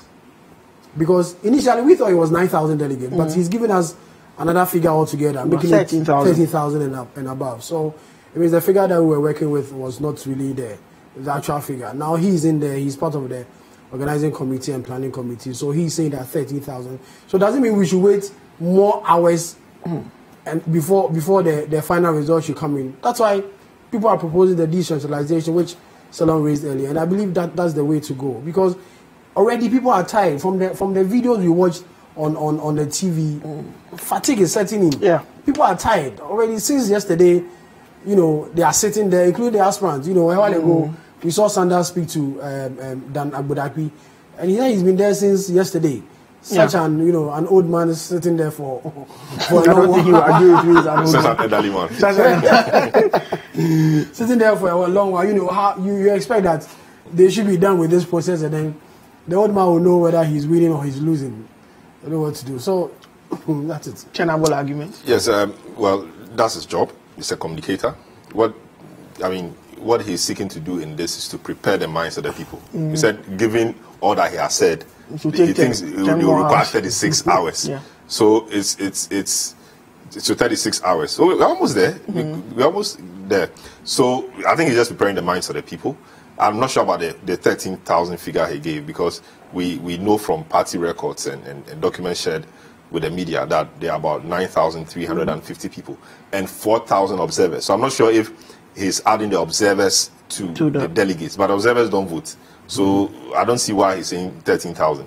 I'm sure he was just adding the observers now. But of course, that is what you expect from him.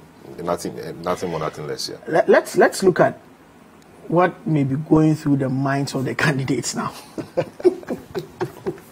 I mean, it's not a pleasant situation. People have invested resources, time, energy, combed through the nooks and crannies of the country, and it's D-Day, but it's taking longer than usual. Some of you have covered Congress. I mean, we've seen congresses where people have collapsed because during, what give us a sense of what may be going through the minds of, candidates at this point in time. We've seen Sanders speak to a couple of them. These moments are, I don't know how to describe it, but it's a very tense moment at this moment in time. Because if you're a candidate, there are people coming to tell you, oh, we are winning, we'll win, no problem, we'll win.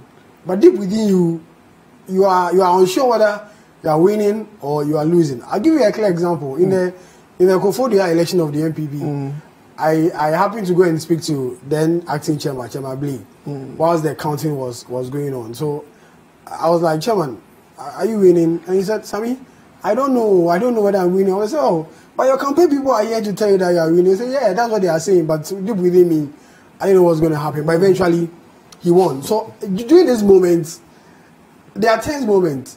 They're very, very tense moments. You get people coming and tell you, oh, everything is under control, Others will tell you, Charlie, the way things are, and you. And the scary moment comes when the sorting is done. When you look at your opponent's papers, a mountain, and you see your that's when you begin to say, Charlie, this thing didn't work out. This thing went out. But at this moment, it's very tense. You have a lot of things running through your head. Yeah. Yes, I mean, it's a waiting game. I mean, you've done your part. You've campaigned, pumped in resources, and you will have a sense of what the verdict will be. Yeah. As maybe you went around the country. So it's just a neck-to-neck contests that should make people be on an edge or sit at the edge of their seats. If you are in a race where you are just in to make up the numbers, you should know where you belong. If it's a tight race, then that is where the problem is. So during the sorting, for example, I mean, you see your opponent's pack, you see yours too. You don't know who really is winning. Yeah. That is where the adrenaline sets in. And given that a lot of them are elderly people, and the stress levels involved in this, I may advise those of them who have high BPs to start taking their BP remedies and medicines, because it's going to stretch and the stress levels will increase. That may be dangerous for those of them who have a medical condition like that. So that's how it is. That's how it works. You have to wait. Main elections, you have to wait throughout the night. Wait for the results to trickle in, constituency. Even it starts from police station by police station, constituency by constituency, until the final result is known by the parties, and then electoral commission, pronounces the very final one. So it's a waiting game. A lot of them have been there before. I only urge them to keep calm. what can come, can come. What will happen, will happen. You know, they shouldn't stress themselves. Stressing yourself at this moment won't change the results, actually. But the NDC as a party, is this a Congress that shows that there's been some introspection and growth for them since they left office? Yeah, I should think so. Because if we want to look at their thing, together we win 2020. So the main focus is getting everybody on board and win 2020 election. When you lose an election, a major election, that's when you begin to think and do sort of in-house things. Remember when NPP lost in 2008? The first Congress after that election, the thing was re-strategize, reorganize, and recapture. That was also a trade fair, right? It was also a trade fair, they said trade fair. You know, that was the first Congress after... So trade fair is a place for reorganization or re-strategize. Interesting. So when you look a major election, you begin to, you know, think through, you know, what are the things we did, we didn't win, what are we supposed to do next time, what are we supposed to put in place to ensure that. So for NDC, there's something, this whole Congress is about the future of the party. The leaders they will elect today, or the results will be declared today, for us to know who the leaders are going to either make or break the NDC into the 2020 election. The main focus will be to recapture political power with whoever will win the presidential slots in the 2020 election.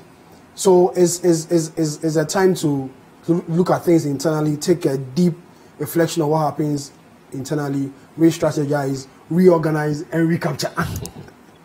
Salo. Yes, I can't tell if this Congress reflects the mood of a party which is ready to move on. Because I missed the chairman's speech, though. Apart from that, I think I listened to... No, he didn't speak. The chairman didn't speak. No, he did. I thought he spoke. Yes, yeah. He did. Oh, okay. Okay, he like did. a report. Okay. I missed that. Speak, so. Apart from that, so I don't know what he actually said. I'm not sure if he said anything dramatic, else it would have made the news. Yes. Yeah. His, that I didn't listen to, and maybe Rollins's 5 minutes or less speech, all the other speeches were focused on the MP, rather than one that will deal with the NDC as a party itself, you know, to mobilize themselves around. But it appears they are using the MPP, the target of the MPP, you know, as a focus to remobilize themselves or to mobilize themselves. I'm not sure how that strategy works. It may work, it may not. But one would have expected that there'll be a lot more, or there would have been a lot more talk about the NDC itself as a party. I didn't see a lot of that. I said in Kit, I just gave a report and went ahead to talk about the MPP and things they were doing as an opposition. That's how come he forwarded into the NIA matter, that the NIA is coming out to correct, and a few other things. They talk about vigilantism, he mentioned, and so many other things he talked about, which really, for me, did not touch the core things they are supposed to be talking about as a party. You know, that is what I think. So I'm not sure whether they reflect that the party which is learnt its lessons. Nothing has. I've not seen anything yet. Maybe the kind of leaders that they will elect from here will tell us. But again, this is not a kind of Congress that you will say so. Because apart from Asedium Ketia, I don't see anybody seeking re-election. And Asedium Ketia has defended his position, using the Gary analogy. So you can't say in some other Congresses, you know, the indication would have been that all the incumbents would run again, would lose. So if they all lost, then you could say, okay, the party wants to speak a certain way, and they've spoken clearly. But the fact that most of them did not run again, and even Asedium Ketia, from the start, the indication was that he was not going to run again. Is that not enough testament that some of them, for instance, someone like Kofi Adams may have reasons why he's not running again? But Kofi Adams has his eyes on something else. Yes, we know the reason why. We probably know the reason why he's not running again. But the fact that somebody like CD, he also has his eyes on something. That's why. So he also has his eyes on something. Yeah, a particular city in the Greater Accra region. But I hear he seriously has his eyes keenly fixed on that. That's the interesting. The person is not. The women organizer ran again and lost. But one is not enough to make such a conclusion. Yeah. So that's what I'm saying. It's difficult to tell. But what I see is that maybe the party is.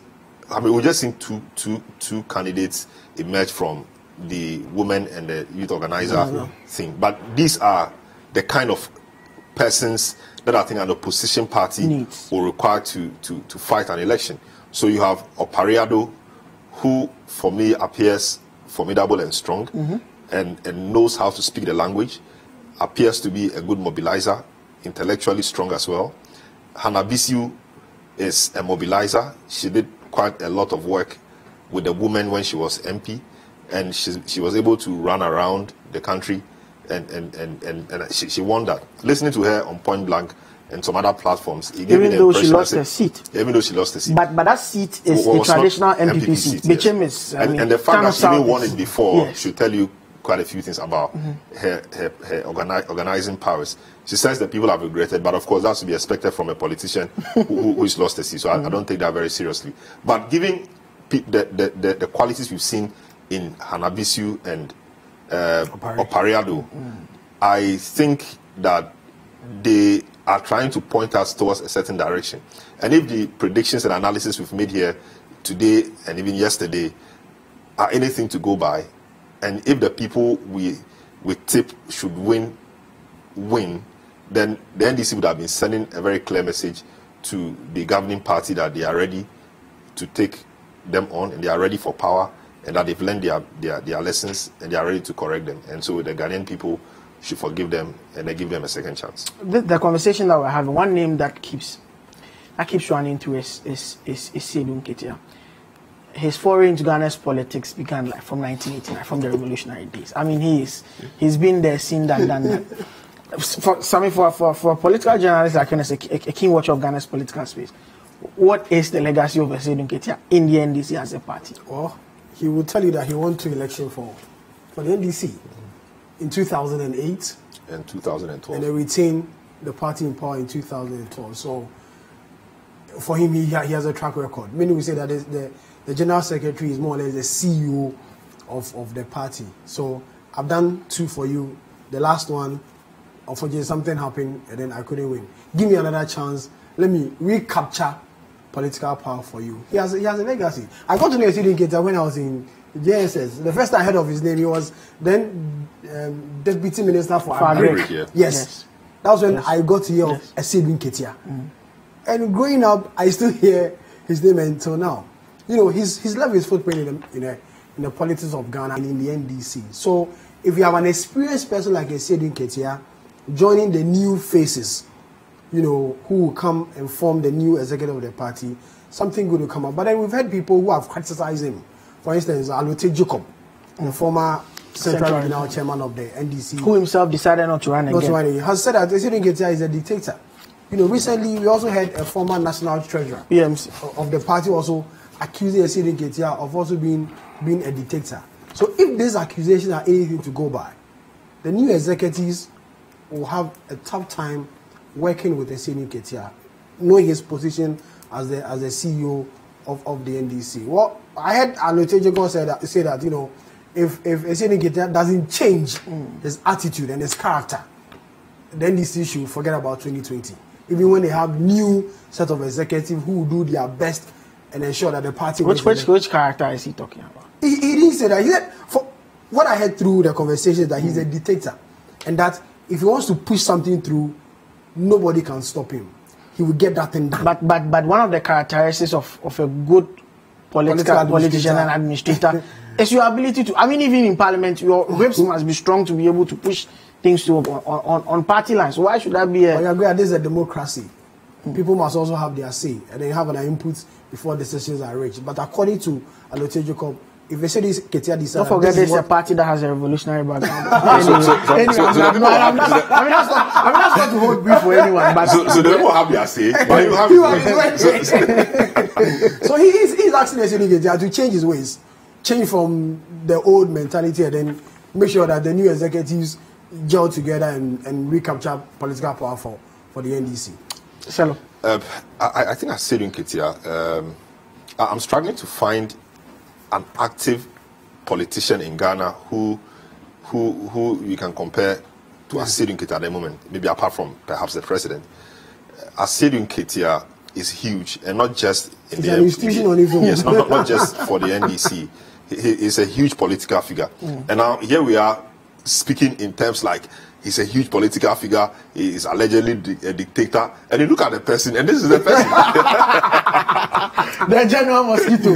You know, I think he's a colossus. He's an institution, and should he lose this election, I mean, it would be the news for a long time to come. And I wonder how the party will want to use his experience and his skill at communicating to the grassroots and his ability to rally the grassroots. I wonder how the party will put that to use. And also, there's a danger of sweeping the slate clean and bringing in only new people. You know, they will need some institutional memory. They will need some people to work with. I think Asidu Nketia appears like that kind of person. Of course, I'm aware Kokwa Nyidoho is giving him a hot chase for his money, because I've been told that for the first time, Asidu Nketia actively campaigns. He shares his posters on WhatsApp platforms and sends his posters on WhatsApp to people, which means that he felt the heat that Kokwa Nyidoho brought on. Now we are just waiting. Maybe they are sorting. They will come very soon, and we will bring all this discussion to a close, and we will now know what really the delegates think. But Asidu Nketia certainly is a huge figure. He has contributed. He's seen it all. I think he has performed at the local levels before. He became an MP, a deputy minister, general secretary, and he's been in since. And he's a strong figure. He's not somebody you can easily wish away. And because of the strength he's had and the things he's done, his confidence has grown. And when your confidence grows to that level, there is it becomes a challenge in terms of you yourself managing that, so people don't say you are arrogant or you're a dictator. Why do they say he's a dictator? He may come across as a dictator because maybe he's been in that seat and he's been in the active political space for a long time. So when you make a suggestion, he knows where it's going to end. So he will tell you, no, this won't work, this is not how we do it, or that's not how to go. And then he will suggest his point, which you may not agree or understand, but he has a clear understanding. His decision will end him. And so he will try and push it through. How he does it matters. You know, it's not the intention, but the how of it is very important. One point I also want to make is that a lot has been said about arrogance, dictatorship, etc. These new executives, I think, must be principled, which is great, but they must also be humble. They must be humble. We've heard about Dana Bodapi and all that, you know, he's this, is that, is that, is arrogant and all. And I saw how Sanda, you know, kindly asked him to get up so they could speak, so the camera could capture him. And he agreed. So it came across to me. You can't say the same for Sorogo though. Of course, Sorogo, I don't know. But he hasn't had that tag. So I don't know if that's in it. Of course, he's in an election setting.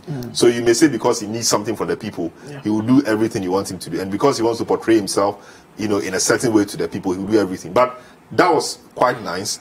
And I hope if he wins or he comes up tops, he will be able to deploy various skills that will make him look or appear or even be a more humble person than people have known him to be. The humility bit is important because here we are in a political system where people who are assertive are tagged as arrogant. We know about Ronaldo, we know about the tax Pio Gabra is suffering, and we know about other things. Somebody may not be arrogant in stature or even in speech, but in thought and in deed, the person may be very arrogant. But the way the person handles it tells a lot. So they need to watch those optics and ensure that, you know, they don't carry the wrong message across. Okay. This is 97.3 City FM and City TV, our coverage of the NDC elections, the NDC National Delegates Congress. Started yesterday. We're still on. Information we're picking from the ground is that still the sorting process is ongoing. We are expecting counting to begin soon, and then we would know who the executives elect are, and then we would also know when they will be sworn in to begin work, obviously together with the others who were voted for about 2 weeks ago in the special elections for the National Youth Organizer and the Women's Organizer.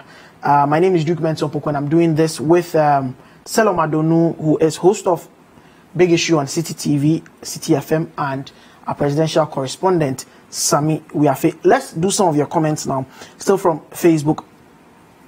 Dennis Y. Akoete says, I think Selom better put the apparent use of the voter ID card and the national identity card registration in perspective. The general may have been misled, but the blame should be on the NIA.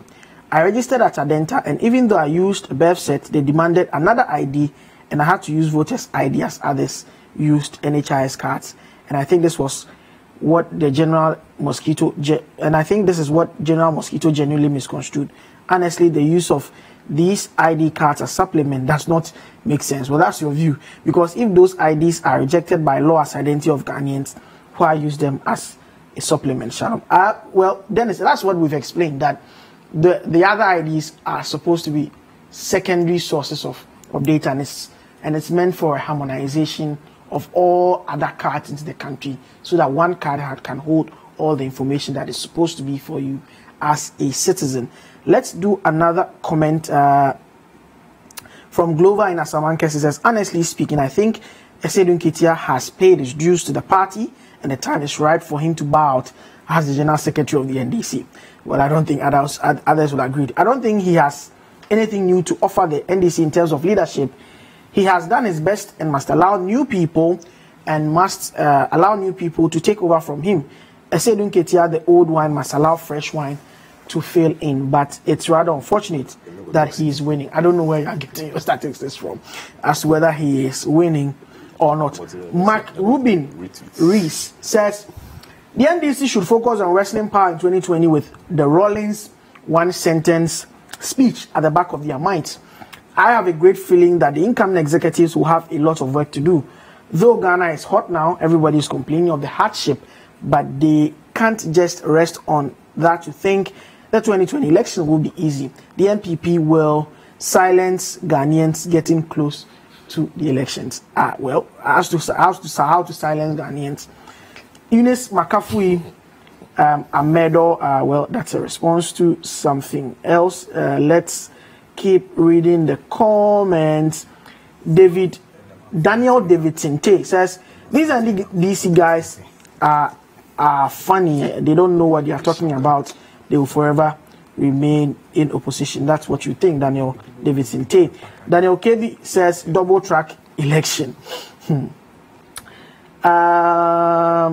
Let us get some other comments. Nicholas Kojo says, 2 wasted days. I pity for Ghana. We are lazy as a nation. Fritz Etonam, if the NDC cannot organize delegates Congress properly, how can we hand the whole of Ghana to them to manage?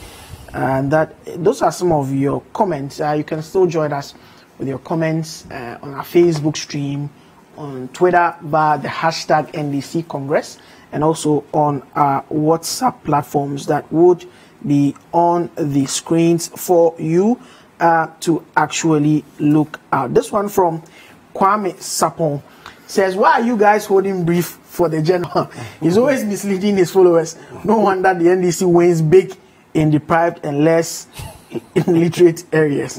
He's gone past he's gone past himself by this date. Kofi Beko says, very disorganized organization. Well, that's a tongue twister. Very disorganized disorganization. Well, what has the MPP offered Ghana so far? That's Kojo Entry is asking that one. And Kofi to offer Ghanaians. Richard Akwe says, we wish them a very peaceful Congress.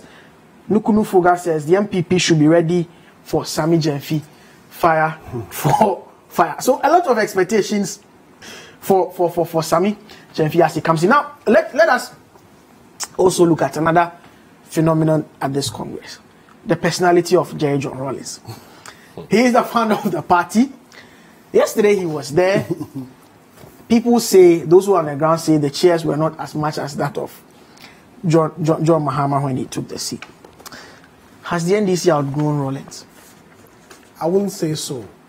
What Rawlings is suffering now is what many people would describe as his love for the MPP and Akufo-Addo now.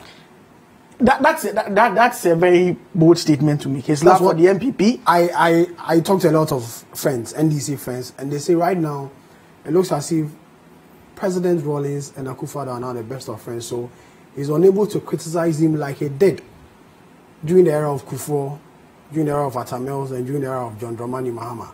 He and his wife, that's what they say. Now they believe that the Rawlings they know, the boom man Rawlings, who accuse everything the MPP does, is now not talking. In instances, they've been asked the former president to comment on some policies and programs this government has run, which they believe is not in the best interest of this country. When the issue of vigilante started under Akufo-Addo and in the early days of his government, a lot of NDC people called on Mr. Rawlings to comment on it, on this issue, but then we didn't hear anything from it. So people now believe that his newfound love for Akufo-Addo and the MPP government, he is not able to discharge his duties as a former president or as a founder of the NDC as he used to when his own party was in power. So when you compare what happened at Trade Fair when his name was mentioned, even though the crowd was up, the chairs were on, it was not as John Mahama came. Previously, when in NDC programs or Congress, when they mentioned Rawlings, you could hear the love, the excitement, Papa J. But you didn't see that yesterday.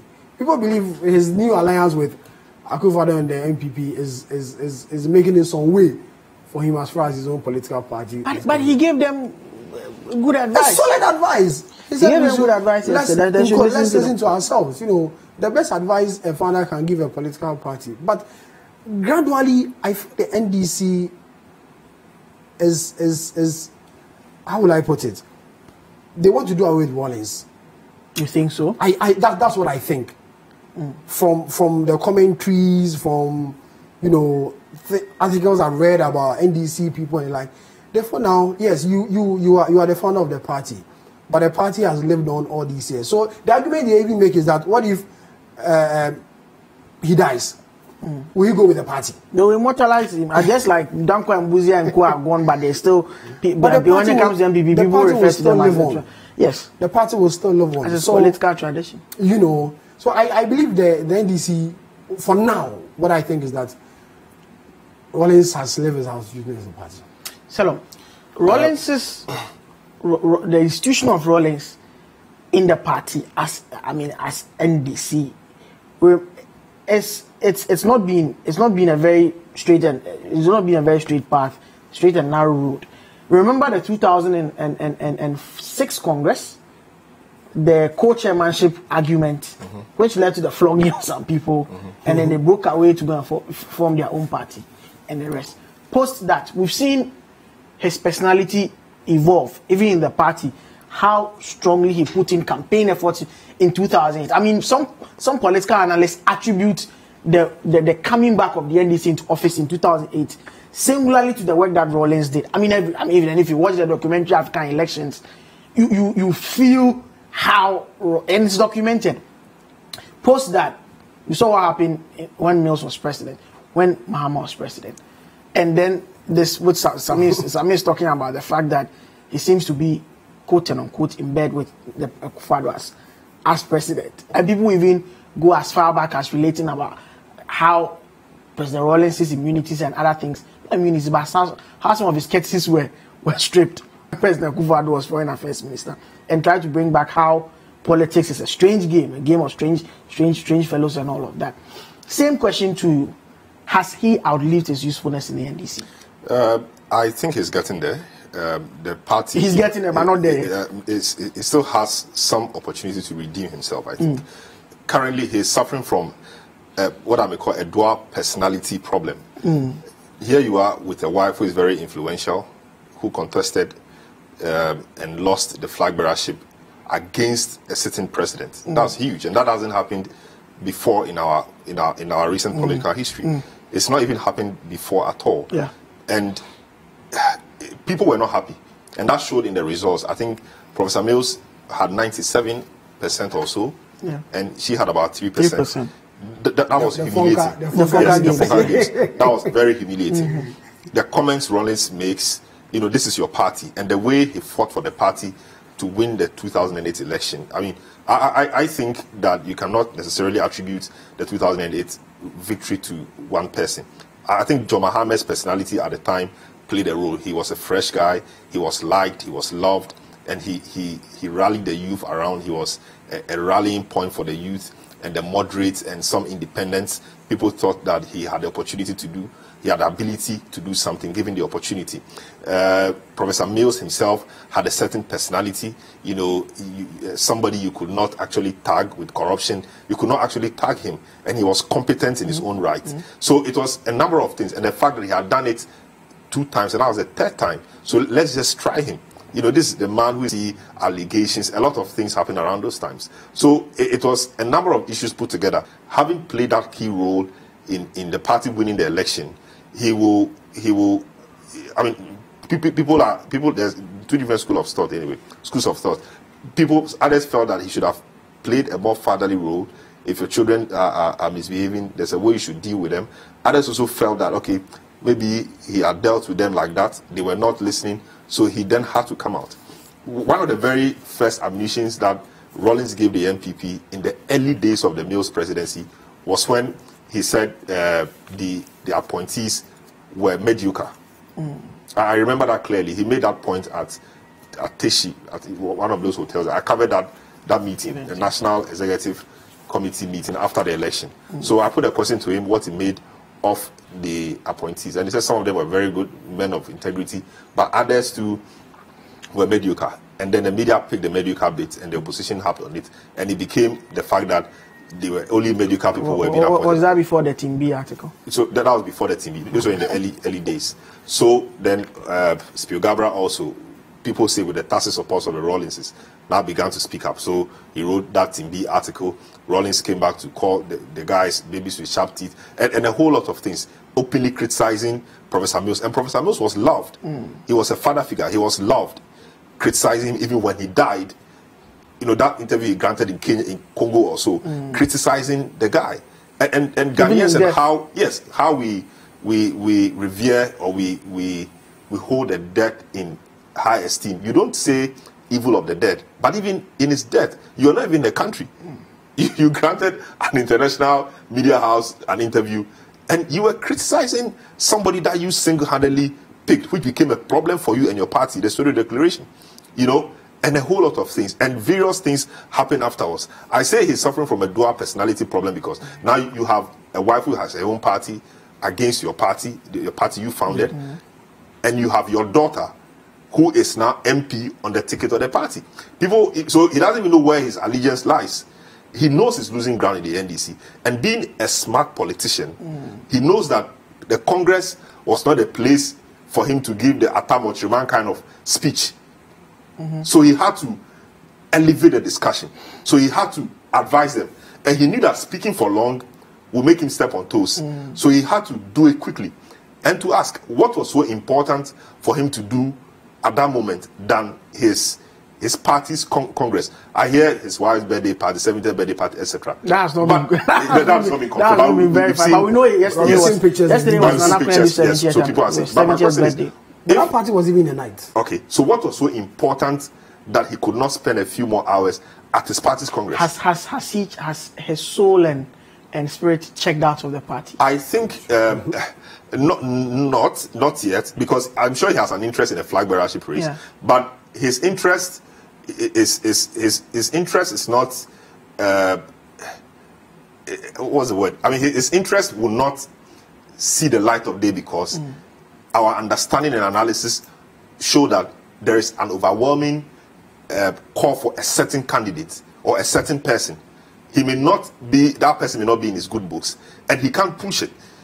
If he pushes it, the party will revolt against him. So yesterday, if he had gone on the tangent of chastising the party the way he is known to have done in the past, they could have booed him. And that would have become an anticlimax. Yes, they could have booed him. That would have been. So being a smart politician and the military strategist and former president, everything he is, he knew that he had to speak to the people.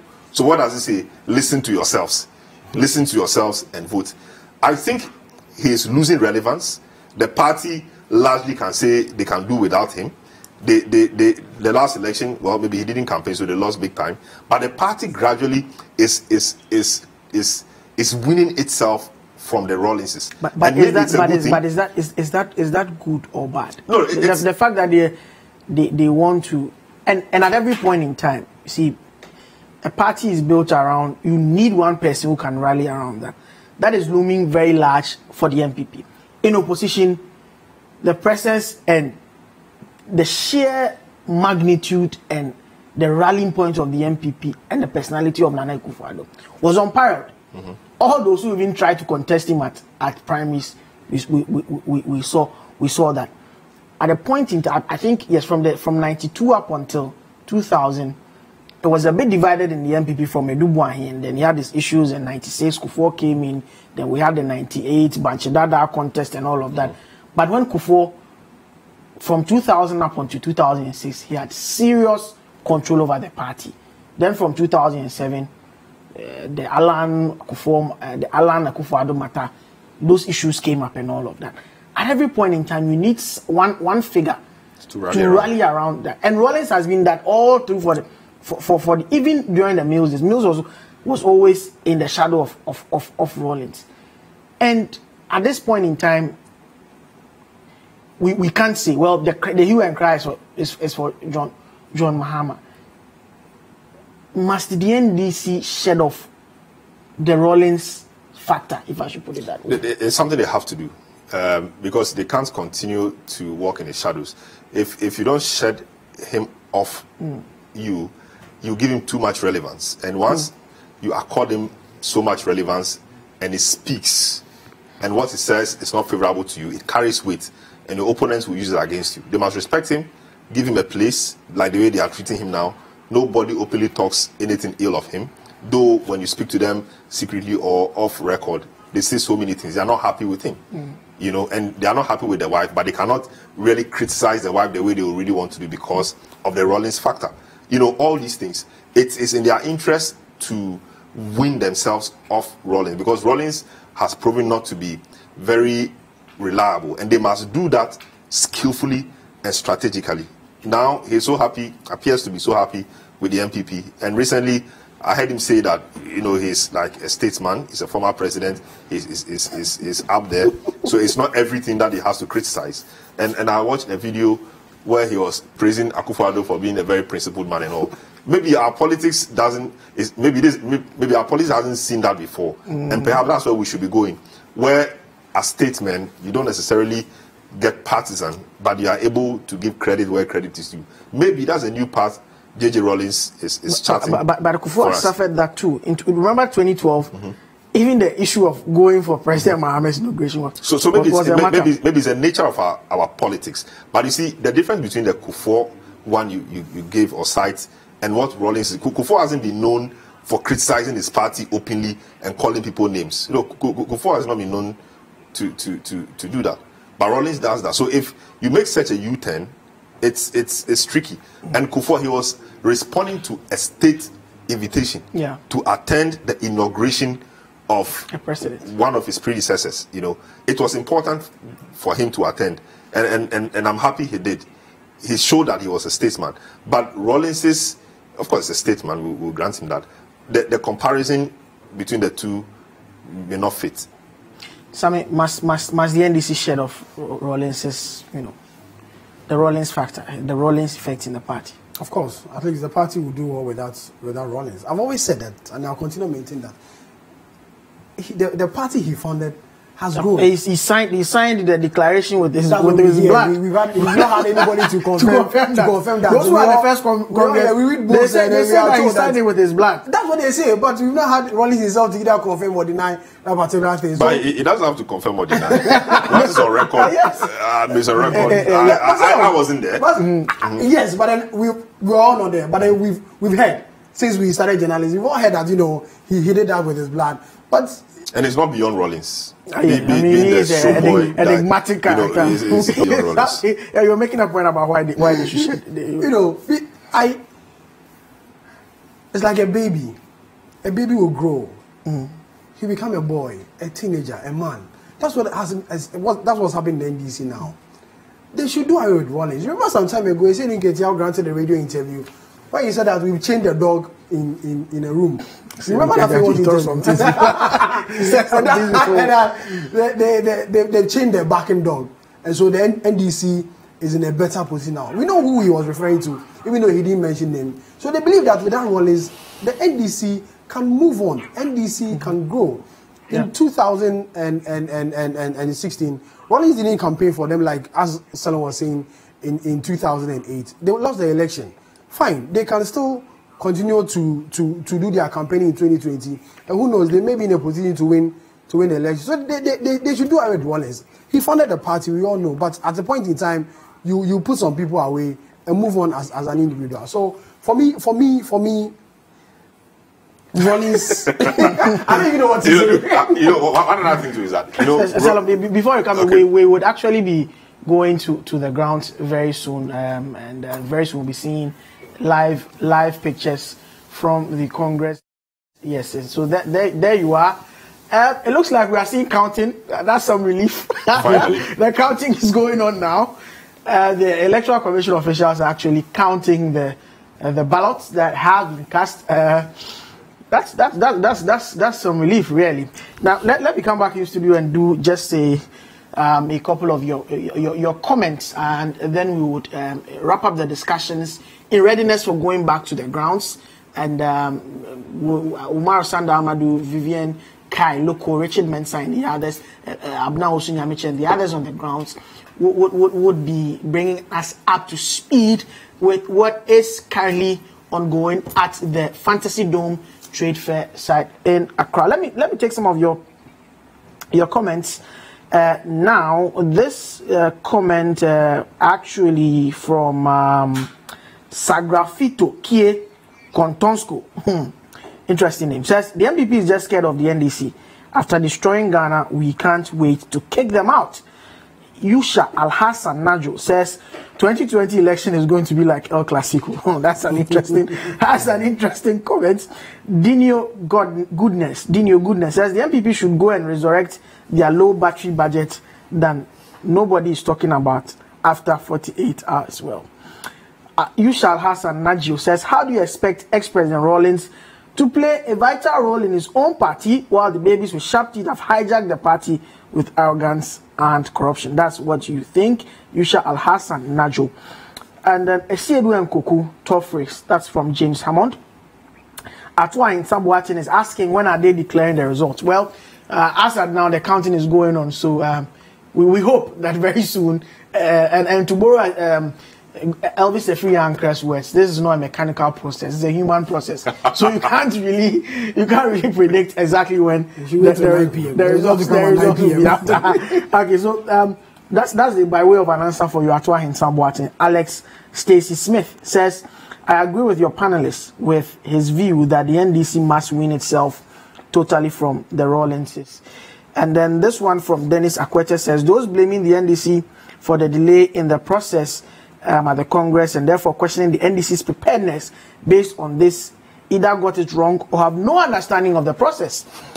If anything at all, the EC should be blamed. Wow. Instead, for not creating enough police stations to take care of the huge numbers of the delegates, because once the process has been handed over to the EC after the initial Congress activity, the NDC has no control until the election is over and declared shalom.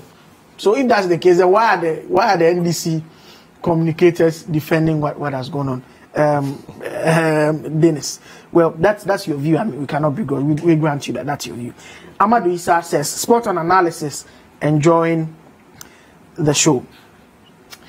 Yeah. Yes. So I mean, the Rawlings factor. My analysis of the psychology of Rawlings is that, every Rawlings came onto the scene at a very young age. Yes, at age 32, 33 thereabouts. He staged the 1979 coup. Though others may say he didn't stage it, but he had tried the field. What he done them did, and he got the 15 one. Yeah. So he had been around, and the influence he had at that time, they let the blood flow and everything. And for every person, when you are in your early 30s, that's when you work with people, you take instructions, you learn, you rise through the ranks, and everything. But for him, at that age, he became the boss. So in his formative years, where other people will learn how to take instructions and execute and things, he was the one giving the instruction. And he stayed on for about 19 years, close to 20 years. So he had not known dissent. So 32 plus 19, that's like 50. So he had grown, he had become an old man, 50 years and over. And then now you ask him to, I mean, now we went into the democracy, or I mean, two terms, he had finished. So he had never known dissent. He had really never known dissent. Anytime he spoke, it was his word or nothing. Now he comes into so-called opposition. We are criticizing us in opposition, blah blah blah. You know, trying my wife. You know, other appointees of mine, etc. We've tried so hard, execute an election. 2008, we win, come to power 2009. And then when I talk, you small voice, you come and tell me what. This is a man who has never known dissent. You know, you come and tell me what. So I think he's failed to transition. He's failed to learn that the country is moved on. And so he must grant himself that, and grant the people that, also to know that the people that he saw as young people are now also old people. Asiedu Nkita was quite young when he appointed him. Asiedu Nkita has grown. He's also done things for himself and for the party and for the country. Other people have also done, the Ahoys have done things. You know, they've also contributed. So if you want to be treating them the same way we were treating them before, they wouldn't agree, because they are elderly people. You can't go and stand somewhere and say things about them and expect them to be quiet. They can't. And even though they may not say it themselves, they also have hangers on. People who they influence, people they give sponsor money to, the so-called babies we sharp to, I'm not very sure. But they will also come out, use their platforms, social media or other media platforms, to castigate you and to say things that they themselves are unable to say about you. When you do so, you devalue yourself and you lose influence, and that is where he is now. He has to reinvent himself, come again, rally the people around him if he wants to be that rallying point and make himself relevant. But I dare say that his wife may not allow him, because it appears that his wife is benefiting from the difficulty Rawlings himself is having with the NDC. Very, very, very, very difficult. Of course, we've spoken about, you know, the Rawlings factor, and we've done the analysis about the age and the NDC. But the NDC is a party that is noted for allowing or giving the opportunity to young people. I mean, people jovially say that in the MPP you have to follow a queue, of course. Also, that kind of thing. But let's look at the new people who are the fresh faces who are coming into the party, and well, we would credit Professor Mills for giving most of the young guys. But I mean, I have also noticed that, and this is an analysis that can be questioned. Anytime you have an academic or somebody from a university background leading a party, I see where you're going with this. Yes, and I'll cite the example of Buzia. Yeah, it was Buzia also allowed the likes of Kufuor, the likes of all those guys, and from the crop who came and J.H. Mensah, the Johnny Selbys, all those, and I mean, J.H. Mensah was 40 when he was finance minister. Kufuor was 22. 20. No, he was Kumasi Mayor at 22, but he became minister at 27. When he was a deputy minister of foreign affairs, when he was appointed, like he was Kumasi Mayor at 22. So, and at least, well, Liman also was some sort of an academic. He brought in very young guys, the likes of Kamda Costes and the rest. And then we have Professor Mills also doing that. But my question really is that, from when you look, when you take a question, let me just stop. But these are the Republican presidents or prime ministers you've mentioned. So apart from Nkrumah, whose circumstances were different, Buzia Second Republic. Apart from the three you've mentioned, we've had military. Rawlings is different because he was a military guy who metamorphosed into. And then we've had Kufuor. And then people have been criticizing the number of young people who are in Akufuor. Even in the Rawlings case, the same argument we made for him. People like Tobi Kwachi and the Ahoys, they were very young when they got into government. So I think, like you said, your analysis could be questioned. I think quite a few questions can come up. It's a revolutionary era. And the revolution was for young people. It was carryover from the military era. The point I'm making is about the appointments. Your point was about appointing young people who, in the future, became and take over the party. But I'm saying that the military guys like Rawlings also did same. He even brought in fresh university people like Totobi Kwache and Co. But he wasn't an academic. He was a Buga military man. But the same argument could be made for him, which means it is not a watertight argument. I don't want to say watertight argument, but that sounds a bit, well, every argument can be. But the question I essentially wanted to ask was about how the NDC can manage this, because you're having young people coming into the executive setup. Looking at Sami Jemfi, you are looking at if Akamba wins, Koku, if he wins, is a younger person. If he wins, I'm saying if he wins. No, but it's a younger person. Yes, relatively. In comparison with the same and so many. Opariado, even Hanabisu is also a younger person. Looking at the fact that the parties lost, a lot of the blame went to the younger folk. How does NDC manage this phase? Well, the compare it with the MPP, you know, their biggest opponents, you know. Many people have said that in MPP, there's no retention policy. You know, because when you look at the current couple of leaders they have now, let's take one after the other. Let's look at Freddie Blade. He's quite an elderly man. You know, okay, we will come back and do this analysis. We have some time. We are going to the Trade Fair Center right now, Fantasy Dome. This is City FM, City TV. Take it over, guys, from the grounds.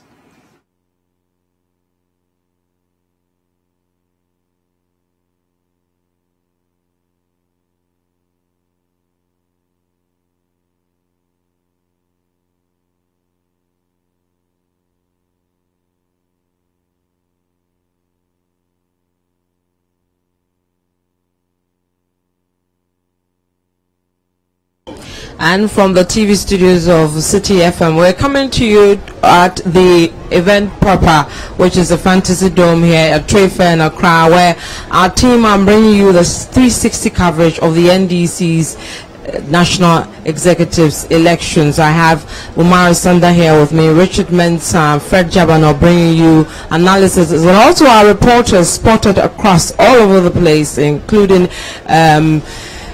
and Shelley, Zuru, and all. So I help me with some of the names. Well, loads of the Napa, Masiao, Abena, Nyamiche, and loads of them bringing us everything we need to do on the spot. Media, online team. On all that. But Sanda, you were in previously a couple of minutes ago, and we're all waiting for the declarations to be made. But what exactly is going on in there now as we speak? Okay, so the party has realized that if they continue at the pace that they are continuing, we'll probably see the results tomorrow or tomorrow next.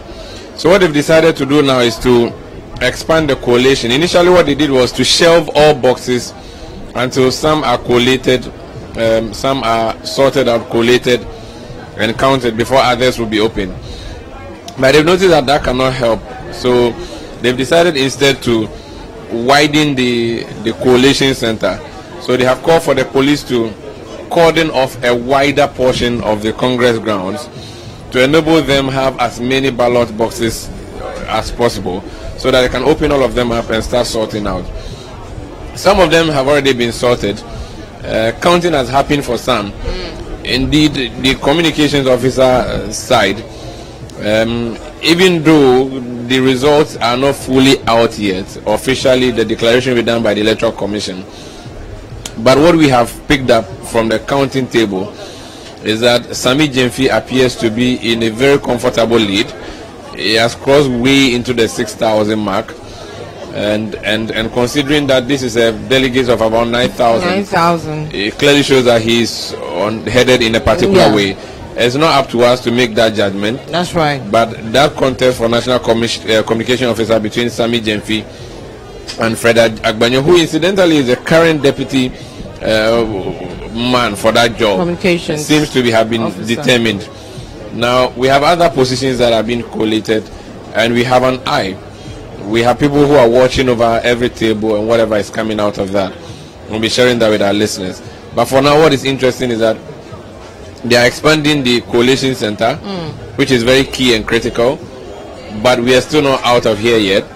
It's getting to 3:30, but we still have a few more hours to go. If we consider that voting ended at 9 o'clock, And if voting ended at 9 o'clock, and for the past 6 hours, all we have been doing was to be sorting out ballots and counting them, then we can say that we still have some 6 hours to go, because nothing has really happened. And if you look at the footage we have, the live views we have from the dome, you would notice that there are piles of ballot boxes in the background.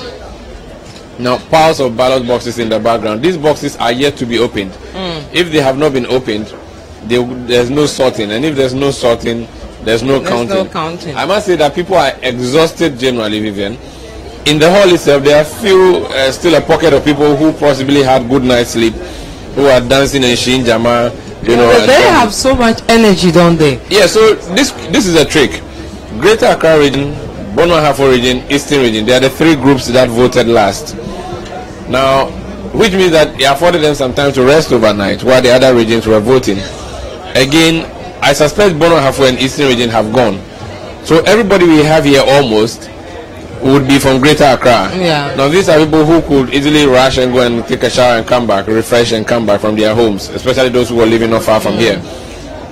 And I also suspect that they possibly are some members of the party who are not even delegates who slept here. So yes, they are keeping the place lively, it's active. But even the candidates themselves, you notice that they are very exhausted. I have been there to speak to candidates. And most of them still on the ground. They're still there, of course. You have to. This is the final hours, and your agent is the man who will represent you at the table. But you have to have an upper eye. When I was up there, I saw Edu Boahin, for instance, who is a deputy communication officer who is seeking re-election, climb atop a chair and giraffing into the sorting room to see what's happening, because you have to police it to the end until the last ballot is cast. Kokwanyido, who is there, early in the morning there was an issue during voting, and I saw Johnson Asiru Nkitia get up and walk there, and he got all the fans and the chairs, but he went there to go and check what exactly was going wrong. So these are not issues that you take lightly. Look, you've invested so much money, you've invested so much resources and your time, and your health and all of these. Maybe an old elderly person. Imagine touring this country, crisscrossing this country as an elderly person, and then on the last day you go to sleep saying that, oh, Agbina. By the time you come back, you know. So it is the last minute hours that matter. Media houses, and if you look at the media village where we are operating from, many have folded up. It's getting empty now. Many have folded up. Yesterday was loud and bustling, and now everybody is like, I want to sleep already. I think most people are tired. What is not right, Vivian, is that the NDC has succeeded in exhausting all of us. You have to go to work tomorrow. You possibly have to read the business news on City Breakfast Show tomorrow at 7. I have to be in the office. Every cameraman here or woman here, every reporter here has to go to work tomorrow. We had pre-planned in our heads that we're coming for an NDC Congress that was on Saturday, and we knew that would be ending latest Sunday morning, and then we'll go home and have the rest of the day off. But now we are having to not be sure when we are even going to close. Now if this stretches into another 6 hours, we are going to 9 p.m. and people haven't had a shower, people haven't refreshed up, people didn't even have toothbrushes and toothpaste here. What the NDC has done is to hold all of us hostage, and it is not right. They claim that they have done brochure that we have here. It says National Democratic Congress, 9th National Delegates Congress, 17th November 2018. 17th November, that's what it says. It didn't say 17th, 18th, 19th, 20th, and it didn't say it's infinity, you know. And so that is very unfair for the NDC to do to do what it did to journalists and to their own delegates and even to candidates. There is a better way you could handle 9,000 human beings. 9,000 human beings is a very insignificant number if you consider other elections. This is a party that is going to flag bearer contest with 270,000 delegates. Of course, it will not be at a central point, but 9,000, come on, Vivian. If we had so many voting booths, So we're trying to sound a hunger. We're trying to give viewers a sense of what is happening now, like outside the Fantasy Dome. We are the media village now, so we're giving you a picture of the media village. This used to be a packed place. If you came here yesterday, virtually where the cars, so there are some cars moving now. It was even difficult for these cars to move. It was such a so difficult the studio of path. ARC-FM is virtually empty. Mr. Ajao can move his camera to the left. Class FM across from us, just one guy, tired. That canopy, actually, the white one on your left, has no branding at all. The people there possibly have abandoned posts. Yes. And then the next one to it, I'm not sure if that's called violet or pink. I'm not sure that color. The one on the left to the white. The violet. Yeah, there are people there, of course. There are some journalists there. And then you proceed further. That's, I think, Radio XYZ. And then you move on. Look at all these rooms are empty. Stop, yeah. Now go forward. You see, and these guys are dismantling their cables, clearly tired. You know, this is Oku 96.3. They are done. Yeah. Ahuto FM is to the left, 92.3. They are done. There are some guys wearing blue at the background there, probably wondering, this is not what I said to my family when I was leaving the house. And that is what is happening. It is a sad situation, Vivian. And if you can pan further, and our camera work is wonderful here, showing us what is happening. Clearly, these are empty rooms. These are very, very empty rooms. And you do not blame the journalists if they do not cover this. Because they had come here with the mindset that, look, that's a billboard of XYZ being carried into a truck. They are done for the day. They are not interested anymore. You know. And this is very unfair to the journalists. This is very unfair to even the party supporters who came. And some of them have been here since Friday, actually, not just on Sunday, Vivian, from Friday. We came here, even though the trade fair is supplying us with power, we rented out generators. You know, we rented out equipment that we are using. That is extra budgetary, unplanned budgetary burden on our head. And that's just for we here at CTFM and CCTV. Other media houses may have put in other measures. Look at that yellow truck. I know that truck doesn't belong to the media house that it is hauling the stuff for. They probably are having to rent it out. I don't know how long they had to put that truck there to wait to carry their stuff. I think moving forward, political parties have to wise up in conducting events like this.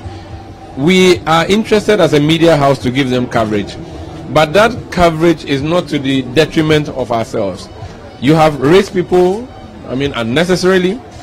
The number of human beings who slept here last night under terrible conditions when they could have been sleeping on their beds. I have seen people lying in buckets of pickups. That is a pathetic thing to see. People have had to sleep in cars. People have had to sleep sitting up in chairs. What this means again is that for the NDC delegate who traveled from Yagaba Kubori to Accra with the intent that he's coming to vote for candidate A or B. So we're taking you to the dome proper, where these are actually pictures from yesterday. So these are okay. This is a dome, the Fantasy Dome proper. This morning, rather. Okay, when people were tired, exhausted. So even some of us, you know, from here. I mean, look at this. Look at this, because you don't have a proper place to rest, etc. So this is what you see. If you came from Sisala East, you were coming to vote. Your plan was to come and vote, and then when you came, you were so exhausted you decided to sleep in your chair. Even security guys are sleeping, and that should tell you, Vivian, the mess that NDC has created for all of us. You know. Now, I was making a point about, you know, resources. The people who came to vote, if you were listening to the announcement at dawn, there was an announcement. Wenchi bus is ready to go. If you are not, they were saying it in Tree. If you don't hurry up, the driver will leave you. Now, the person came here to come and vote. The fact that the driver wants to leave means that that was a time that they had planned to leave. So this man will leave without voting. Now who lost? Is it the NDC or the man who came? Both parties have lost.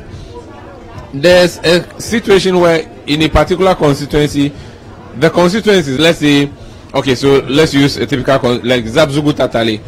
The constituency executives or delegates from Zabzugu and Tatale would come together, or Zabzugu and Sanguli, Tatale, Sanguli and Zabzugu would come together and say, let's organize a bus for our delegates. They organized a bus. They came to Accra maybe Saturday morning with the intent that they'll vote and go back. The bus has been told that we'll leave here at 1 a.m. because Zabzugu is the eastern part of the northern region. What I kept hearing was that the people of Zabzugu had voted the previous night, last night. The Sanguli or Tatale had still not voted as of this dawn. And they were so angry. And they wanted to pounce on the guy who was making the announcement, Peter Kwekubanfo, my own very good friend from Radio Gold. Now, this is not through his fault, but the Electoral Commission handlers, or whoever is handling the commission election of this party, clearly didn't plan this. And I've heard officials explain it away, saying that, you know, until the last man votes, they cannot close. That is unreasonable. Everything must have a cap. I mean, even in the national elections, there's an end to it. There's an end. There's an end to it. You don't. It's at 5 p.m. and if you got there before the 5, you're allowed to vote, but it doesn't stay open till. When I interviewed Kofi Adam earlier, what he said to me was that because it's a National Delegates Congress and everybody's entitled to a vote, someone may choose to go and be roaming, and then he eventually comes and says, "Hey, I haven't voted, so he has to be allowed to vote." That's lawlessness. You know, that is disrespect to time, and we are not interested in that.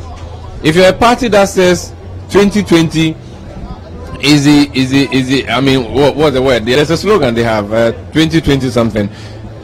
2020 itself is time bound, and you are a party that just yesterday you went to adopt a memorandum or an amendment that says that henceforth you would elect your flag bearer 21 clear days and not 21 clear months,